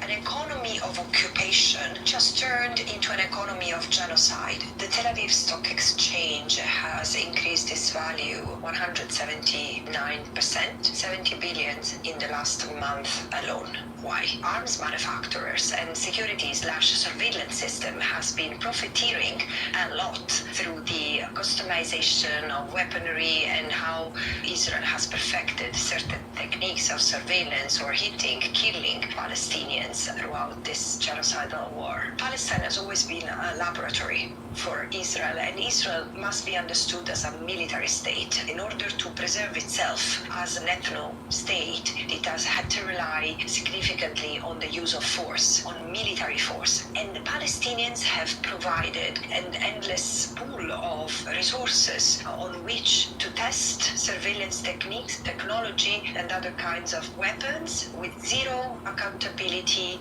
zero scrutiny, and a lot of return. One people enriched and another erased. Israel's economy is a business of erasure, of elimination. 60,000 people have been killed. Over 100,000 have been maimed. 1/3 of the killed ones are children. The harm that has been done to the Palestinians is enormous and can hardly be met by justice. However, there is something absolutely abominable in the way this genocide has been committed. This is a genocide that has been enforced through weaponry, technology, and surveillance systems of the 21st century. If I look back right now, after 3 years of this mandate as a special rapporteur, I see a continuum in various pieces of work that I've done. Israel has violated the right of self-determination of the Palestinians, like the right to exist on the little land that remains to them, politically, culturally, economically. It has strangled the possibility for them to have an economy by controlling their resources, land, water, fuel, gas, and diverting them and the profits that others could make out of them toward itself. And this is why I insist today we need to stop feeding this illusion that there is a good Israel and a bad Israel, a good Israel with whom it's okay to do business, while if you cross the green line and you get into the colonies, then it becomes problematic. No, it's Israel which commits violations of the right of self-determination, which maintains an unlawful occupation, which advances annexation, and therefore it's Israel which today must face sanctions, divestment, and based on what civil society is increasingly and successfully doing, boycotts. The report exposes an economy of occupation which has turned into an economy of genocide. For decades, Israel has advanced its settler colonial project, enabled, facilitated, supported by a network of private entities, which range from the arms sector, Elbit system, Lockheed Martin, surveillance sector, Palantir, whose tools, techniques, and equipment have been used to forcibly displace the Palestinians from their lands, to destroy their lands and livelihoods, their homes, and then to segregate and surveil them with walls, fences, CCTV cameras, etc. And then they have been replaced. So they've been displaced and replaced, and in a way in which the private sector has proven instrumental in creating a new habitat, a new ecosystem made of homes, services, infrastructures, where Israeli Jews and others and their partners, their associates, have replaced the Palestinians. Think of the construction of the colonies, roads, water and electricity infrastructure, extracting Palestinian natural resources, and then producing goods and services and circulating them, connecting to a domestic, regional, and international sets of markets. If Palestine was a crime scene, it would have the fingerprints of all of us. So, for example, Airbnb and Booking.com advertise properties on land that settlers and the State of Israel have stolen from the Palestinians. We continue to normalize the occupation through a click. And this is not even the end of the story, because there has been a network, a web of enablers made of banks like BNP or Barclay, financial entities like BlackRock and Vanguard, and even universities which have lended legitimacy and financial means, funds, endowments to the system to thrive,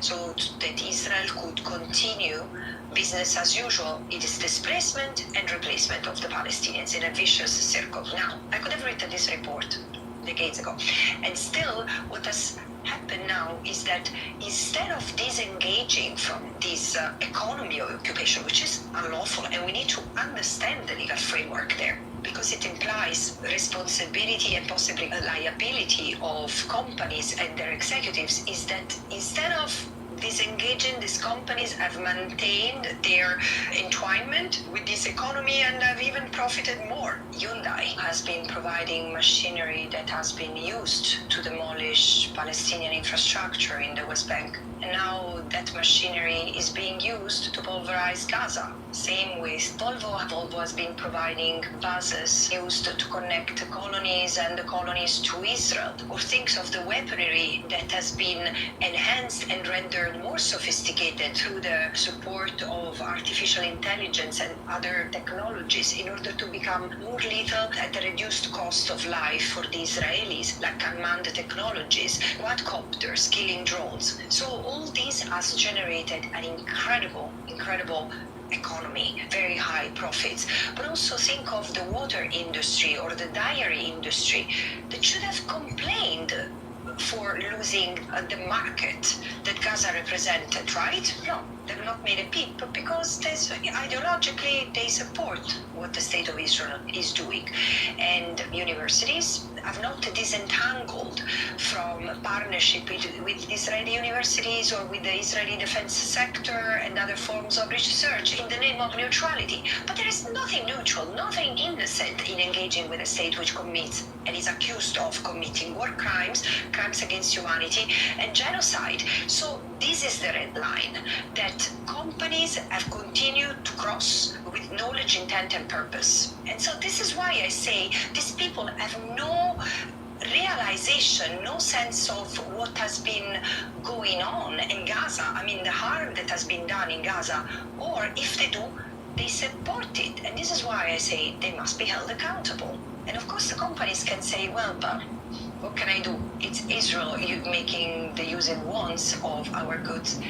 Yes, but you are enabling it. You are profiting from an unlawful endeavor. The fact of being directly linked to this economy and meshes you in an economy of occupation. And if you're not held accountable in courts, well, you will have face accountability through the choice of your consumers. The strength of this report is in how it explains and exposes a system of entanglement and complicity of private actors with an unlawful endeavor. The International Court of Justice says that the occupation is unlawful, it should be withdrawn totally and unconditionally. And so the question is, how can ever be envisaged that the private sector can do what is prohibited to states, like recognizing the legal consequences of an unlawful act, which is criminal, and trading, aiding and abetting, supporting this unlawful endeavor? This is why I say the only legal move that companies can make is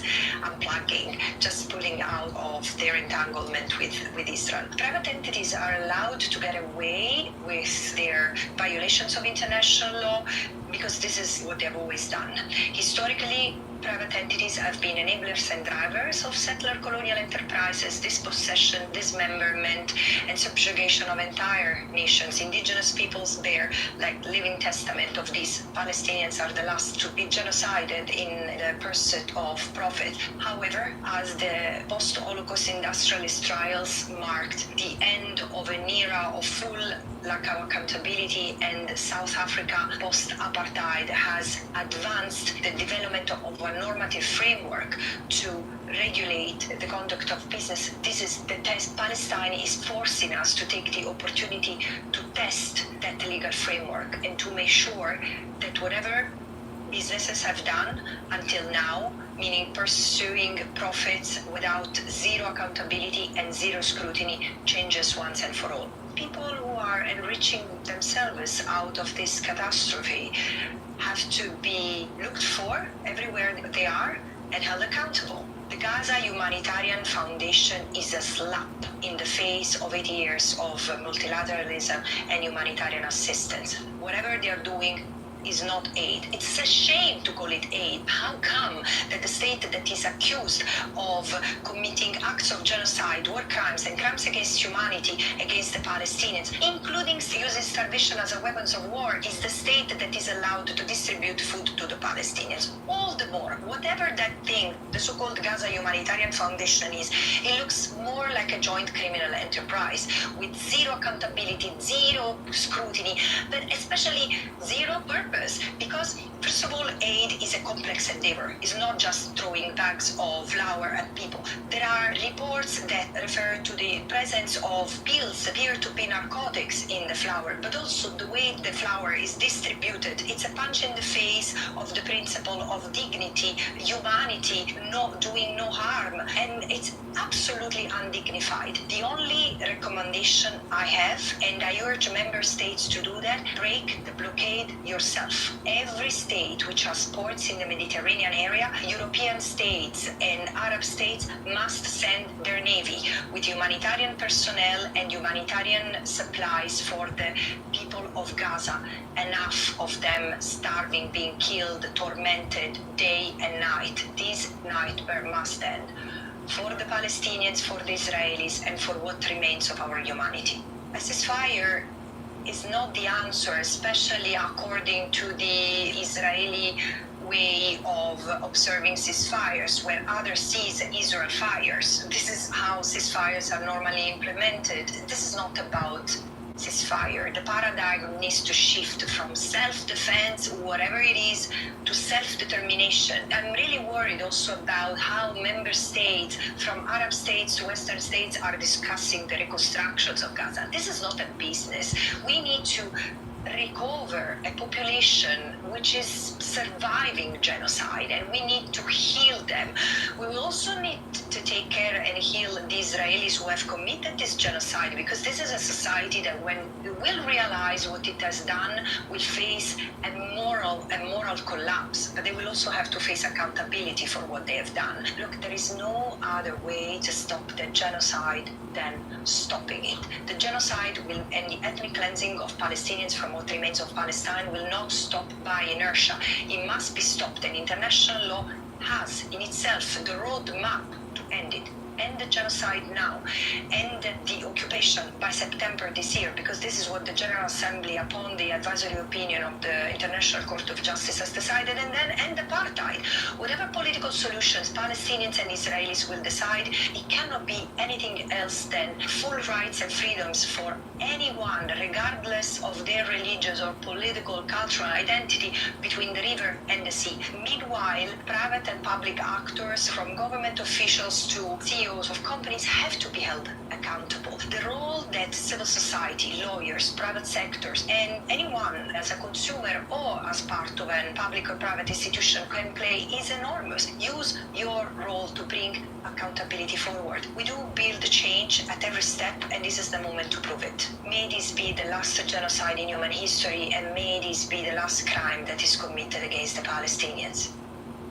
Look, I have one regret: not to have investigated media as the first corporate entity which should be held accountable.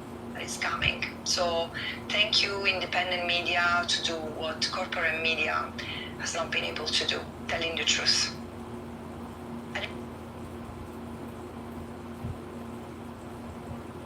You guys all heard it. This was Jessica Benitez. Yeah, if you guys want to come on up, Terry, if you want to come on up, there you go. This was Francesca Moniz, and I actually looked into the details, what kind of sanctions the U.S. put on her. These are some crazy type of sanctions on her. Sorry, I'll read it off. on her specific, sorry for interrupting, and for maybe a dumb question. Sanctions put on her specifically. Yep. She's a UN rapporteur. That's what I was gonna do. I was gonna read it out. Okay, sorry, yeah. Sorry, I didn't know that was again. Sorry, continue. Yeah, that way you guys, I'm here to educate you guys and learn myself as I read as well. Alright, so this is what happened with the sanctions. So as of July 9, 2025, the United States government formally imposed sanctions on Francesca Moniz, the UN Special Rapporteur on Human Rights in the occupied Palestinian territories. Here's a summary of what sanctions were imposed and why. The sanctions were issued under Executive Order 14203, signed in February 2025 to target individuals connected with efforts to prompt the International Court to prosecute U.S. or Israeli citizens without their government's consent. U.S. Secretary of State Marco Rubio accused Albanese of political and economic warfare against the United States and Israel, as well as unabashed anti-Semitism, support for terrorism, and open contempt toward the U.S., Israel, and Western countries. It was reported in AP News, specifically Albanese had called for ICC arrest warrants against Israeli leaders, along with naming U.S. companies she said were profiteering from Israel's policies in occupied territories. That's coming from the Amnesty International report. Sanctions reportedly include asset freeze, possible travel restrictions, and the prohibition on U.S. persons or entities doing business with her, as she has been designated as specially designated national under the order. And there are the responses and criticism from Albanese and the UN. Albanese condemned the measures, calling them a sign of guilt rather than strength, and vowed to continue her mandate despite potential hurdles. UN High Commissioner Volker Turk labeled the sanctions a dangerous precedent, urging their prompt reversal and emphasizing that even amid disagreement, states should engage constructively, not punitively, with UN experts.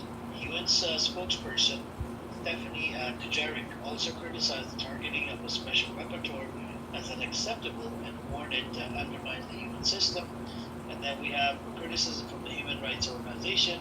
Amnesty International called the move a shameless and transparent attack on the fundamental principles of international justice and demanded its reversal.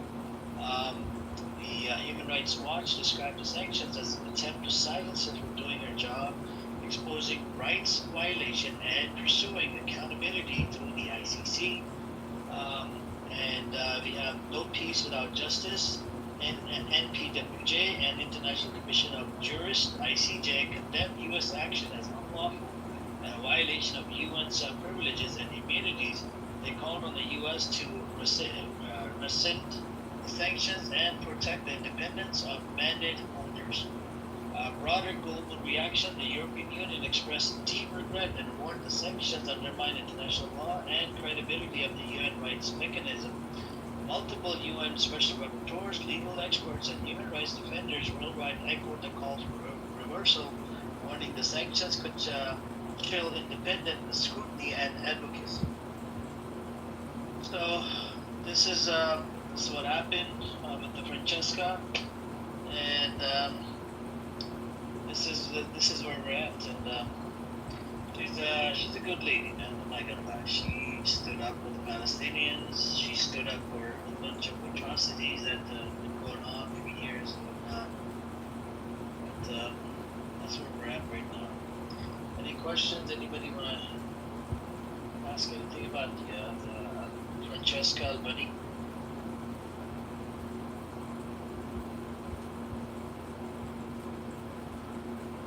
Yep, you're right about that, Alaska. The South Africa is possible. The ICJ, but then some of the Zionists, I think some of the Zionists that I've spoken with, they're like, if ICJ decided, then we might accept the judgment from the ICJ, International Court of Justice. That it is genocide. Yes. When I was working my first job in the US, I had this Jewish coworker, and he was the older man, kind of afraid, and he was saying that he saw a doctor in Israel, and they go to Palestinian side and do like medical experiments, like use them as guinea pigs. And I was at that time because I know that he's Iranian, so I really didn't take it serious. But now listening to this, I mean, it's very possible. It sounds crazy, but it's possible that, I mean, they are very advanced in technology. Maybe they're definitely like, which is very weird, but I mean, it's possible. I mean, when you don't see people, like a group of people as humans, anything is possible, sadly, right? I mean, It wouldn't surprise me. Japanese people from Korea and the Chinese during the Second World War, and the Germans, they did not choose. And but I it's hard to believe. And white people, so black people in America as well. And the UK, I think. I mean, if it turns out to be true, she's saying that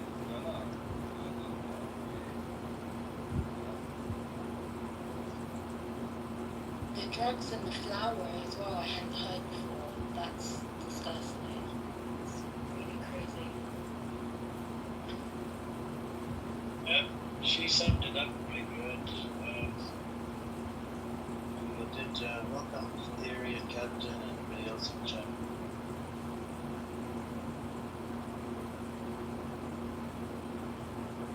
We can't hear you, Theory.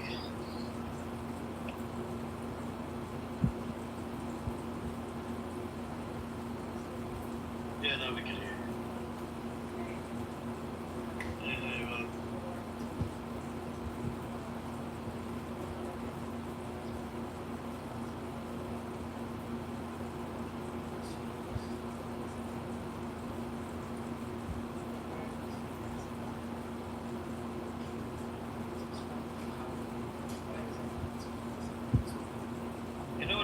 theory.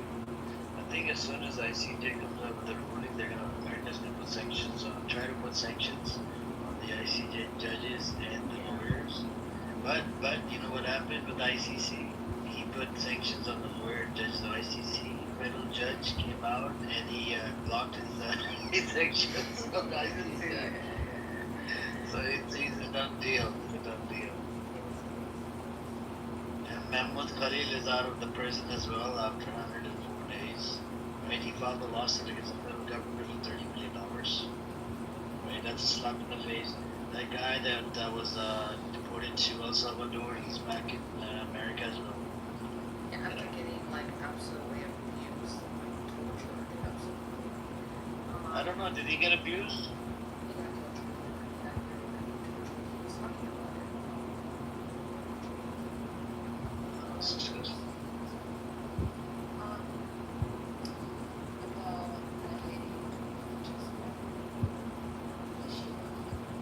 You good? He's a special rapporteur. She summed it up, and so you know what bothered them the most is because she made a list and she actually kind of called out the American companies or whatever. And you know, if it's coming from the UN, that's like a strong message. You see what I'm saying?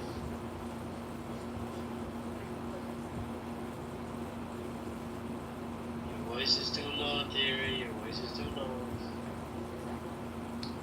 I got close to the mic. What'd Do you hear me? Do you hear me now? Yeah, much better. Okay, I'm saying nobody's doing anything. Nobody's doing anything. So that's what she's asking for. Get the the ships and whatever. Get on the sea. You think anybody's gonna do anything? You think anybody's gonna do anything? Truthfully. I don't know.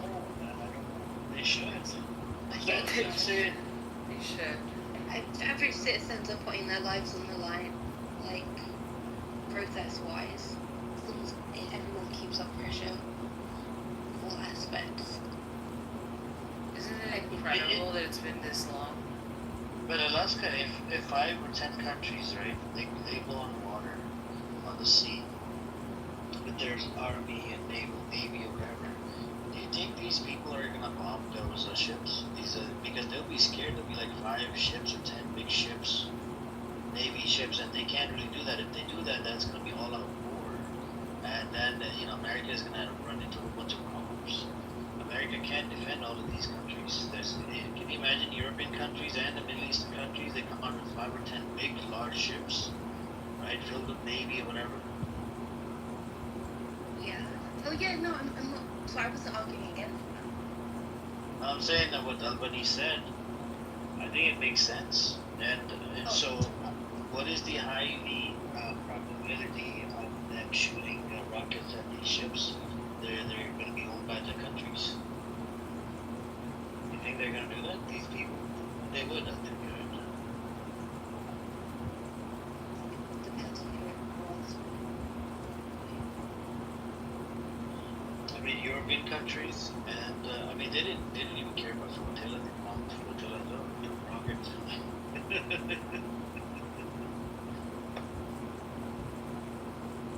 It's sickening. It's a sick society. I mean, it must be a NATO. Must be the France, some of these countries, any other country they will come. Because You're saying France? I mean, it must be one of these countries which is in the NATO and important, like France, England, Germany, to send a ship and maybe stuff with money or not bombing them. But any other country, even China, send a ship.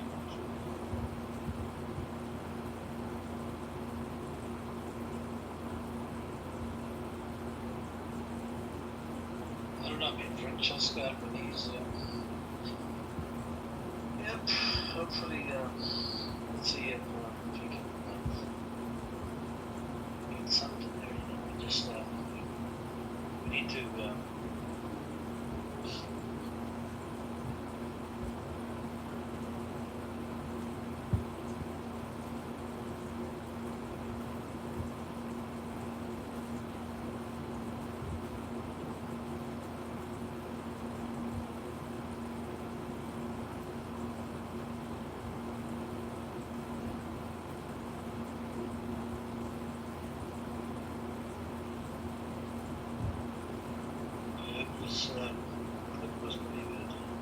speak?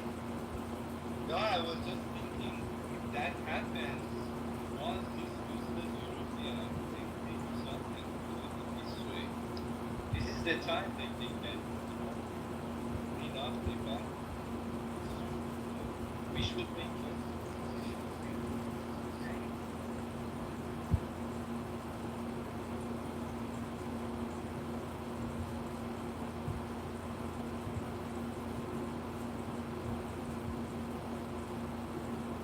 And then we have the Jeffrey Epstein thing as well. Did you guys know what Elmo said on Twitter? Did you guys read it? Yeah, Elmo said some crazy fucked up shit. Let me put it in the chat, and then I'll play the response to that chat for that tweet. It's crazy. It's crazy. Yeah. There we go. I'm about to put it in the chat for you guys.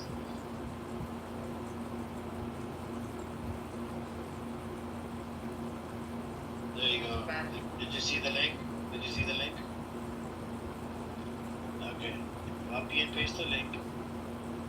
Right. Hey, what's up, Aziz? Just read all the tweets. Read it out loud. Read it for the room.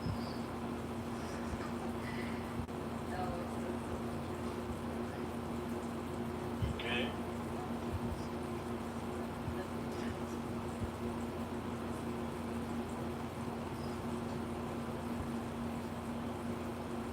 Your voice suddenly gets low. I don't know what the deal is, but you gotta get close to your mic.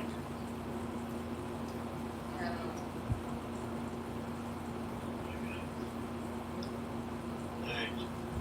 So if you guys read the tweets, it is very disturbing, right? Apparently it was hacked, and this is the. Actually, you know what? I'll read it out to you guys. This was tweeted. The link is in the chat. It's the Elmo. It talks about kill all the Jews, and then it says please the file. Donald Trump, child effort. Elmo says all Jews should die, as well as Jews. And Donald Trump is Netanyahu's puppet because he's an Epstein file. Jews who told the world need to be exterminated. So this is coming from a tweet. I posted a link in the chat, and then Elmo did a response to this, right? And it's a crazy response. You know. Let's see.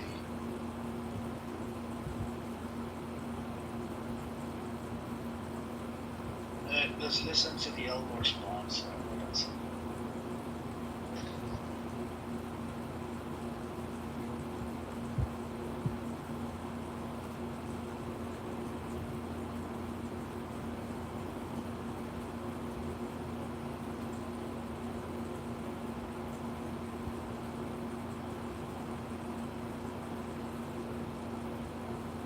Elmo is very, very sorry for my remarks. I did not mean to imply that Jews control the weather machines or that Big Bird is part of the Elders of Zion. Elmo knows that the Holocaust is very real and will take a trip to Auschwitz with Dave Portnoy and kiss the cuck wall in Israel. I promise to never.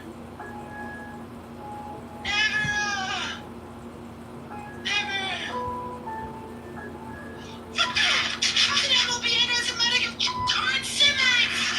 That's right. 9/11. U.S. liberty.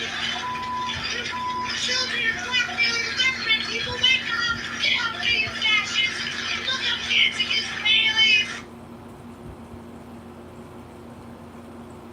So Elmo lost it in the middle because, you know, he saw the suffering. Somebody was waving the, you know, waving the banner, you know, literally crying that I lost my whole family, and then he lost it. First he tried to apologize, and then he lost it. He became anti-Semitic. I don't know, man. Elmo's gone crazy on Twitter.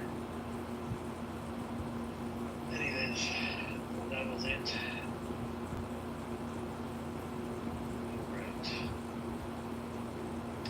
What's up with you? Do you want to chime in, brother? You want to say something?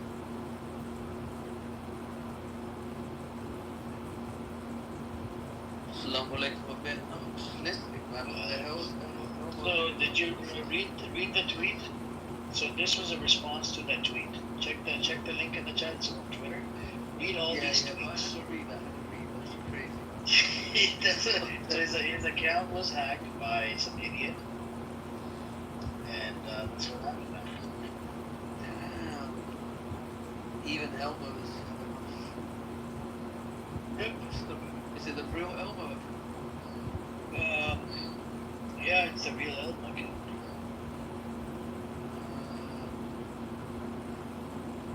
Crazy. Yeah, I've seen that. And apparently in the UK, right, at the bus stop, they have Jeffrey Epstein and Donald Trump side by side picture. Have you guys seen that? Yeah, I saw a picture of that. Isn't that crazy? It's a good process. I've been really, it's made me happy. Like, more has been happening than I thought would be happening, which is good, because obviously we have a lot of responsibility. So. That's a good one, right, Alaska? Oh, collar Paul. Andrew's disappeared off the scene, hasn't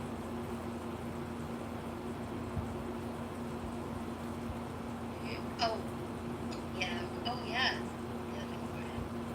Yeah, you got no one else who's been taken away on the image as well.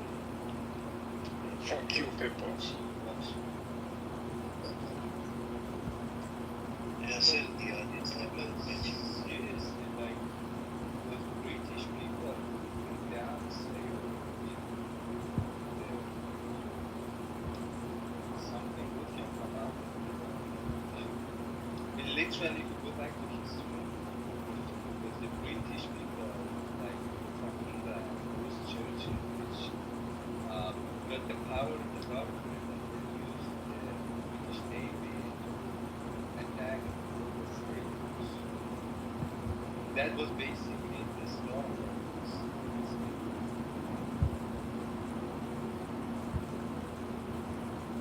Yeah, no, it's literally our MO. We love starting horrible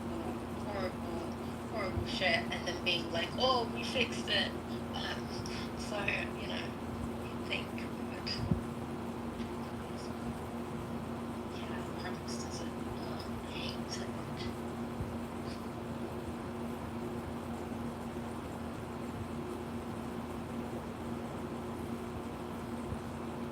Apparently, on Israeli channel, right? Israeli TV depicts Jesus as a monkey and mocks him. Isn't that crazy? They really hate Christians, man.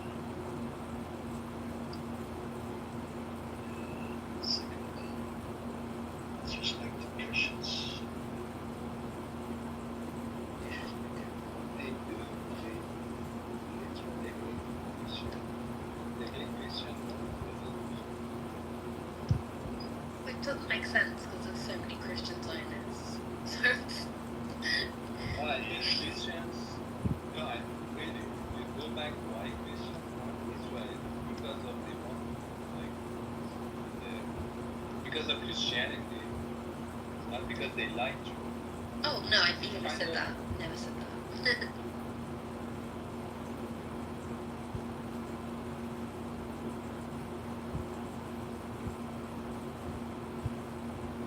But this is what I've never understood, this idea of Judeo-Christian values. Like, if you listen to the Zionists, they basically talk about extremism, or radicalism, or jihadism, or Islamism, but they never talk about radical evangelicalism in Congress. Half of Congress literally sending billions of the taxpayers' money to a foreign nation to support a war based on some kind of messianic religious belief. Like, that's what you call extremism. But they won't address that. That's their own their country's democracy being undermined by them. It's no problem. That's fine. We can send billions to that, and then we can even fund Hamas at some point, and then to the bad guys, and we can make Jelani the good guy in Syria and lift the sanctions on him, even though he was ex-ISIS and he's Nasrallah. It's all fine. You can even send weapons to Iran. When in Iran Contra scandal, under Reagan, when they were sanctioned, everything's fine as long as the military-industrial complex, make it make sense. Yeah, just don't fight back. Yeah, just don't fight back. Just smile and wave. Don't be a bully. Yeah, don't be a bully and fight back. You guys want to hear something funny with the UN? So, right, so UN apparently Saudi Arabia has been authorized to chair a forum on women's rights, even though the country is regularly accused of violating them. What is the point of having the UN? Oh my god.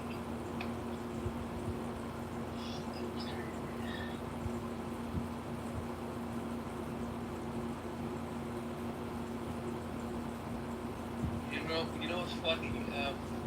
Because I go to the Zaya rooms a lot, right? They used to feel like a left wing, like quite a left leaning room. But then as things started to, people started to realise the facts on the ground and stuff. It's becoming clearer. This is like a hard right move. The way that the rhetoric is, like, it's more about fighting, standing up and fighting. Like they never used to say that. It was like defend ourselves. But now it's take our enemies out. We have to take our enemies out before they stop us. It's crazy, but they'll pick any angle because it's just a narrative. It doesn't really matter which way they lean. It's about that.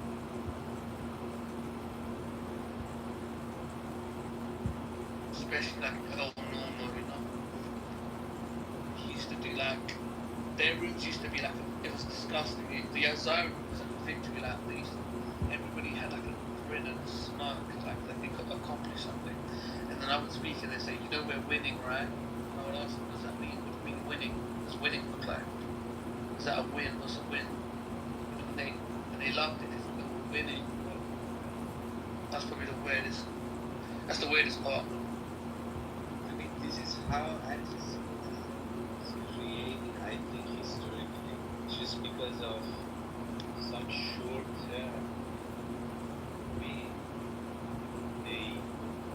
they take the right outside of it. So right now, you go to people like that who is defending Trump, that it's the case. Like, this is just some like going around.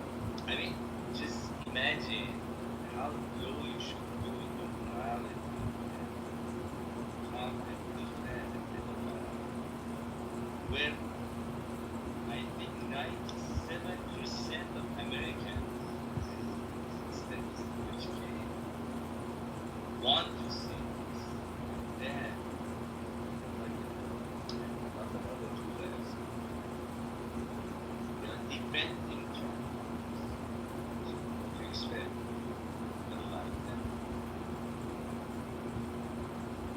Yeah, I was in the room with that's what I say, Jeffrey Epstein. I was in the room with El Normo. Sorry. Yeah. I was like, whoa. Don't want to say that. Don't want to say that. Live. Yeah. That's not what I meant. But I was in a room with El Normo and he was defending Jeffrey Epstein. I was like, he's a CIA. He was an asset. Military, a CIA asset, this and that. And he's like, oh, you can't prove these things. Like, bro, this is the,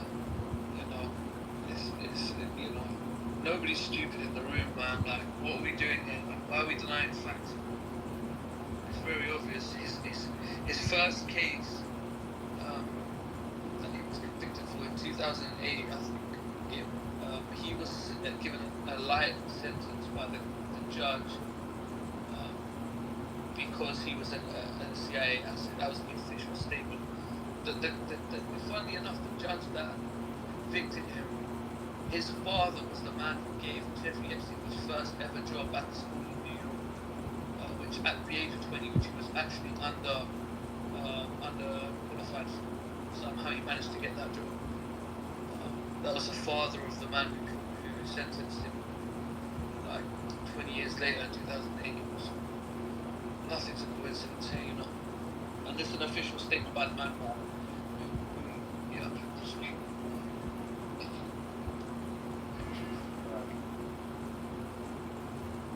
Hey, what's up, Minna? Anybody else want to come on? Because Is that absolute fact?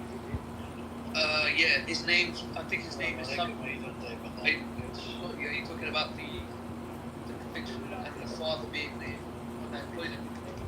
Yeah. Yeah, 100. You just search it up. His name's Bar, B-A-R-R, I think. I don't know the first name of the two. I was getting confused, but that's a complete fact. His son is like, I think he's like a Supreme Court judge, some kind of high-ranking judge, and the father was the he ran that school in New York. That's declassified as official. I mean, funny enough, it goes. Jeffrey Epstein's involvement in all of this goes all the way back to he used to work for, you know, the guy that was the journalist that was killed in the Saudi embassy. His father, Adnan Khashoggi. Adnan Khashoggi. Jeffrey Epstein was his only client. He only had one client, that was Adnan Khashoggi. He helped facilitate sending weapons to Iran. So his involvement goes way back. We know that he's an asset, a military asset, CIA asset, all of them on. The only thing is, when we hear people say, "Oh, we never worked for we never worked for," when you're an asset, you're not technically working for them, working with them. So it's very clever word, use of language. So eventually, it's plausible deniability. You can say, "Oh, we never worked. He never worked for us." No, he works as an asset. He works with them. So that's how they get away with it. Big question for you. Welcome everybody, anybody that just joined. Assalamualaikum, welcome guys.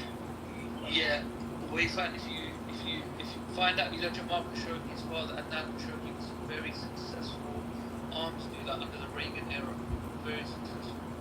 And at the time, the government of the United States put a sanction on Nicaragua and Iran, and Ronald Reagan was illegally sending weapons to those countries via Israel. Surprise, surprise. Israel was sending weapons to Nicaragua and Iran via America, and Jamal Khashoggi and his sole client, Jeffrey Epstein, were the facilitators. This is a fact. You can search it up. It comes up. It sounds crazy. It sounds like a conspiracy. But this is how intertwined these figures are, historically speaking. They're really Jamal Khashoggi was an investigator. I think he was a journalist. Yeah, that was the son of him. Yeah, that was his son. That was his son. But then his father had involvement with Epstein. Yeah. He was his only client.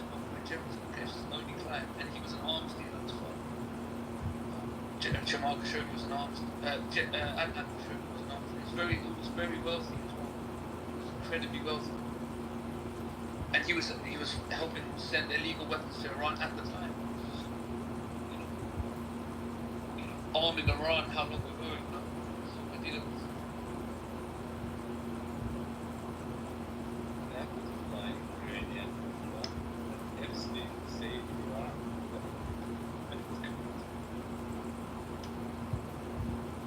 Every time Belarus comes up, it's always Israel.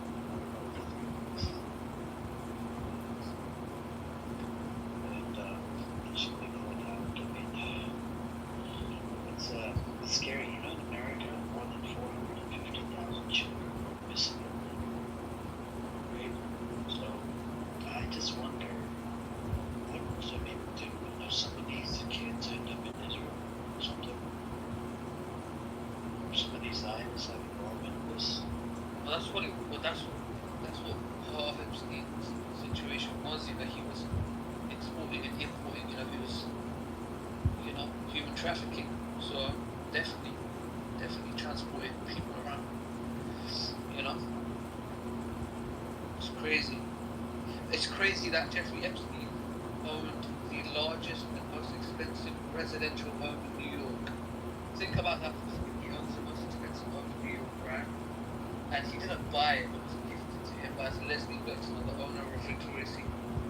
So how does a man gift you $150 million Aziz, who's Keir Starmer? He's the president of the Prime Minister of Britain. Do you know what he said, right?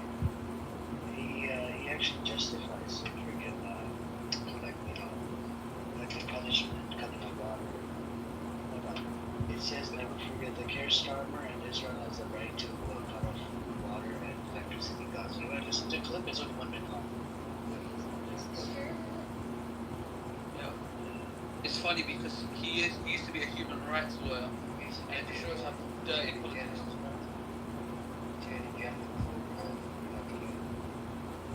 Alright, let me play it really quick. It's only 1 minute long, 50 seconds long, and then we'll talk about it. I'm very clear. Israel does have that right to defend herself, and Hamas bears responsibility. A siege is appropriate, cutting off power, cutting off water. So I think that Israel does have that right. It is an ongoing situation. Obviously, everything should be done within international law, but I don't want to step away from the sort of core principles that Israel has a right to defend herself and Hamas bears responsibility for these terrorist acts. And I would call on all responsible states, particularly Middle East responsible states, to call this out for what it is, and to stand with the world in utterly condemning these actions by Hamas. The fact that he said herself when talking about Israel is just like it's crazy. Family as well that are living in Israel.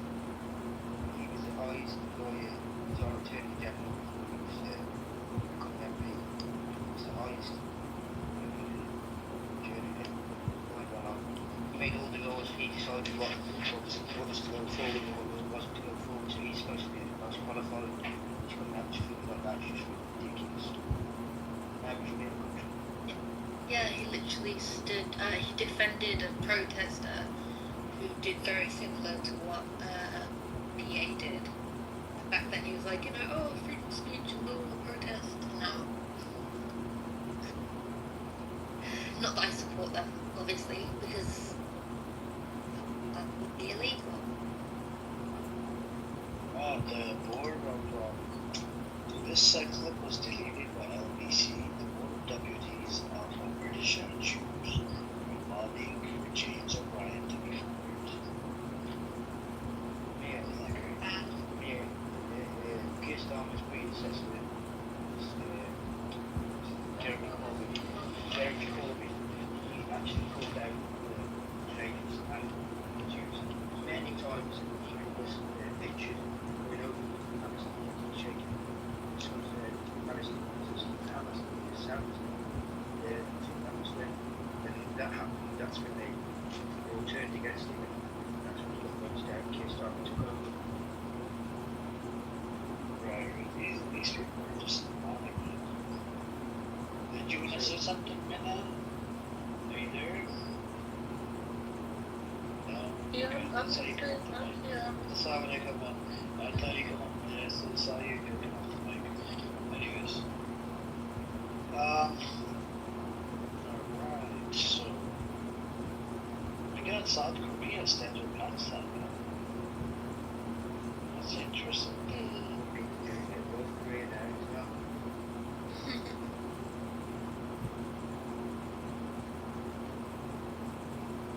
There's so much misinformation at this point.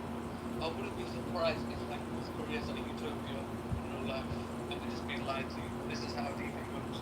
Well, would they allow North Korea because you think he'll be threatened?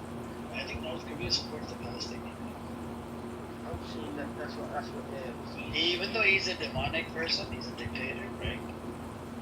But I think he supports the Palestinians. I mean, even him, he can see, hey guys, I know I'm gonna be a forever dictator, and I'm just gonna rule this country with the iron fist. Even him can see, you know what? Maybe he should be doing that. That's what it's come to. Do you guys want to listen to the ADLC the way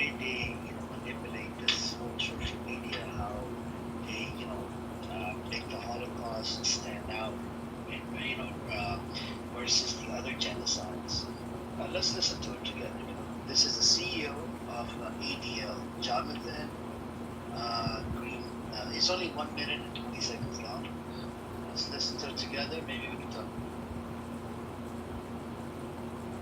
We work with YouTube to get them to change their algorithms. We work with Facebook on trying to use a redirect method, so when you search for Holocaust, you get directed to like a Yad Vashem page. We opened a center in Silicon Valley back in 2017. And the woman who runs it, she's an ex-Facebook executive. I have software engineers and data scientists working at ADL. We're monitoring all this stuff, and we're working with all the platforms, by the way, Google and YouTube and Meta and Twitter and Reddit and Steam and Amazon, all these companies. From like Apple to Zoom, we work with all of them, okay? That's relevant because we've been working with Twitter now since it was founded. We worked with the old regime, working with the new regime. Like I'm talking to Elon, and we're trying to work with them. Just to understand this, is this simply a research effort, or is the ultimate goal, I imagine, to effectively defund them, which is to say that PayPal would effectively turn off the spigot, or at least turn off the ability for them to fundraise using PayPal? That's correct, Andrew. Our job at ADL is to use our expertise with better access to their systems so we can monitor what these groups are doing to stop it once and for all. But Andrew, it won't end there. The goal is also to share what we learn with other companies who are dealing with some of the same challenges, as well as with law enforcement and elected officials, because we need a whole of society strategy.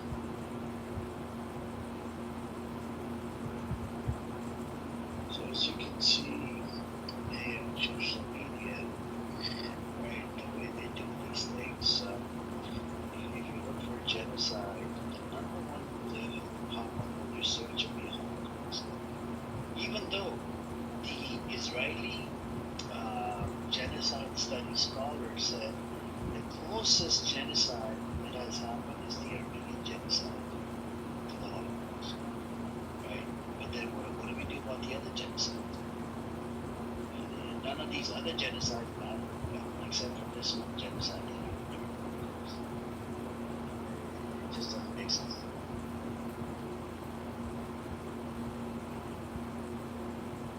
Also the Rwandan genocide. Yeah. There's a lot of them. You know, Skyline,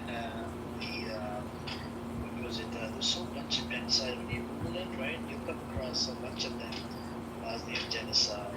You had the Uyghur Muslim genocide. You have what was it? In Burma, they were genociding Muslims. Those you had the genocide happen when there was when Pakistan, India, Pakistan became Pakistan, during that time. You had genocide, massacre happened in, actually it's a slow genocide that's been happening since 1947 in British Palestine. They would cover that. That doesn't matter. They've done a pretty good job changing the whole narrative. If you ask AI right now, the first terrorist attacks since 1900s in the Middle East, you will pop up Jewish militia in British Palestine was the first terrorist attack in that area by a gang, by a Jewish militia. Yeah, really good when it comes to media, you have guys they can think they're between them. Most people believe the only reason right now because of the stance like this. Not as people actually talk to each other. Otherwise it's very hard. They are doing things. They are very vocal people like they pushing a lot of the short.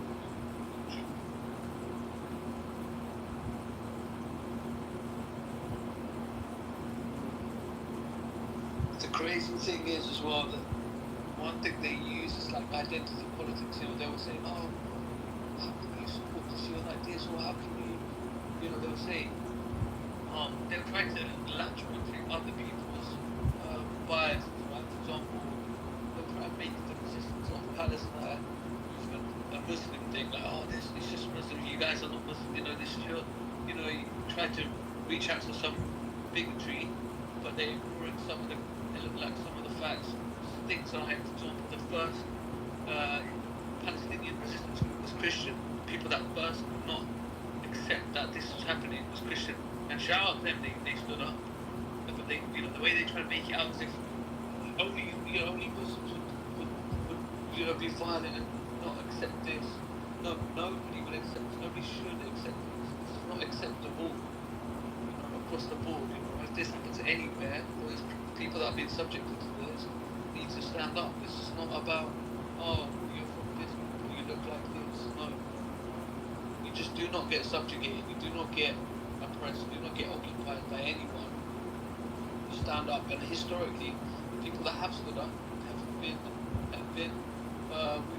at the time we made them, they were villains by the popular narrative, but when history tells a story, there are heroes. They're the heroes that said no, we don't want to give in.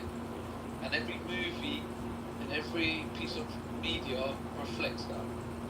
Down to any movie we watch, it's a rebel, it was Han Solo and Star Wars, they're fighting against the Empire who trying to take over the whole galaxy, and they won't accept it. And they use whatever little means they have to resist, and resistance is always popularized. But in this one instance, no, resistance, no, that's the dirty word in this instance, right? And that's the irony of it. I remember during COVID time, and this is the time that John Stewart with my late night publication.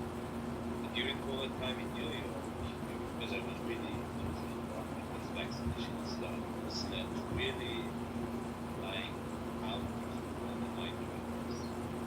One of the things that you see that is there was the chance. It was really big. And then very soon John Stewart came back. That just makes the Jewish. I don't think it's a coincidence. And right now,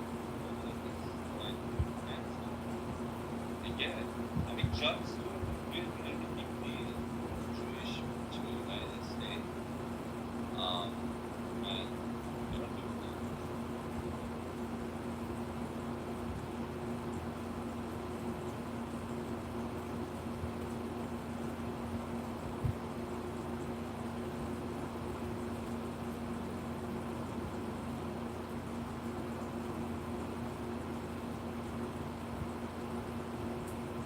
And apparently there's a video on TikTok, Jeffrey Epstein's video, right? They asked him a question about, have you met Donald Trump in the presence of underage girls under the age of 18? He goes, I'm going to assert my 5th and 6th and 14th Amendment rights.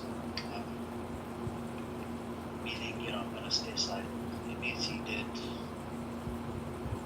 He just have a pedophile.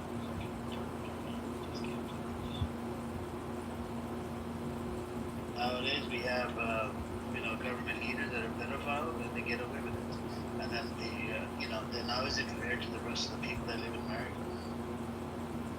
You gotta be consistent. You can't have, these sets of laws because he's a president, and, because he has money and he's white privilege. big trouble on the shape power of sponsors. They were saying that come on. They were accusing of Democrats of being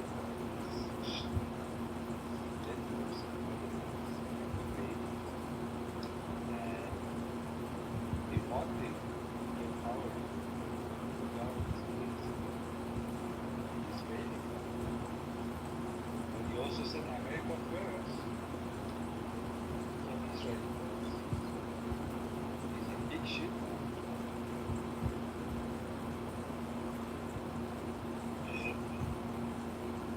There's even new footage come out. You've seen the new footage with Donald Trump at his birthday party with Jeffrey Epstein.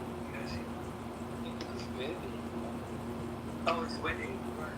With his, the wife before, current much done.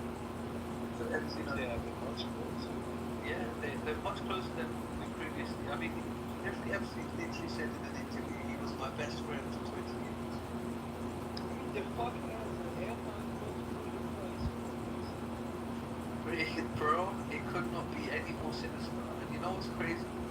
We live in a society, you know, where when it seems like we're addressing things and we've been progressing, right, on the surface. But that's what makes it even more sinister. That the reality is that we are not addressing things. That the things that need to be addressed are being brushed under the rug. You know, and all of these politicians that were meant to reveal the facts, they are strung along now. They are all, or however they managed to get them.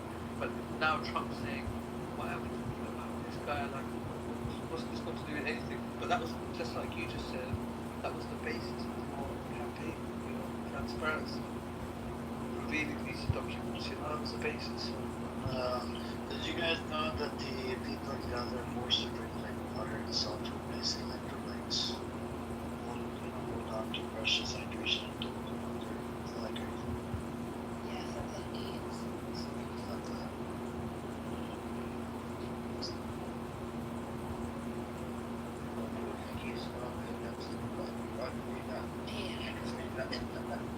That's a great point. Just going into the same things like that, which is absolutely It's literally what we did in India. Slash Pakistan. Sorry, I'm not laughing because it's funny. I'm just, it's just. yeah, it's ridiculous.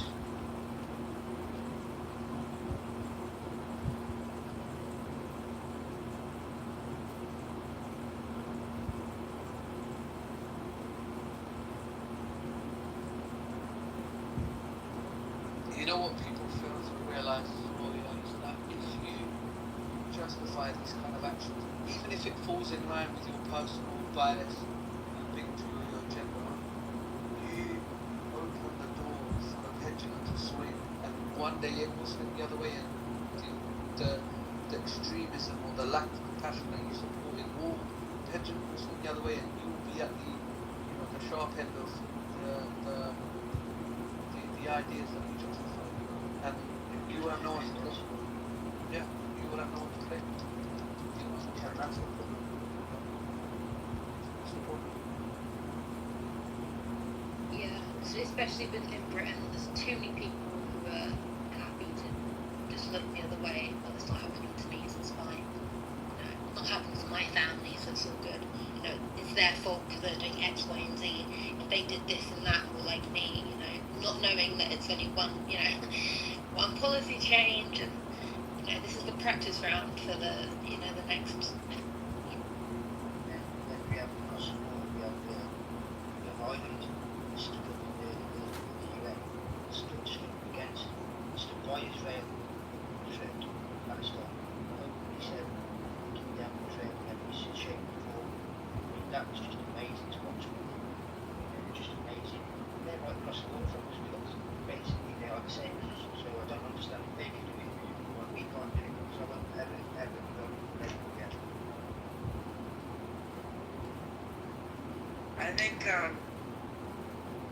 I think the Republicans are trying to get Trump out. So I want to play this clip. It's only 1 minute long. She destroys the Zionists. Her name is Anna Casper about the aid. Oh yes, it's 54 seconds. 54 seconds long. You said where's she from now? He's from TYT. The Young Turks. He destroys him and even calls out the guy a bitch. That's really good. Let's do it.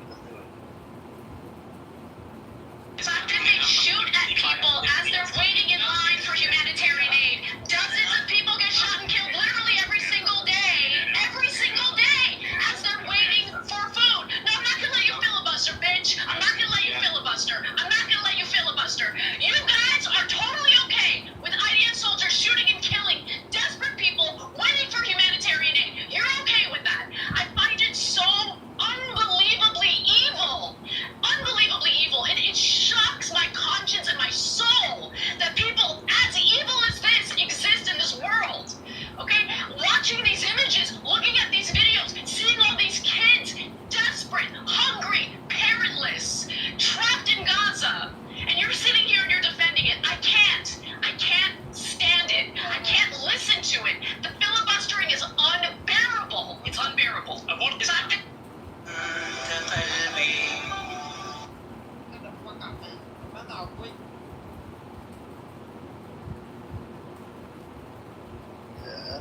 she even comes up.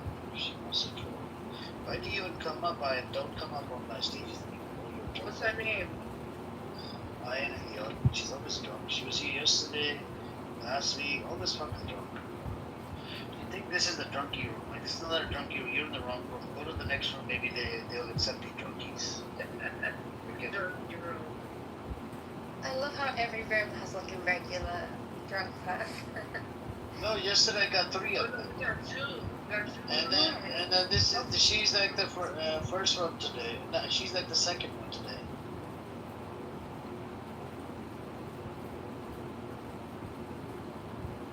Maybe we should all get drunk and go into Amos' room one day. Oh yeah, Amos is something else, bro. I know.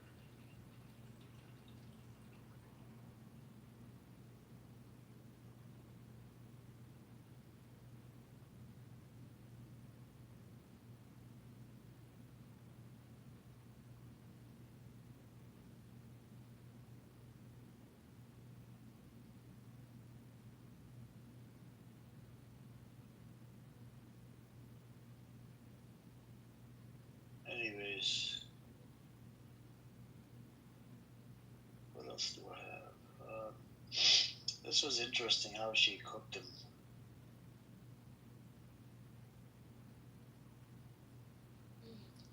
Amir, did you hear what the Ireland, people from Ireland, the representative for Ireland said to the UN? Oh yeah, let's put that on. What they say?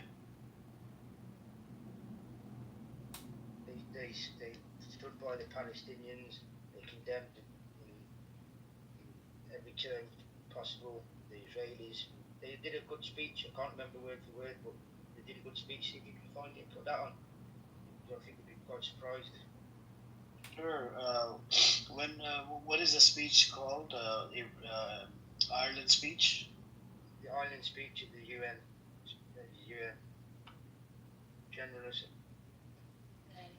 Let me do a search. Gosh, I love Ireland.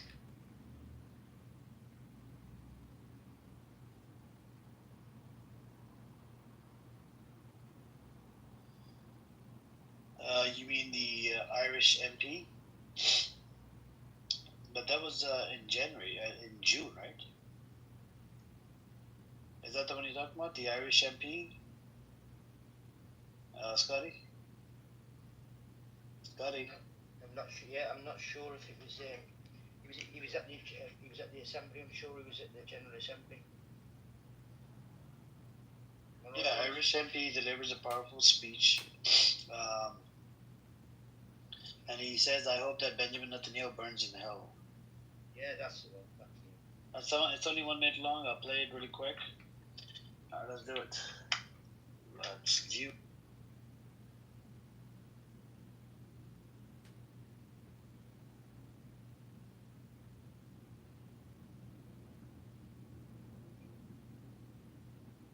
I hope that Benjamin Netanyahu burns in hell to see women and children and their families burned. I hope him and his generals and the pharaoh government in Israel that when their God finally beat him to the resting place, that he deserves to burn in hell. Because what is happening now, not alone is it apartheid, not alone is it atrocity in the war crime, it's just horrific. It's just horrific what they're doing. Where is their soul? Where is the soul of the Israeli people that allows their government to do this to children? Where is their humanity? The Israeli people, the Jewish people, after everything the Jewish people have suffered down over the decades, that they will allow their government to do this to other human beings. Human beings.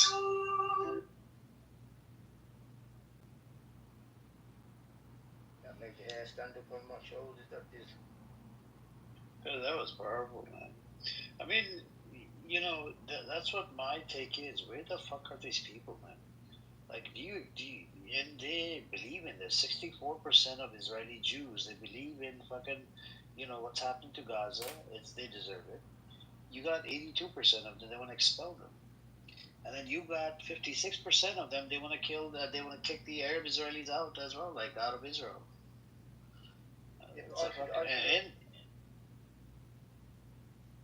There you go. It's not just. But they've actually been through something. What did you say, Scotty? Go on again. I was just going to say, I could understand a bit if they were, if it like they just never happened to them before, but they've been through exactly the same similar thing with the Second World War, with the Germans, what they did to them. So they know, and they know that this is wrong, and they they still do it. And I think that makes it even 10 times worse.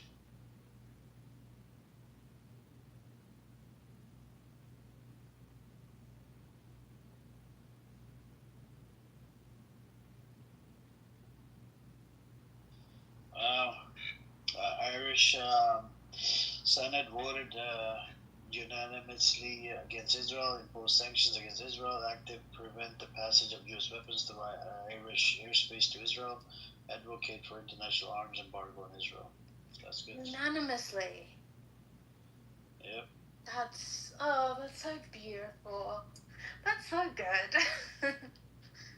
Ireland. Ireland. That's what we should be doing in this country. Ireland's basically the same as us. We should be doing exactly the same, and it would make a big difference if we'd come from us. It'd make a huge difference. But yet we just sit there and don't say nothing. And of course. We tell them that it's right. They've got every right to starve the kids. We've got every right. It's just ridiculous. Go on, Ireland.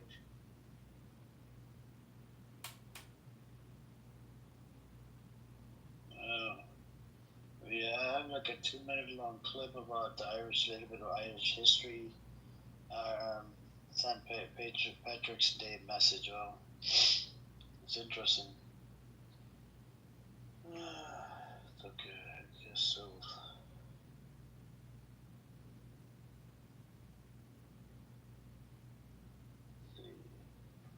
Scotland said that they'll take in all the refugees, any refugees, if we become independent from Palestine only. That's what they said.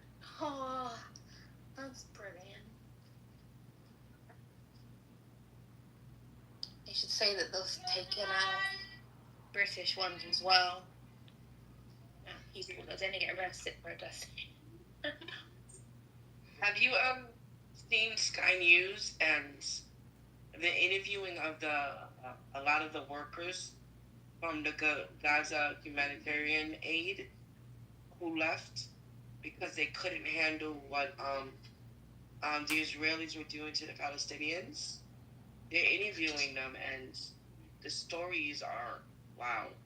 Wait, why did they leave? Because of what they saw, what the Israelis were doing to the Palestinians. Yeah. Getting killed and murdered on a daily basis. Yeah. Accidentally targeted.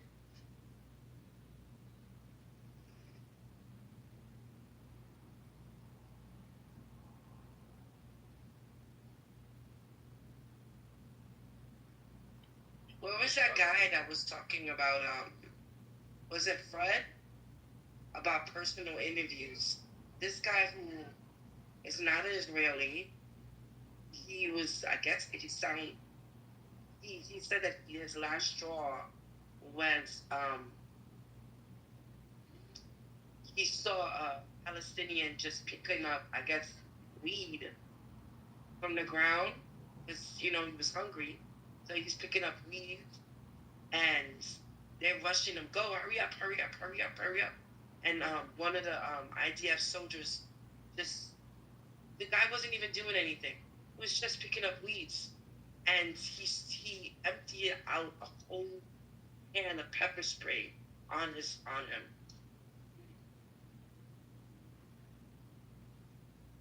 I'm telling you, it's the society. The Israeli society is disgusting. And I really hate when people like Eagle and Caleb be like, well, when BB goes, things will be different. It's not. It's the whole society. The whole society is very, very wicked. When you've been propagandized for that long, it's I did see it. Like, it's awesome that some of the young people there like more and more of them are saying no to conscription and stuff. That's a good start. But as a whole society, I can't imagine. Like, how do you unlearn all of that? And, like, how long does that take? And, like, that's scary. Like, even if, Well, just like in Nazi Germany, right? There were some stories of Germans who resisted the Nazis and helped the Jews, but the whole society needed to get what did the Allies took it over for a while, Germany for a while, right? And Japan.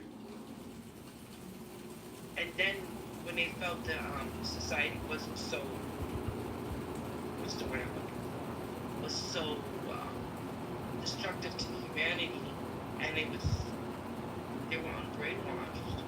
Then they were like, all right, Germany, we're leaving. Same thing with Japan.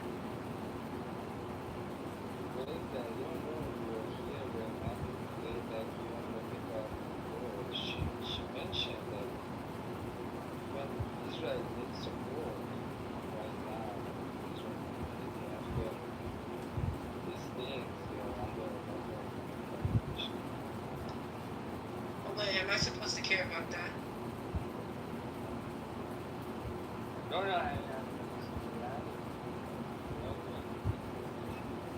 don't think like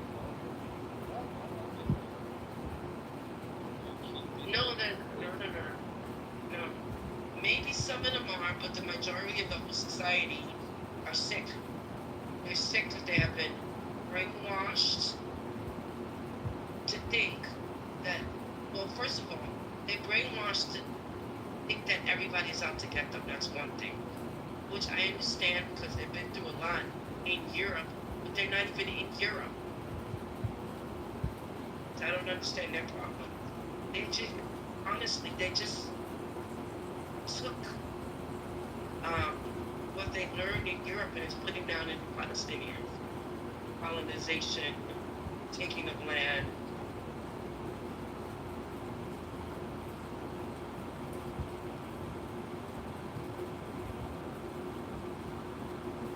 I mean,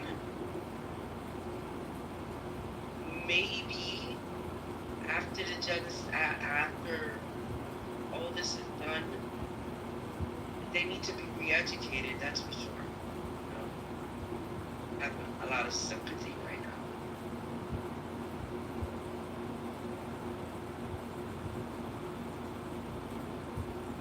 Oh, it's disgusting, man. Like, literally, the historians are saying the ethnic cleansing happened. They fucking live in like 1947. Ethnic cleansing happened right after the Palestinians did an partition plan, which they had freaking everything to do. But these people, they had everything to freaking gain. These people are new on the land. How the fuck you gonna wake up one day and create your own state? And British actually decided not to give these people a state. Germans did that. Did all that. They all paid for it. They got tried and supposed to got before jail and all that. Yeah, that will happen to these Jews. They're putting them pushing out Benjamin Netanyahu and all the rest of them. Yeah, that will happen one day. They will be held to account. I swear I hope not just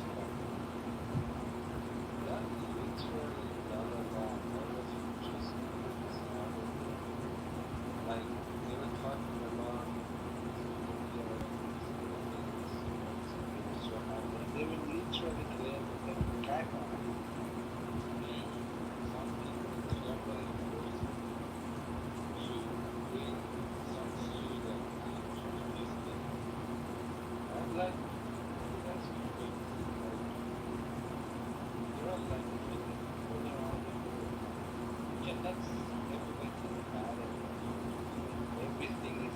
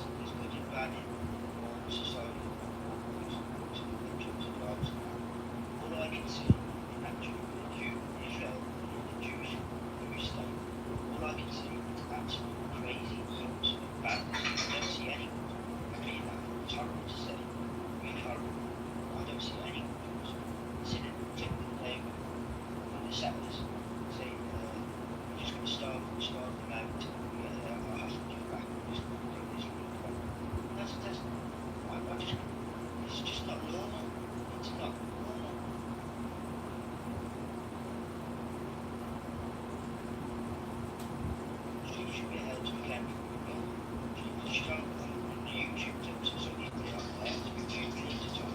She should be held to account for what she said in a court of elders. When she says it, she gives her time to say, well, this is the crazy about it, and believing that sort of stuff. Then she's actually got kids who, she's probably got kids and grandkids, and she's teaching them what to do. That's child abuse. That's a full child abuse.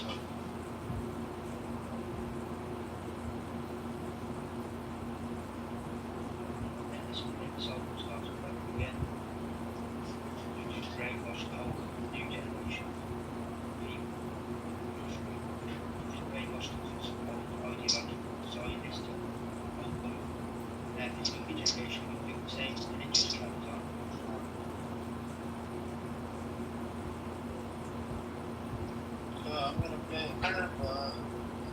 It's a 30-second clip. It's about Trump. So let's listen to this one really quick. It's very interesting. And this is an old clip from 2006.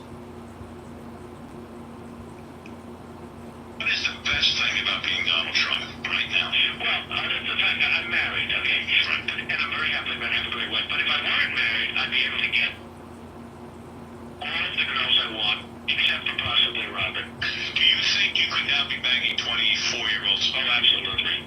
I have no trouble. Would you do it? I have no problem. Yeah, do you have an age limit, or would you? No, I have no age. I mean, I have an age, so I don't want to be the upper bracket only with, 12-year-olds. Can I make a prediction for you? Yes.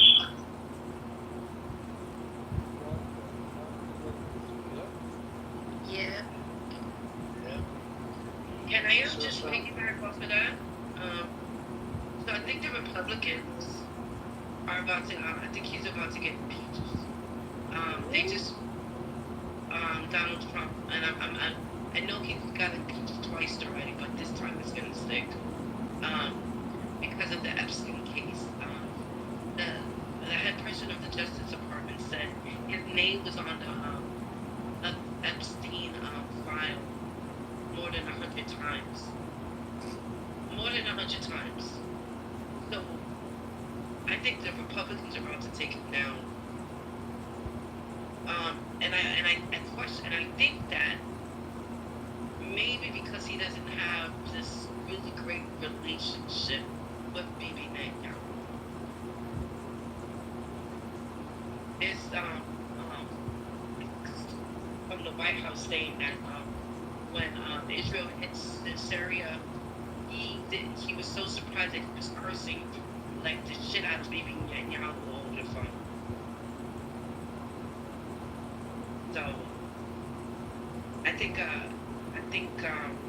Israel's trying to take Donald Trump down to put the Vice President man in, who is basically a puppet for the Zionists. I doubt it. I think Bitcoin, yeah, probably is one. They're all freaking zombies. Bitcoin, I don't know what's in this like a minute. But you guys heard it, right? No age limit, right? When it comes down to Yeah, it's disgusting. And he is connected to, Epstein files. And I don't think so. Even if they were to impeach him, he always finds a way. He always finds a way. No, he got impeached twice. Is that, remember, the two times that he did get impeached, when it went to the Senate, they said no to take him out as president. So, but I think this time, if he does get impeached, which will be a third time, I think the Republican run Senate will probably agree to the impeachment. But I question why the Republicans now are going against Donald Trump. And I feel like I'm sounding like a conspiracy theorist, but I think it has to do with putting a yes man as president of the United States, which would be J.D. Vance, more than Donald Trump. Remember, Donald Trump has been doing things that a lot of presidents haven't. And mind you, I don't like the man. But he's been speaking to people in Qatar, Saudi Arabia, went to the Middle East, didn't even plan stop at Israel, you know what I mean? Versus Jasmine White House leader saying that he does curse out Bibi Netanyahu. So But I think BB is trying to, and the Zionists are trying to get a yes man, like how Biden was. Even Biden used that propaganda of the 40 piano babes that he saw pictures.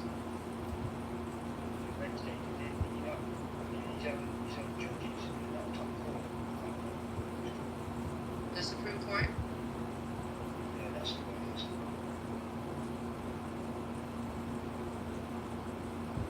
Wait, say it again. I'm sorry, Scotty. Sean, yeah, I think it was his Supreme Court. He got a choice to win. Chose to win. He's a conservative, like he don't like judges. Is that correct? Yes. He's already you get him to the death anything happens. So I don't know. I don't know if J.D. Vance. I don't know if J.D. Vance would be even better for the Palestinians, to be honest with you. Or even better for the American people. Or even better for the American people. Agreed.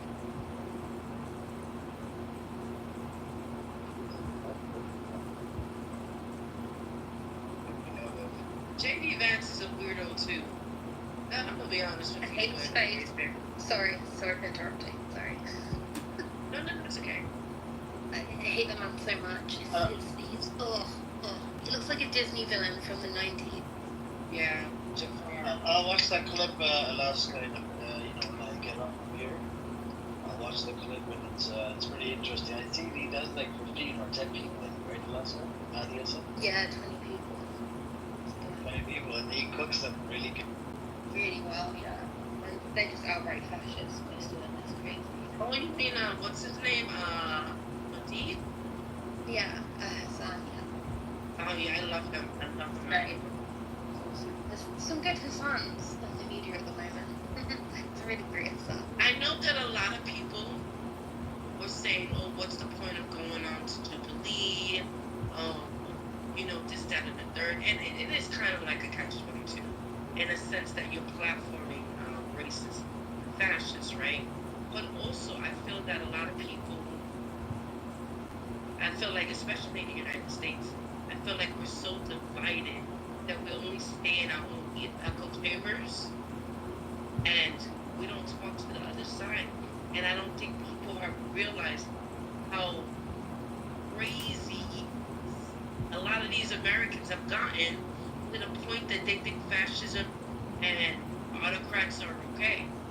Honestly, and the fact that, like, I knew these people existed, it wasn't a surprise, but watching that video, what made me be like, wow, was how, like, they were just fine with their face being out there, knowing that it's a big channel, knowing that millions of people are going to see it, and that they were still proud of those horrific things. And I literally was sitting there watching it, being like, oh, this is Nazi Germany. I get it. Like, this is what would be happening back then. Okay, fascism that. in the United States. 100%. It wrapped up. It's here. It's here.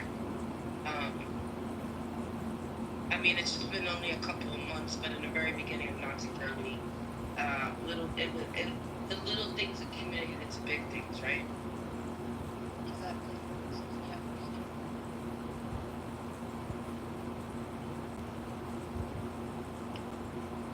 You think of me as a Trump video? Yeah, no, I'm gonna see it, but did you guys do the Trump video? I mean, this is the one that I played 30 seconds, right? Oh, yeah, that was cool. I mean, it's not cool that he's a pedophile, like. What? You saw that one? Who lives in Australia here? I forgot to tell you. We got a video of a former Australian Prime Minister Paul Keane greeting his young daughter, leaving Jeffrey Epstein's luxury apartment. It's on the internet. It's disgusting. Let me ask you a question. What if Jeffrey Epstein worked for the Mossad and he did this whole thing to, what is it? It's an expression for honeypot. Like, use people and figure out what these people like these high politicians, people in power, right? Like their fetishes, their this, their that, their likes, their whatever, and then like kind of like what Diddy did, and so like they could be controlled. So basically, it's probably Israel. Like I said, I sound like a conspiracy theorist, but you know what? I feel like in 2025, I don't know. I think Israel has been into a lot of shit, especially in American politics. So I don't think I'm far off.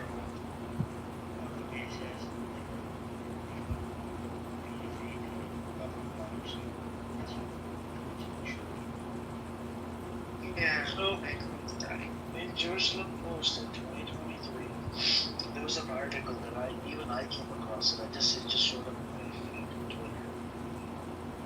Israel's trying to legalize pedophilia. That's Avi Maoz.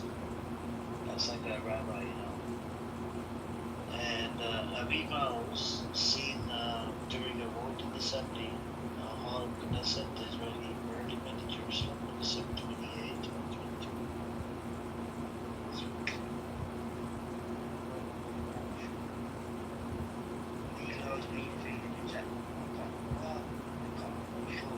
Can you post a link for that? Sorry.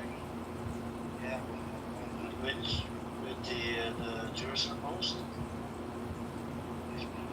Okay, let me look for it. I came across this article about I think 9 months ago or 7 months ago, and then I'm like, okay, it can't be true. It can't be true. I did share it in the room to trigger the Zionists. They come into the room, and then I think I start talking about other shit. But let me put the God bless the internet. Sharing that on pages, on platforms, tell you that. Can you imagine how easy like fascism must have been without the internet? Like it's already easy enough now, but like when you used to have like complete control of the media, there was one newspaper. Like wow, oh. Remember those days? I remember being a kid and watching Yasser Arafat on TV and bulldozers were everywhere to compact. One bit, and my dad was sharing the TV. We had 3 or 4 channels at the time. Dad was sharing the TV because he was also Palestinian side. And I just remember watching yesterday. I think I put the article in the chat for you guys. Look into it, read up on it. You remember that man? When they surrounded Yasser Arafat's compound with the bulldozers and taking it down bit by bit. Yeah. Do you remember I think it was Rachel 4 channels. They ran a bulldozer over her body as well, right? It was Rachel Corey and me. When they were doing that to Yasser Arafat in the UK at the time, we had 4 channels. Two of them were Portugal News, the rest of them didn't. So we were only seeing a very small window of that. Nowadays, internet, social media, platform players, get to hear and see real true what's going on. I think it's awakening a lot of people. You guys want to hear something funny? The breaking news, French President Emmanuel Macron has just sued the Candace Owens for saying his wife, Brigitte, was born a man. Macron accuses the Owens of publishing outlandish, defamatory, and far-fetched fiction that fuel campaign of global humiliation and relentless bullying. So, you know, Trump How much is it for? Does it say I'm how not much? sure. But you guys know that the Trump actually called Candace Owens about this. Really? Yeah, President. That's what Candace Owens, she came out and she said that he called me to, knock it off, stop talking about his wife, right? Because he had dinner with her, right? So he pretty much confirmed it. Maybe he's seen the inside parts of it already. That was best. And he told her, because of you, he cannot make the deal that related to Ukraine, Russia can't, And so I was in a shock. Like, how was this Ukraine, Russia thing, involved with his wife? And again, this is just confusing. Right? How much, like, you meant to be a good businessman, and also, how much time do you have that you're calling? She's not even part of the government. Oh my god, that's okay. Stupid. Hey, what's up, Hector? Anybody that want to come on up, just come on up, unmute, come on up. Let me see if I have anything out. I hope they take her for so much money. Alaska, do you hang out in the healthy debates with JB? That's a Zionist. Normal. Do you hang out in that room, in that house? Not anymore. Yeah. But Why? pardon? No, no. Nothing happened. Just I didn't realize he was a Zionist. I was like, oh, JB. Oh my god. Yeah, he came out of the closet after some of the nobody knew that he was Jewish.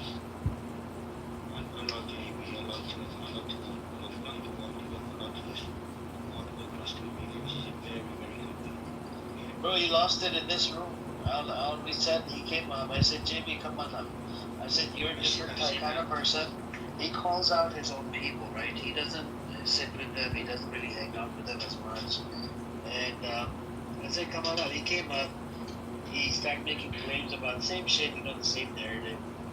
I said, what do you think about the babies? I know you would probably condemn it, right?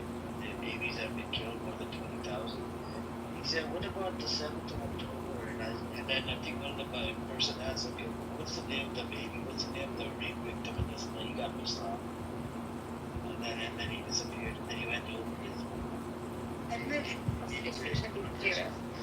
just such a proud Zionist. Sorry. But you guys do know, right? Everybody called him out, right? He was a wealthy businessman. I don't know if you got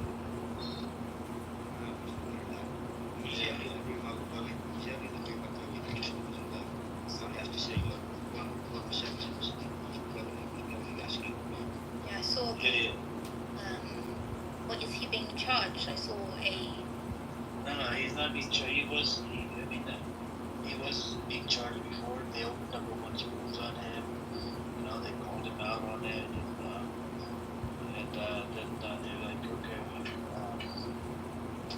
And then it died down, like because this app started dying as well, right?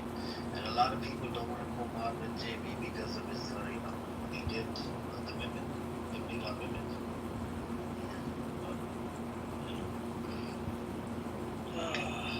But he opens up about white fatigue, black fatigue, and I'm like, what the fuck are you doing? What is this term fatigue? It's kind of funny though, he picked me in there. Some people picked me in that room. But some of the commands, a lot of them, they don't like me. A lot of times they hate my guts. I mean it. Judging by your enemies, right? Yeah. A bunch of these people, they are trying to dox me, and Norma even gave me a threat. He said, what time should I send that video to your place? So they're pissed off because I've been running these spaces for the past 10 months. It's because you know that you can state facts. You call them out. Oh, yeah. You gotta do it, man. They hate that. I love to watch it. That's what I do. We can. I can't go down on the stage what I can do to say. Also, jokes on him. We're already on the list, so. Oh yeah, it's true. So apparently we have Cyprus is about to receive a Palestinian treatment. I think somebody said that, okay, our country's being taken away from us. Israel is occupying us. This is official from Cyprus. Cyprus politician Stefano, in response to the growing number of Israeli Zionists buying land illegally in Cyprus. According to a local Cyprus newspaper, Israelis are on the verge of establishing a new town, titling the headline as if Cyprus were another promised land because it's close to Jerusalem. Oh my God. Yep. Feel bad for the Cyprus, and who's the ally of Cyprus is Pakistan. So you see, that's why so they were attacked. They were going after Iran about the nuclear. Do you know that Netanyahu is pissed off because Pakistan is a Muslim go after Iran first and then Pakistan. Because he doesn't want any Muslim nations to have any kind of nuclear weapon. I mean, every country has a right to have a nuclear weapon. What are you on about? Every country's got a right to have any technology they want. Who really want another country to take what we have, what they have? It's ridiculous. It's stupid. I can't see the point in that. Saudi for years and years, in the amount of propaganda the Western media has played, right? The American government has pushed this stupid, disgusting narrative that in the Middle East, Iran is the biggest threat. But you know, the biggest threat is actually Israel, not Iran. You see what I'm saying? And Hezbollah was created to fight out the Zionist entity. And like they literally took over Lebanon in 1982, and you know, Hezbollah was created in 1982 to take these people out, get rid of them. And they actually lost in 1982, these Israelis. Because Hezbollah was like trained or whatever. Hamas, these are the groups that go forward because they're normal people, their parents, they see their parents getting killed by the Israelis. The Israelis, that's what was to Hamas. The Israelis really, in fact, created all these groups, every one of them.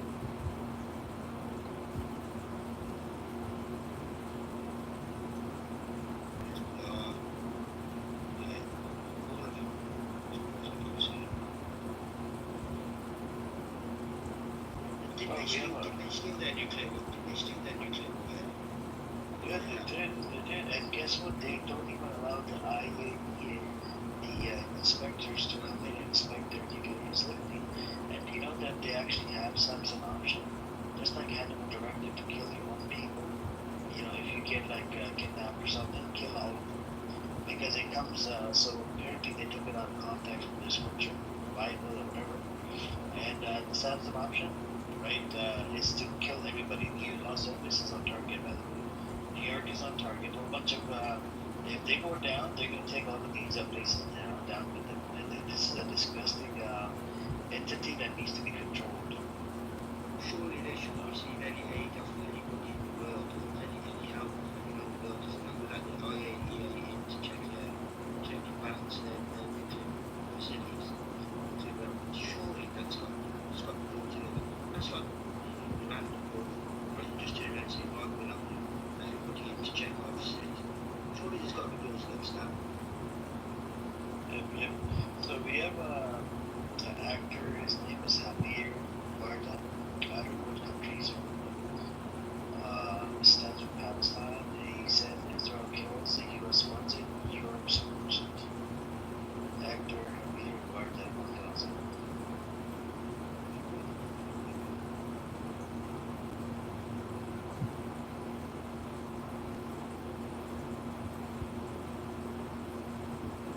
I'm worried more about the Israelis than to do anybody else. The Iranians, I think they'd everything keeping that side of the Middle East and that side of the world nice and stable because it used to be Iraq, if I remember rightly. We should be married when they destroyed that country. Gaddafi, he had Libya, he had all that side, the other side that was all getting nice and calm and reflected, and we destroyed him, his country, and just everything's been in civil war and unrest ever since. Now, I think we're the biggest sectors to the Middle East, any Middle East countries, definitely better than America, I think, first. Then we turn around and say we're not taking anybody in from these countries. Ridiculous, we go and destroy their country and then we tell them you can't move. Wow.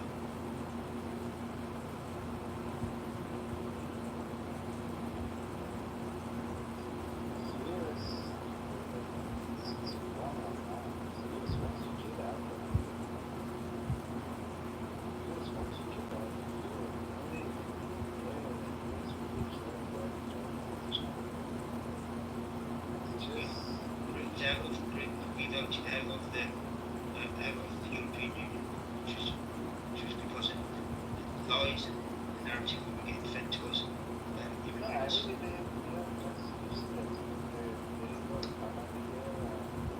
we got lied to. There is an economy. There is an economy. It's a massive economy.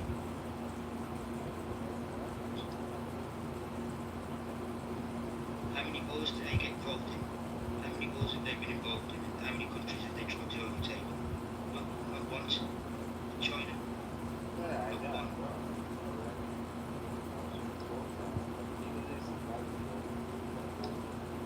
There is more, but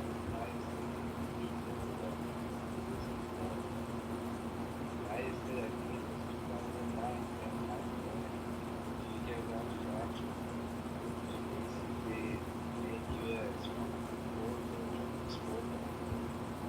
So US doesn't need more than Yeah, but wait, fam, when you spend billions and billions each day on one war in Afghanistan, on another war in Iraq, which they were doing for many years, surely you're going to go, that money has to come from somewhere, even if you did use your oil money. They're going to become a time, you're going to be born. The next generation coming, they're going to have to pay for it at some point, and that's what I think's happening now. So that's why they're all skint. Money, the dollar's devaluing, and the pound's devaluing, because Russia was doing really, really well. Their economy was booming until they went to war with Ukraine. Now, the longer it goes on, the worse the rubles do. Now, because we were doing it for, I think it was, I can't remember, 5 years, just 10 years back, 14 to 15 years for Afghanistan. And each day, billions and billions of pounds, each day, for 14 years, is a lot of money to be spent. It could have been spent better on our own people or different issues. So it's going to come back. That's why I think we're in the state we're in now.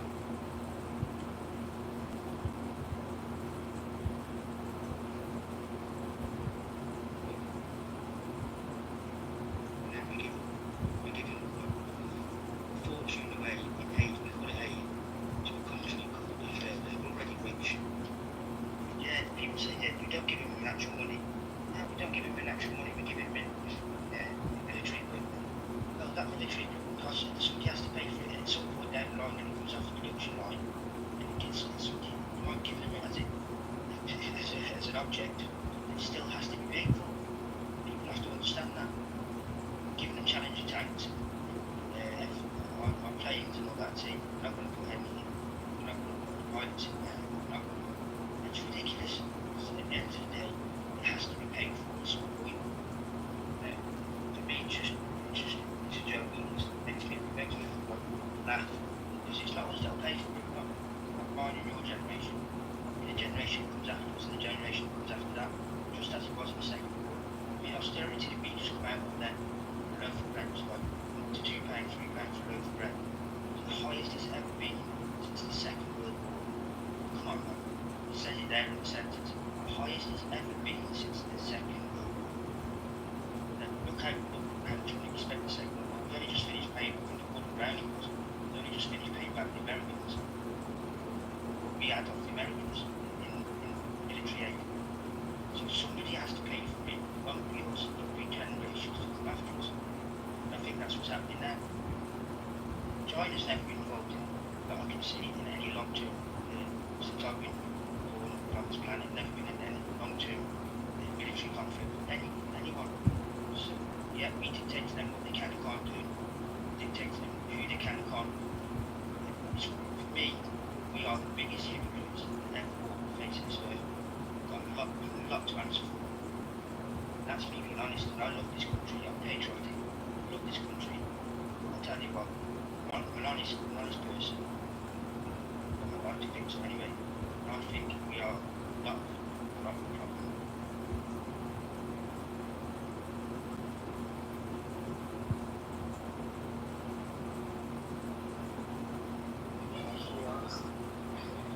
I would take that.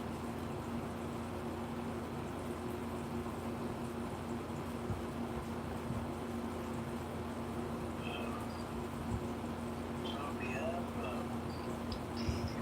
the Christianity, right? So burning up the Christian churches in Israel justified far-right Jewish Israeli leaders on the head of you have for Biden campaign against Jewish elimination risks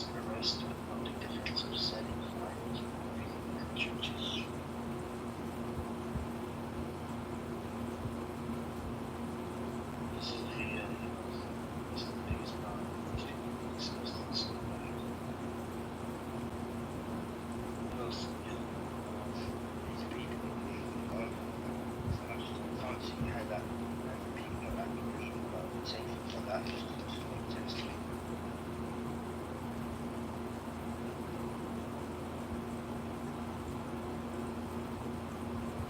Oh yeah, and the main suspect in this SD team and gang rape case is now a media star in Israel. They like to really promote the pedophiles and rapist. That's crazy. I'm not laughing at the rape thing, but I'm just laughing at the way the system is. It's a funny, disgusting system.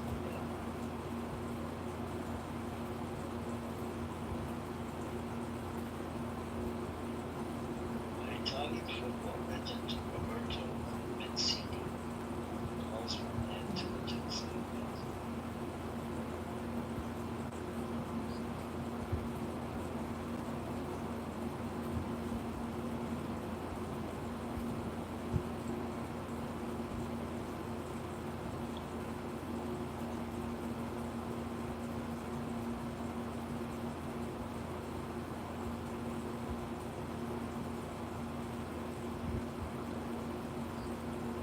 So Israeli victim cards actually have expired, which means they can't use the Holocaust anymore. Reuse the Holocaust to prove what's happened to thousands. They can't bring up the Holocaust. They can't bring up how they were kept out forever because it doesn't work anymore. We're all anti-Semitic. Everyone's smart people saying that about the Jewish Israelites. We're anti-Semite. Well, they call me anti-Semite all the time. I'm not pretending I'm going to be. I never even knew what it meant to basically. Now all I know is it to be, if you disagree with a Jew in any way, shape or form, you're an anti-Semite.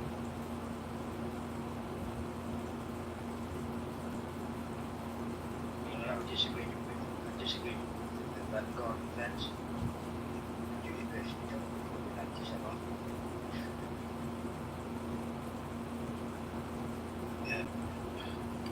Alright, take care. Nice one.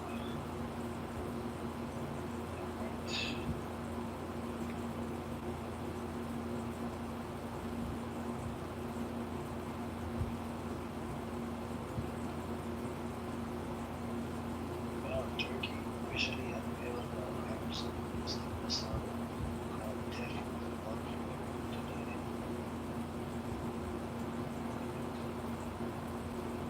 You see the British is tried in the solar system. It's supposed to be our failsafe. They tested it. It was last July, June. They tested it. They shot it off completely the wrong direction. Miles and miles left to go. Cost 50 million.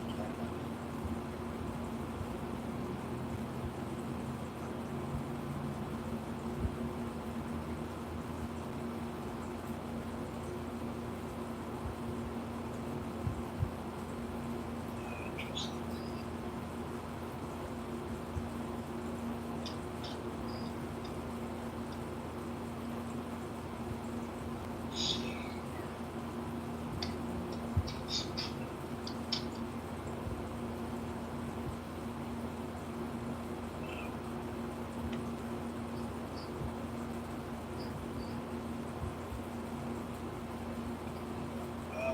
Give a testimony on YouTube insecurity. You guys listen to it. It's not showing this picture.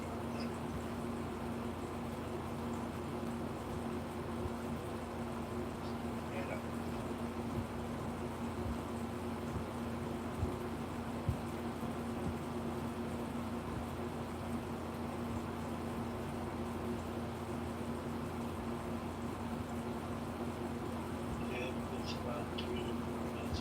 It's a testimony.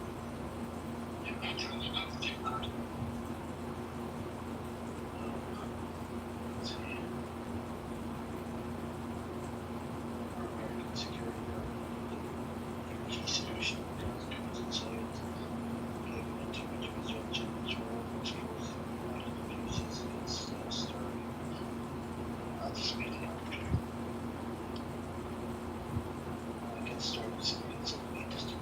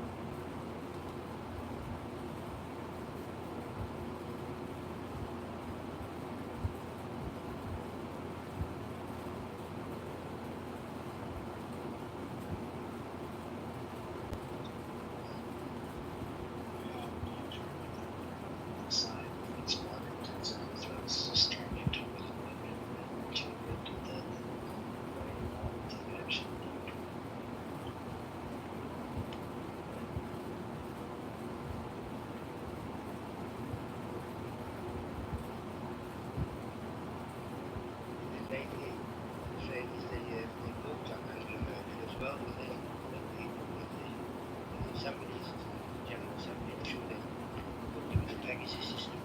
Remember right?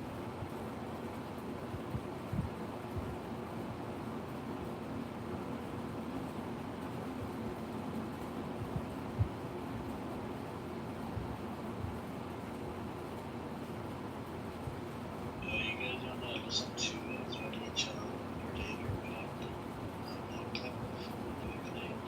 You guys listen to all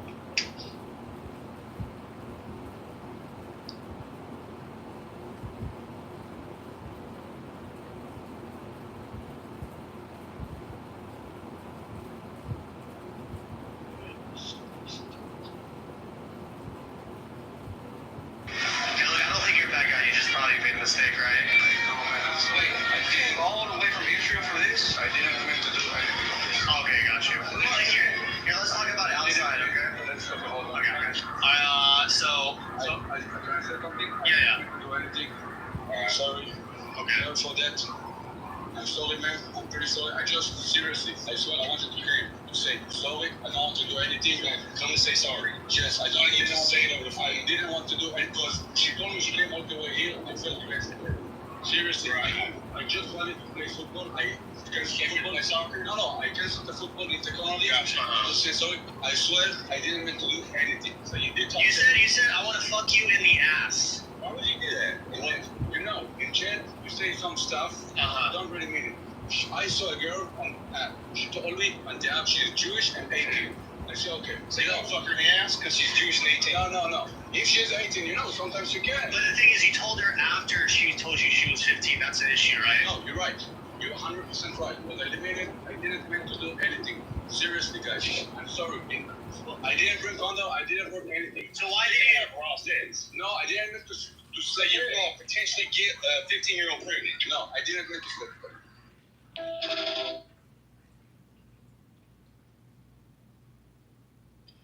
You guys heard it. Yep, you heard the testimony. This is Israeli. See what I mean about backward people? I just don't understand how these people can be in charge of running a country in 2025. How can they? Oh my God.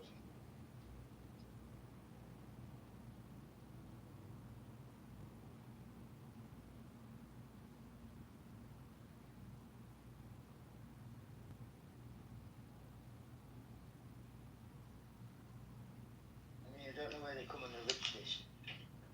Israel, the countries with the most money. But these people, they're a massive country, and they got idiots like that.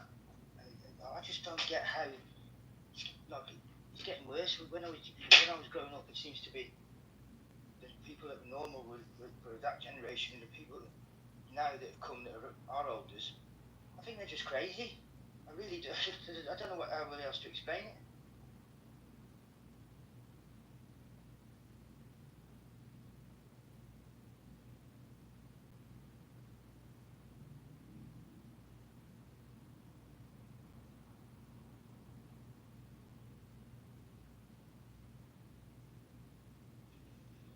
Right. Do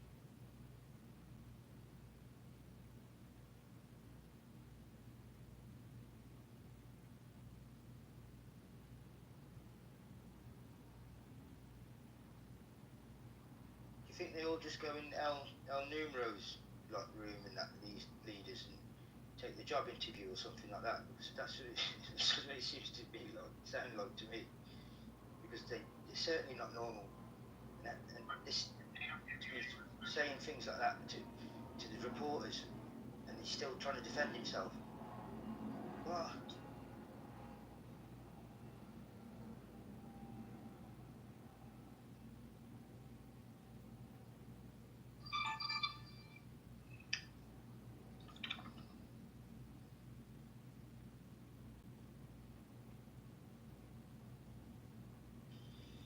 Yep. What was it he said there? I mean, I didn't really mean it. Sometimes you say things like that. I didn't even bring a condom. What the is that? This is not normal.